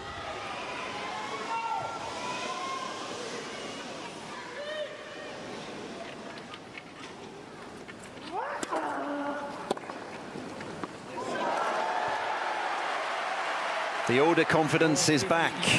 That's more of the first set. Oda there. Complete commitment. Finding the range. This will become very interesting. He gets the break and get this thing to 4-all. Couldn't be a better start here for him on this game.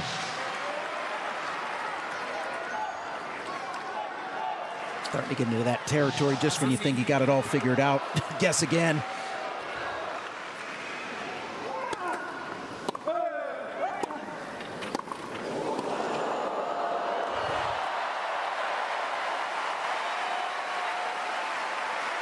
Again, live by the sword, die by the sword. Not often that you see 1, 2, 3 volleys in a row in wheelchair tennis. You don't get to be #1 in the world in doubles by not having a good reflex volley game. So Hewett welcoming that exchange. Yes, doubles gold medalist here, of course.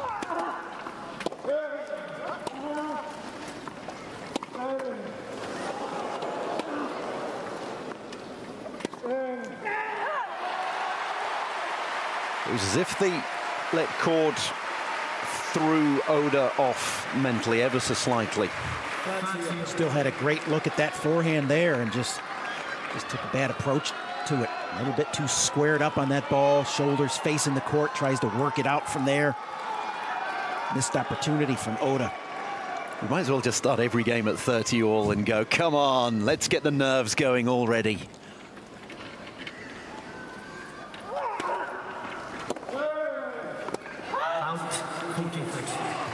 Just long, and love 30 goes to 40-30, and he's going to ask the chair umpire Luca Laughero to come out. Any help there?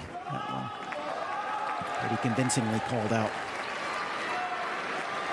Yeah, blink of an eye, it was love 30, and now 43 in a row there. Hewett really doing a great job to steady things here.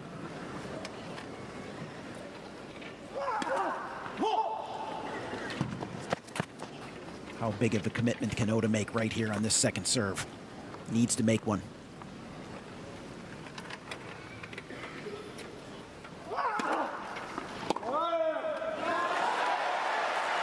There is your answer.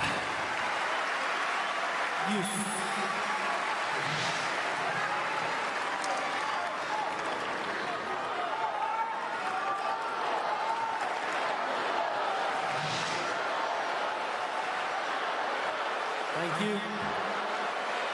Merci beaucoup. Tough job for the chair umpire to keep this crowd in the best of order.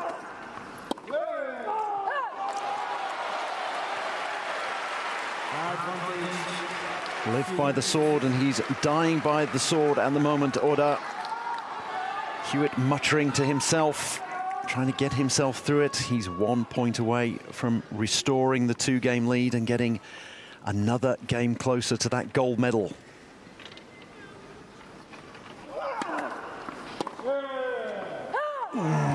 Just misses. Just out, and Hewett does indeed lead 5-3. That one must have been so close to the line. Once again, Luca Laughero is asked to come down. He confirms it was out.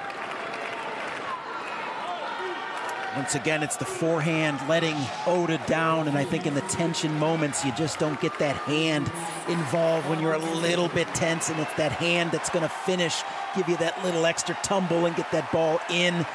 Now it's not tumbling for Oda, and he is in a spot. He is serving to stay in the match. Alfie Hewett has 2 bites of the cherry, to receive or to serve for the gold medal.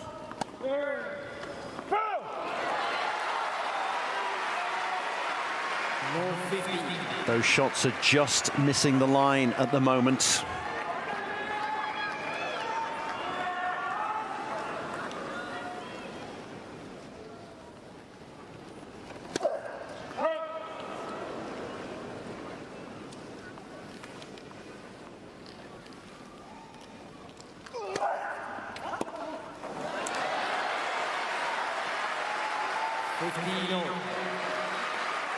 Hewett took a big cut at that one. That might have been a dagger hit he delivered there. Momentary relief for Oda. Serving to save the match.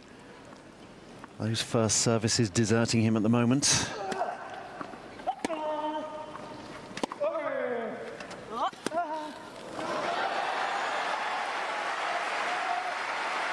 Hewett's turn to be a little bit reticent, taking that one on the second bounce, and it ends up nestled at the bottom of the net. As much as it was flowing, that was one of the more tentative swings we've seen from Hewett. And he's going to get himself out of that little funk there. You better do it quickly. That was a shot of someone who realized they were 3 points away from a gold medal.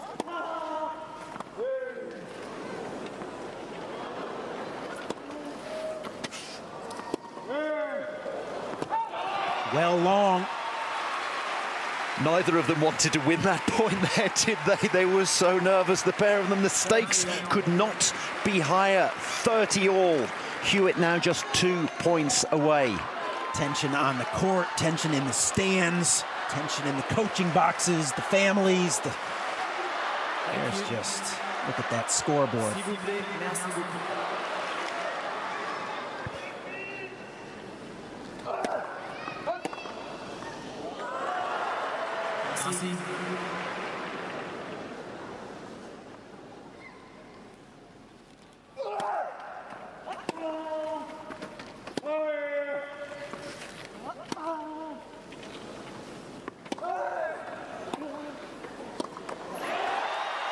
Great shot by Hewett, forces Oda onto a stretch backhand that finds the net. It's gold medal point for the world number one. Almost had him counted out after game one of the first game of the match. Wondered if he was going to reply and come back and be able to sustain after an injury timeout. Here it is. Thank you. Merci. Merci.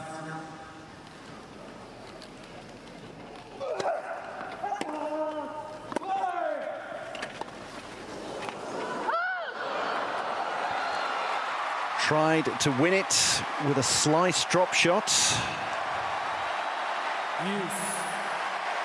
Well, I think a rally ball would have been a better idea. Oda doesn't mind. He wants the crowd behind him. He lives to fight another day. Back to juice. How big would a hold here be? How long would the 2-minute change of ends be?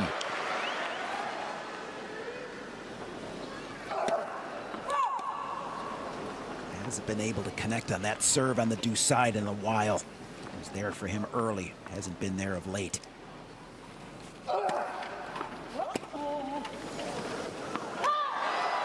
Second serve has been strong.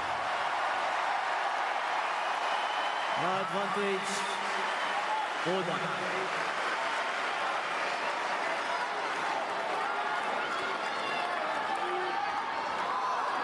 One gold medal point erased. Now a chance to hold.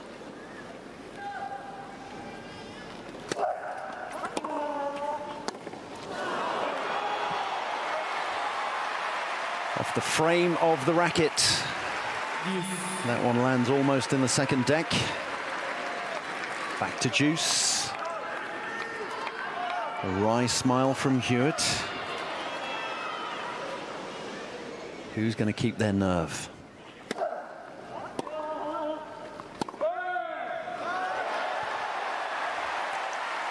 There's your answer, at least a temporary one. Advantage. Oda.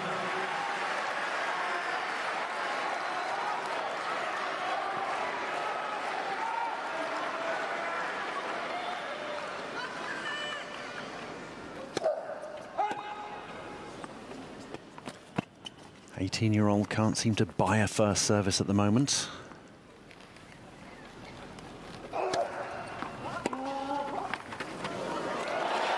It looked like it was a decent second service, but Hewett's not world number one for nothing. Had to know he was going to go there. He's been really dominant of late with that return up the line. He's going to go to the big spot in the big moment. And trust what's gotten him here.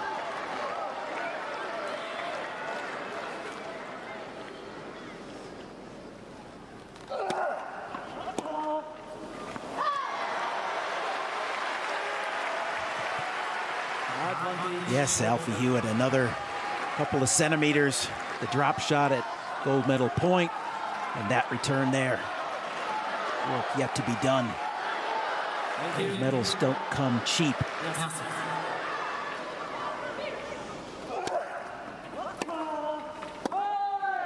Oh, the holds. It's a huge, brave hold. But in 2 minutes' time, Alfie Hewett will serve for the match. He leads 5-4 in the third set.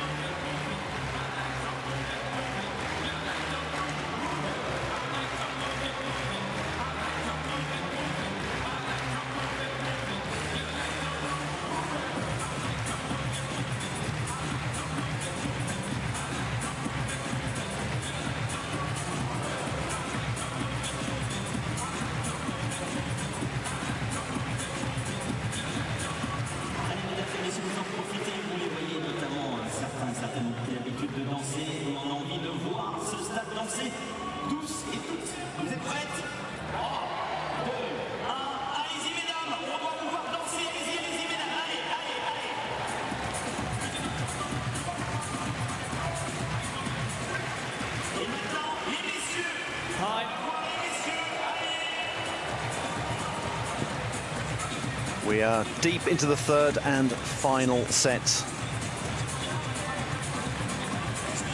It's the gold medal match in the men's singles wheelchair tennis.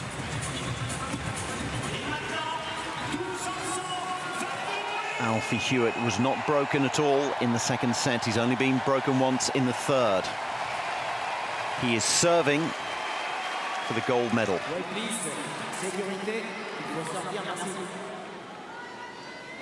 But if anyone can break him, it's the 18-year-old phenom that is Oda Tokito.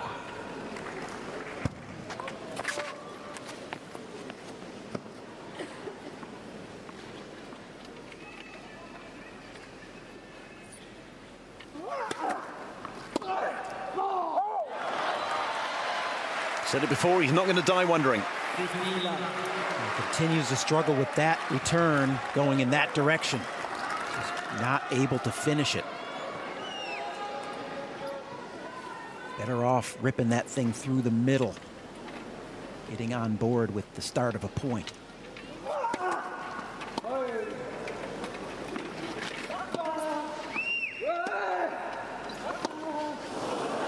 That was a great service, but a poor follow-up. Yeah, I think Hewett's way better served to go cross-court on that and not give Oda a look at the backhand. That's the one he prefers to deal with. Make him hit a forehand there.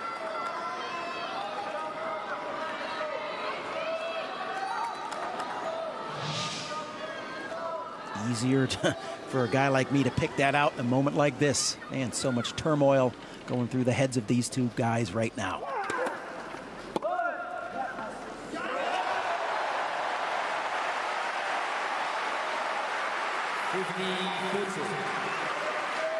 A return winner from the juice side. It's all about who can get clarity of thought in these big moments right now.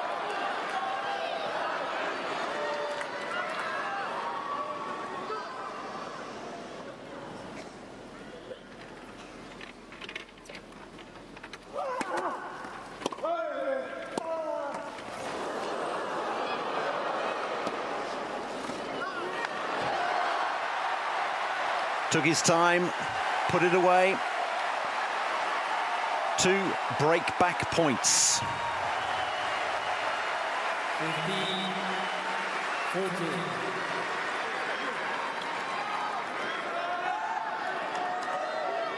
Keep the workmanlike attitude here if you want to get to 5-all. Don't take it for granted. Hewett is not going to go away without a fight. Thank you.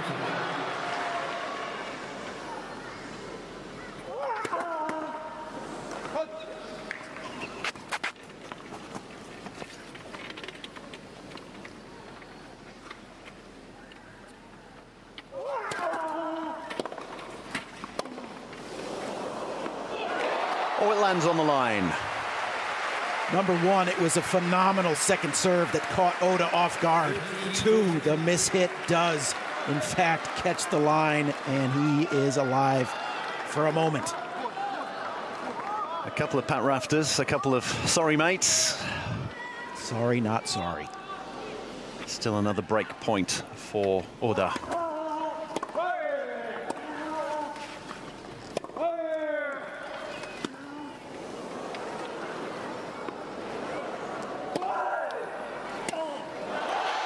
We're back level. It's 5-all in the decider. A reminder that if it gets to 6-all, we will have a 1st-to-7, 2 points clear tiebreaker. That feels like a long way away, doesn't it? 5-all, you'd think maybe that could be here momentarily, but wow. Now a momentum shift to Oda. Already won championship, gold medal point dispatched by Oda. Hewett lamenting, no doubt. There's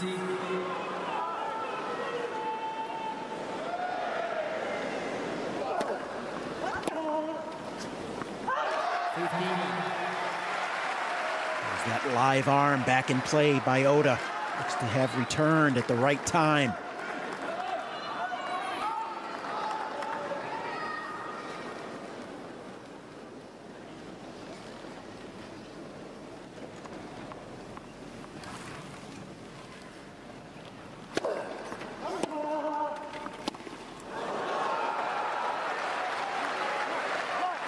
Good return by Hewett.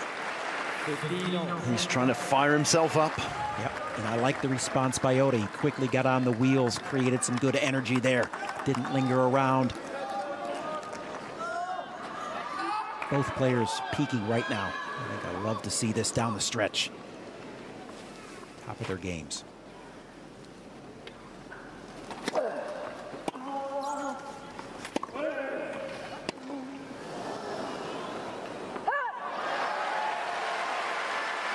Hewett found himself on the wrong side of that one. Wrong chair positioning, really, to take that one inside out and round on the forehand. Different look on Oda all of a sudden now, right? Saw that look from Hewett a little while ago as he soared off and got himself a gold medal point.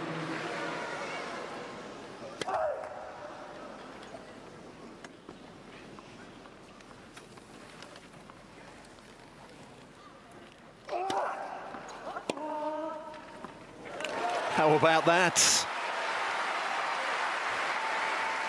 Thank you.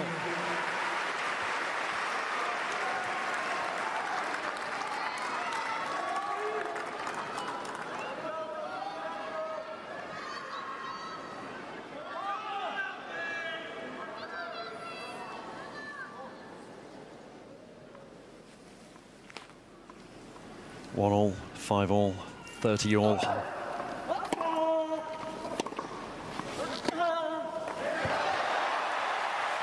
It's the sheer speed of it. And that was one of the cleaner, better forehands we've seen, and he didn't try to massage it out of the court or create angle. He just drove it through the heart of the court. Tied Hewett up. Smart play by Oda.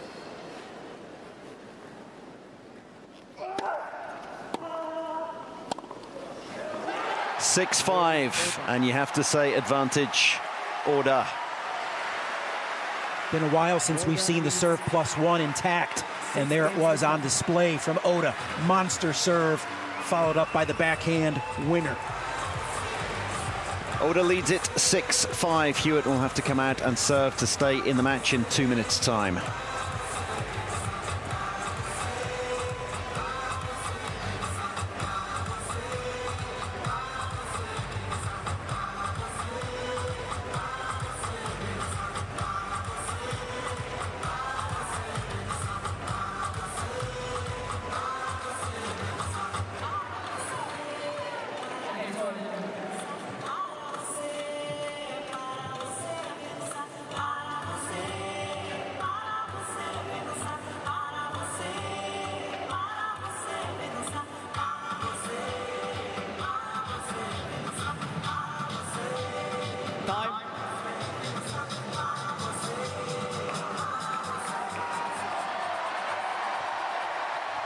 Listen to the crowd here on court Philippe Chatrier at Roland-Garros. And if they weren't up and cheering already, then the number 2 seed, Oda Tokito, is encouraging them. He leads 6-5. Hewett needs to hold service here to take us into a tiebreaker.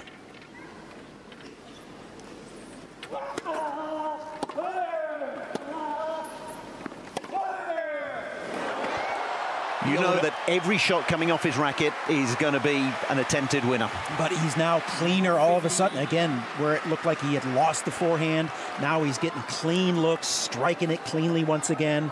It seems to be back, and if it is, that's a problem for Hewett in the biggest moment. Oda's turn to be 3 points away.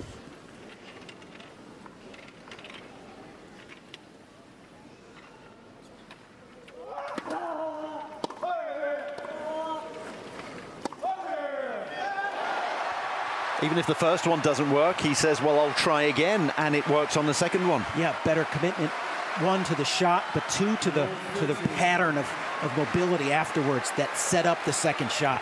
Didn't linger and expect that first one was going to be enough. He's committed to for the full point. That's a difference. 2 points away.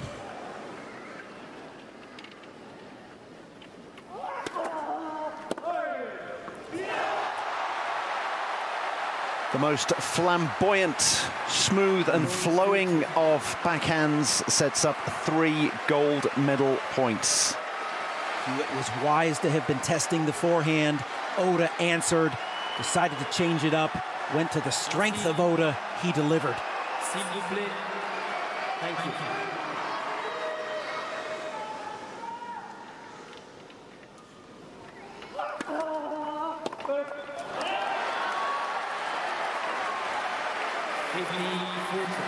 A big grin on his face. Well, it's Alfie Hewett's turn to save a match point. A reminder that Oda saved one about 10 minutes ago.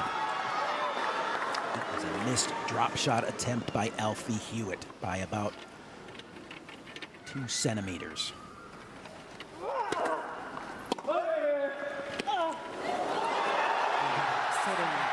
Game, set and match. Oda Tokito, the 18-year-old, falls to the clay here at Roland-Garros. He is the Paris 2024 Paralympic champion. He has defeated the world #1 Alfie Hewett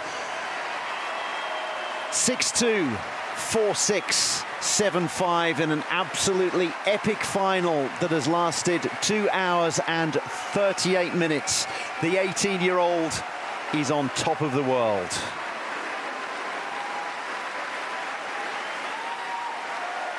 Wonderful sporting spirit from Alfie Hewett. Comes round, gives him a wheel. Well, that is one thing you will always see from Alfie Hewett.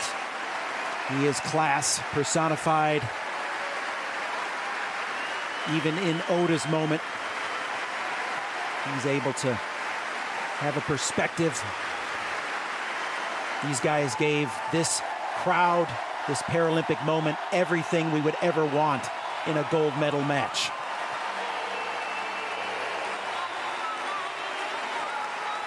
Hewett's holding it together. I think that Oda is overcome by emotion.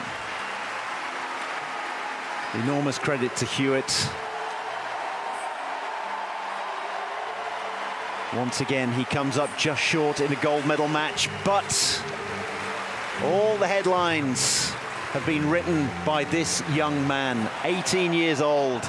Oda Tokito, the #2 seed, defeating Alfie Hewett, the world #1, 6-2, 4-6, 7-5. 18 years and 123 days old, the youngest to ever have achieved this pinnacle of the sport. Supplanting Ricky Mollier of the Netherlands, who won in '96 in Atlanta. It is celebration time for Team Japan, Team Oda.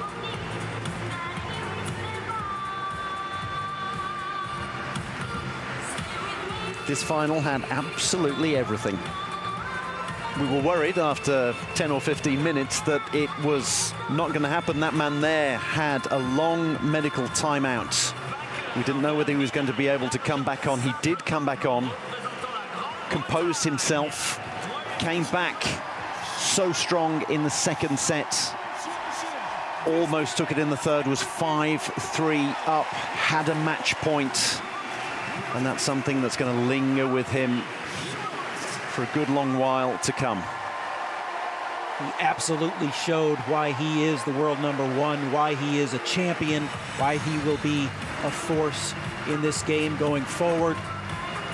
But it is that young man there, Oda, who is just, I think I've said it to you, he just built different. At 18 to do what he's done right here in this moment, under these circumstances, the pressure that was clearly evident within the stadium. Everybody could feel it, we could feel it. He answered the bell. Much along the lines of the women's final, where Diede de Groot ended up coming up short. It's not as if it's been a one-sided final and you think, well, okay, the better person won it on the day. You know that you had the chance there. The chances were there for you to take, and the chance was there for Alfie Hewett to take a mere 15 minutes ago. That's why he's going to have so many regrets, and he'll be looking at that young man there thinking, good grief, he's only 18 years old. It's not as if he's about to retire. He's only going to get better. He's only going to continue to mature as a player. As gifted as he is, there's a couple things that he could clean up, but boy, oh boy, in the biggest moments, he delivered. He delivered a service game, and then ultimately to close it out, a big-time return game. The biggest elements of the game of tennis, serve and return, on display there by Oda. Kamiji Yui upsets the #1 seed in the women's to take gold medal, and then 24 hours later, Oda Tokito does exactly the same.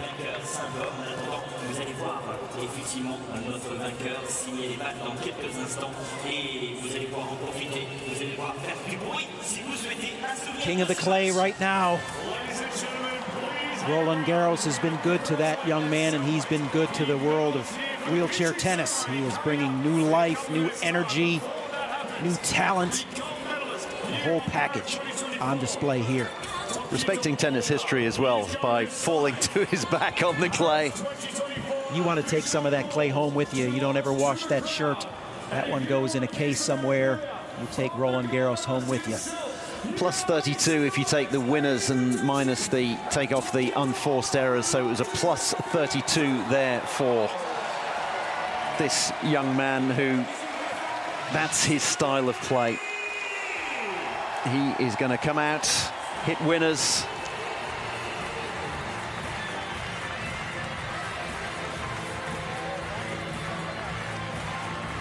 Takes off a wheel and falls to the clay.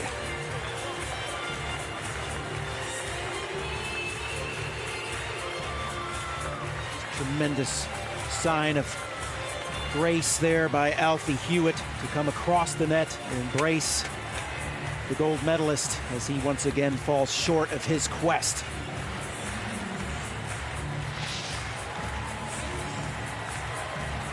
Somebody is going to get a souvenir that has been signed by the champion Oda Tokito. There we can see the losing quarterfinalists Ekberink, Ude, Reed, Spargaren, and then De La Puente coming up just short in the bronze medal match, and then the bronze, silver and gold medal winners. And of course, very soon we'll be having that medal ceremony.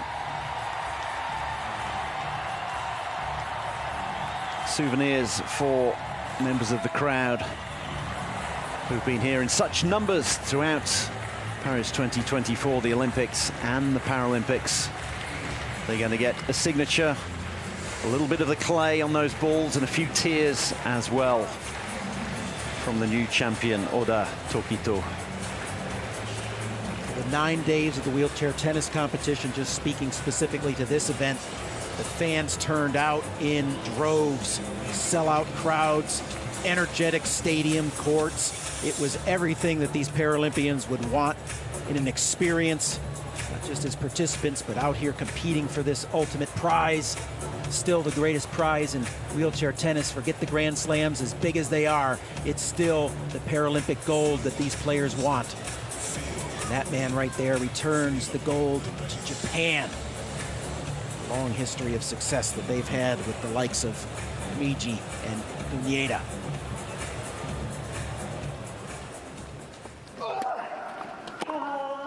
know if highlights will do this match justice, but we'll get one last look at how we got here. Huge match that went 2 hours and 38 minutes and almost didn't get going. That was in the very first game, the wince of pain from Alfie Hewett. He went off court for a good 15 minutes, came back, collected himself. Oda made all the running in the first set, though, that he won 6-2, and you worried that it might be a one-sided final, but Hewett, showing no ill effects, getting himself back into the game, was untouchable on service in the second set that he took 6-4, and then it was nip and tuck all the way through the third. Hewett had his nose in front. He had a 2-game lead for much of it. Couldn't quite serve it out, though. 5-3. It was so close. That was when he thought he'd get the biggest chance, and he ended up having that chance at 5-3. There was a drop shot that just didn't quite come off that would have given him the championship. And then 4 games in a row from 3-5 down. He got the swagger back, the 18-year-old did, and found himself returning for the match. We had that wonderful little piece of doubles at the net there. Great volleys. But almost everything for the last couple of games, the last 4 games, it was just pure winners from Oda. And there was the match point to seal the deal. He got it in order at the most critical time, might have had the renewed second life after the missed gold medal opportunity from Hewett on the drop shot that he didn't execute. And Oda took over from there. So they are now setting up the podium for the medal ceremony, and we'll be here to bring you that in just a few minutes' time.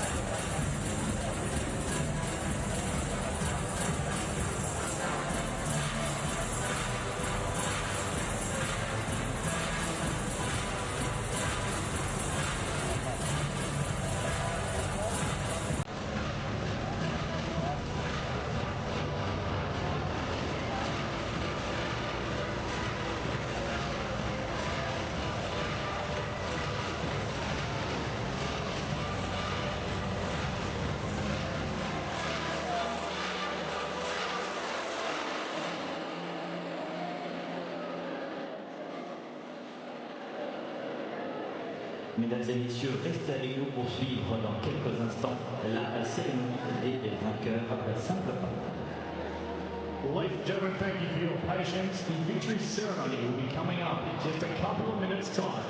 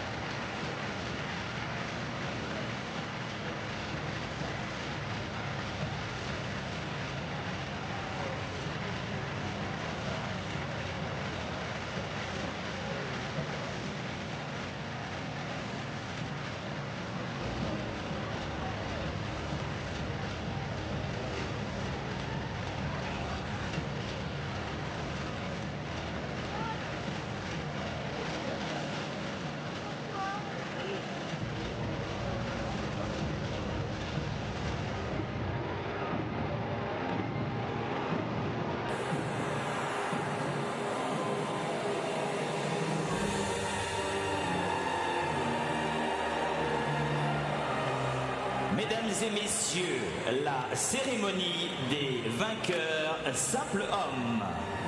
Ladies and gentlemen, the victory ceremony for the men's singles. Paris 2024 wheelchair tennis concludes with the men's singles victory ceremony. Please welcome the medalists.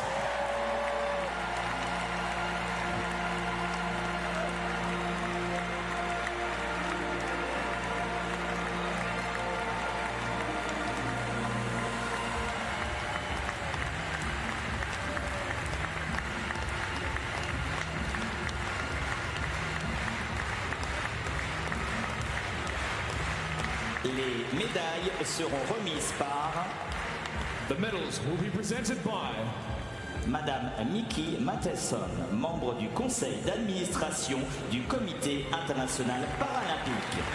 Governing board member of the International Paralympic Committee.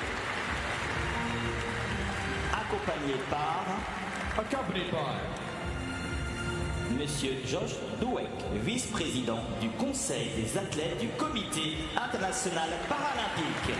International Paralympic Committee Athletes Council Vice Chair.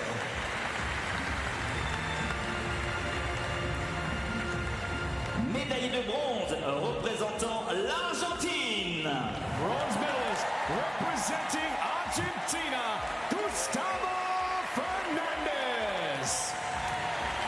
Huge performance by Gustavo Fernandez.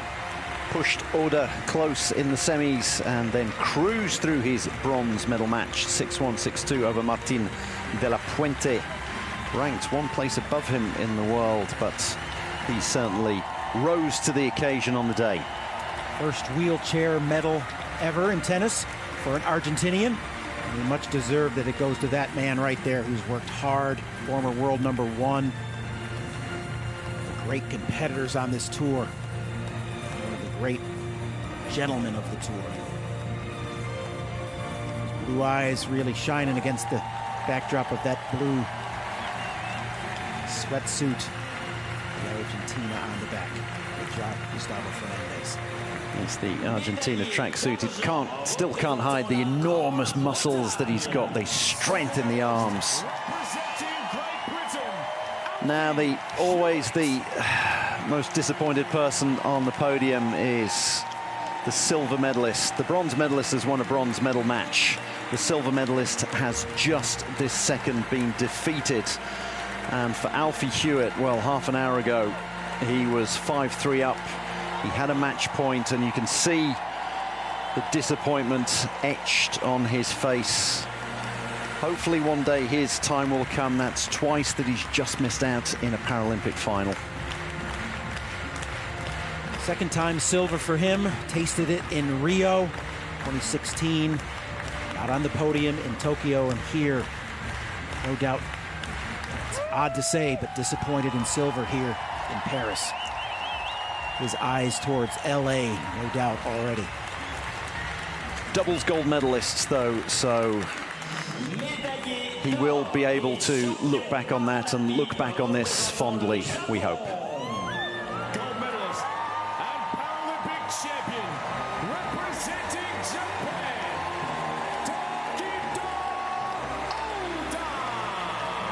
He does everything right, doesn't he? He kisses the badge. He took a wheel off so he could fall to the clay. 18 years old, and yet he knows exactly what to do. On the top step of a podium, he is to the manner born. He's got that piece of show men in him. He's got the talent to back it up. Paralympic champion in front of Kunieda Shinigo, who is here today to get proceedings underway. Kunieda, who won in 2008, 2012, 2020. And then from one Japanese player to another, from one generation to another, Oda Tokito, the new men's singles champion in wheelchair tennis. Much like the torch will be passed from Paris to LA, I think the torch has been passed from Kunieda to Oda. We're seeing it right here in this moment. Mesdames et messieurs, si vous le pouvez, veuillez vous lever pour l'hymne du Japon. Ladies and gentlemen, please stand if you are able for the anthem of Japan.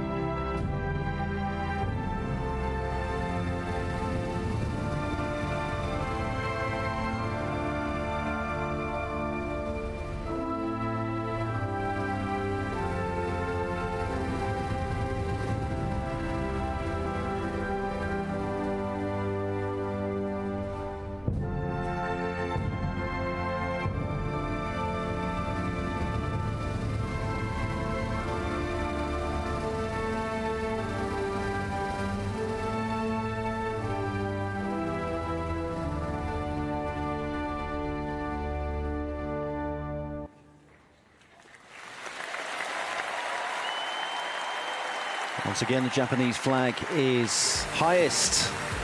Once again, it's a Japanese player on the top step of the podium.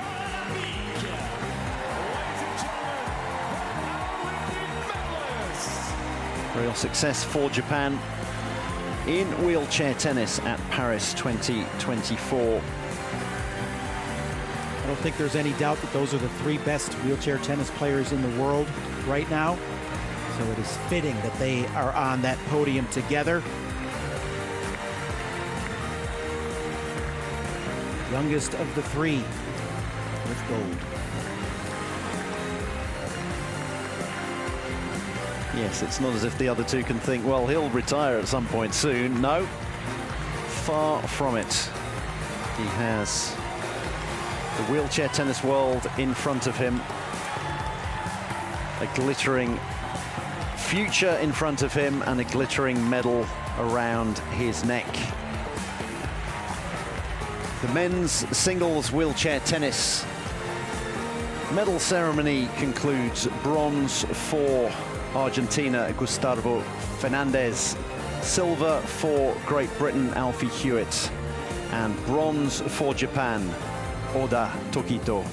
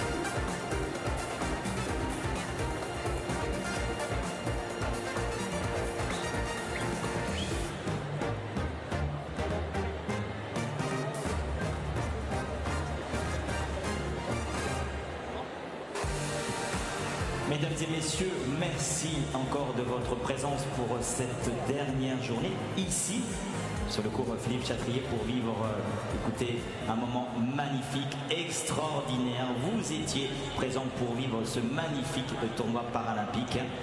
Merci à tous nos officiels pour leur participation à la compétition aussi aujourd'hui.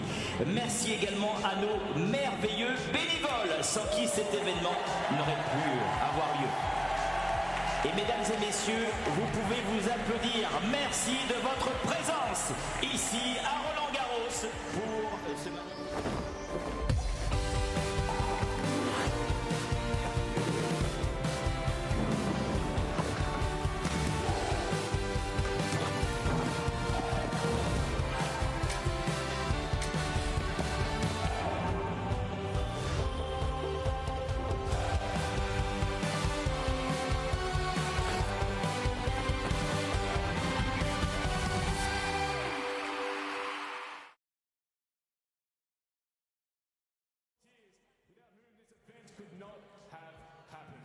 Ladies and gentlemen, please make your way slowly to the exits. Make sure you have all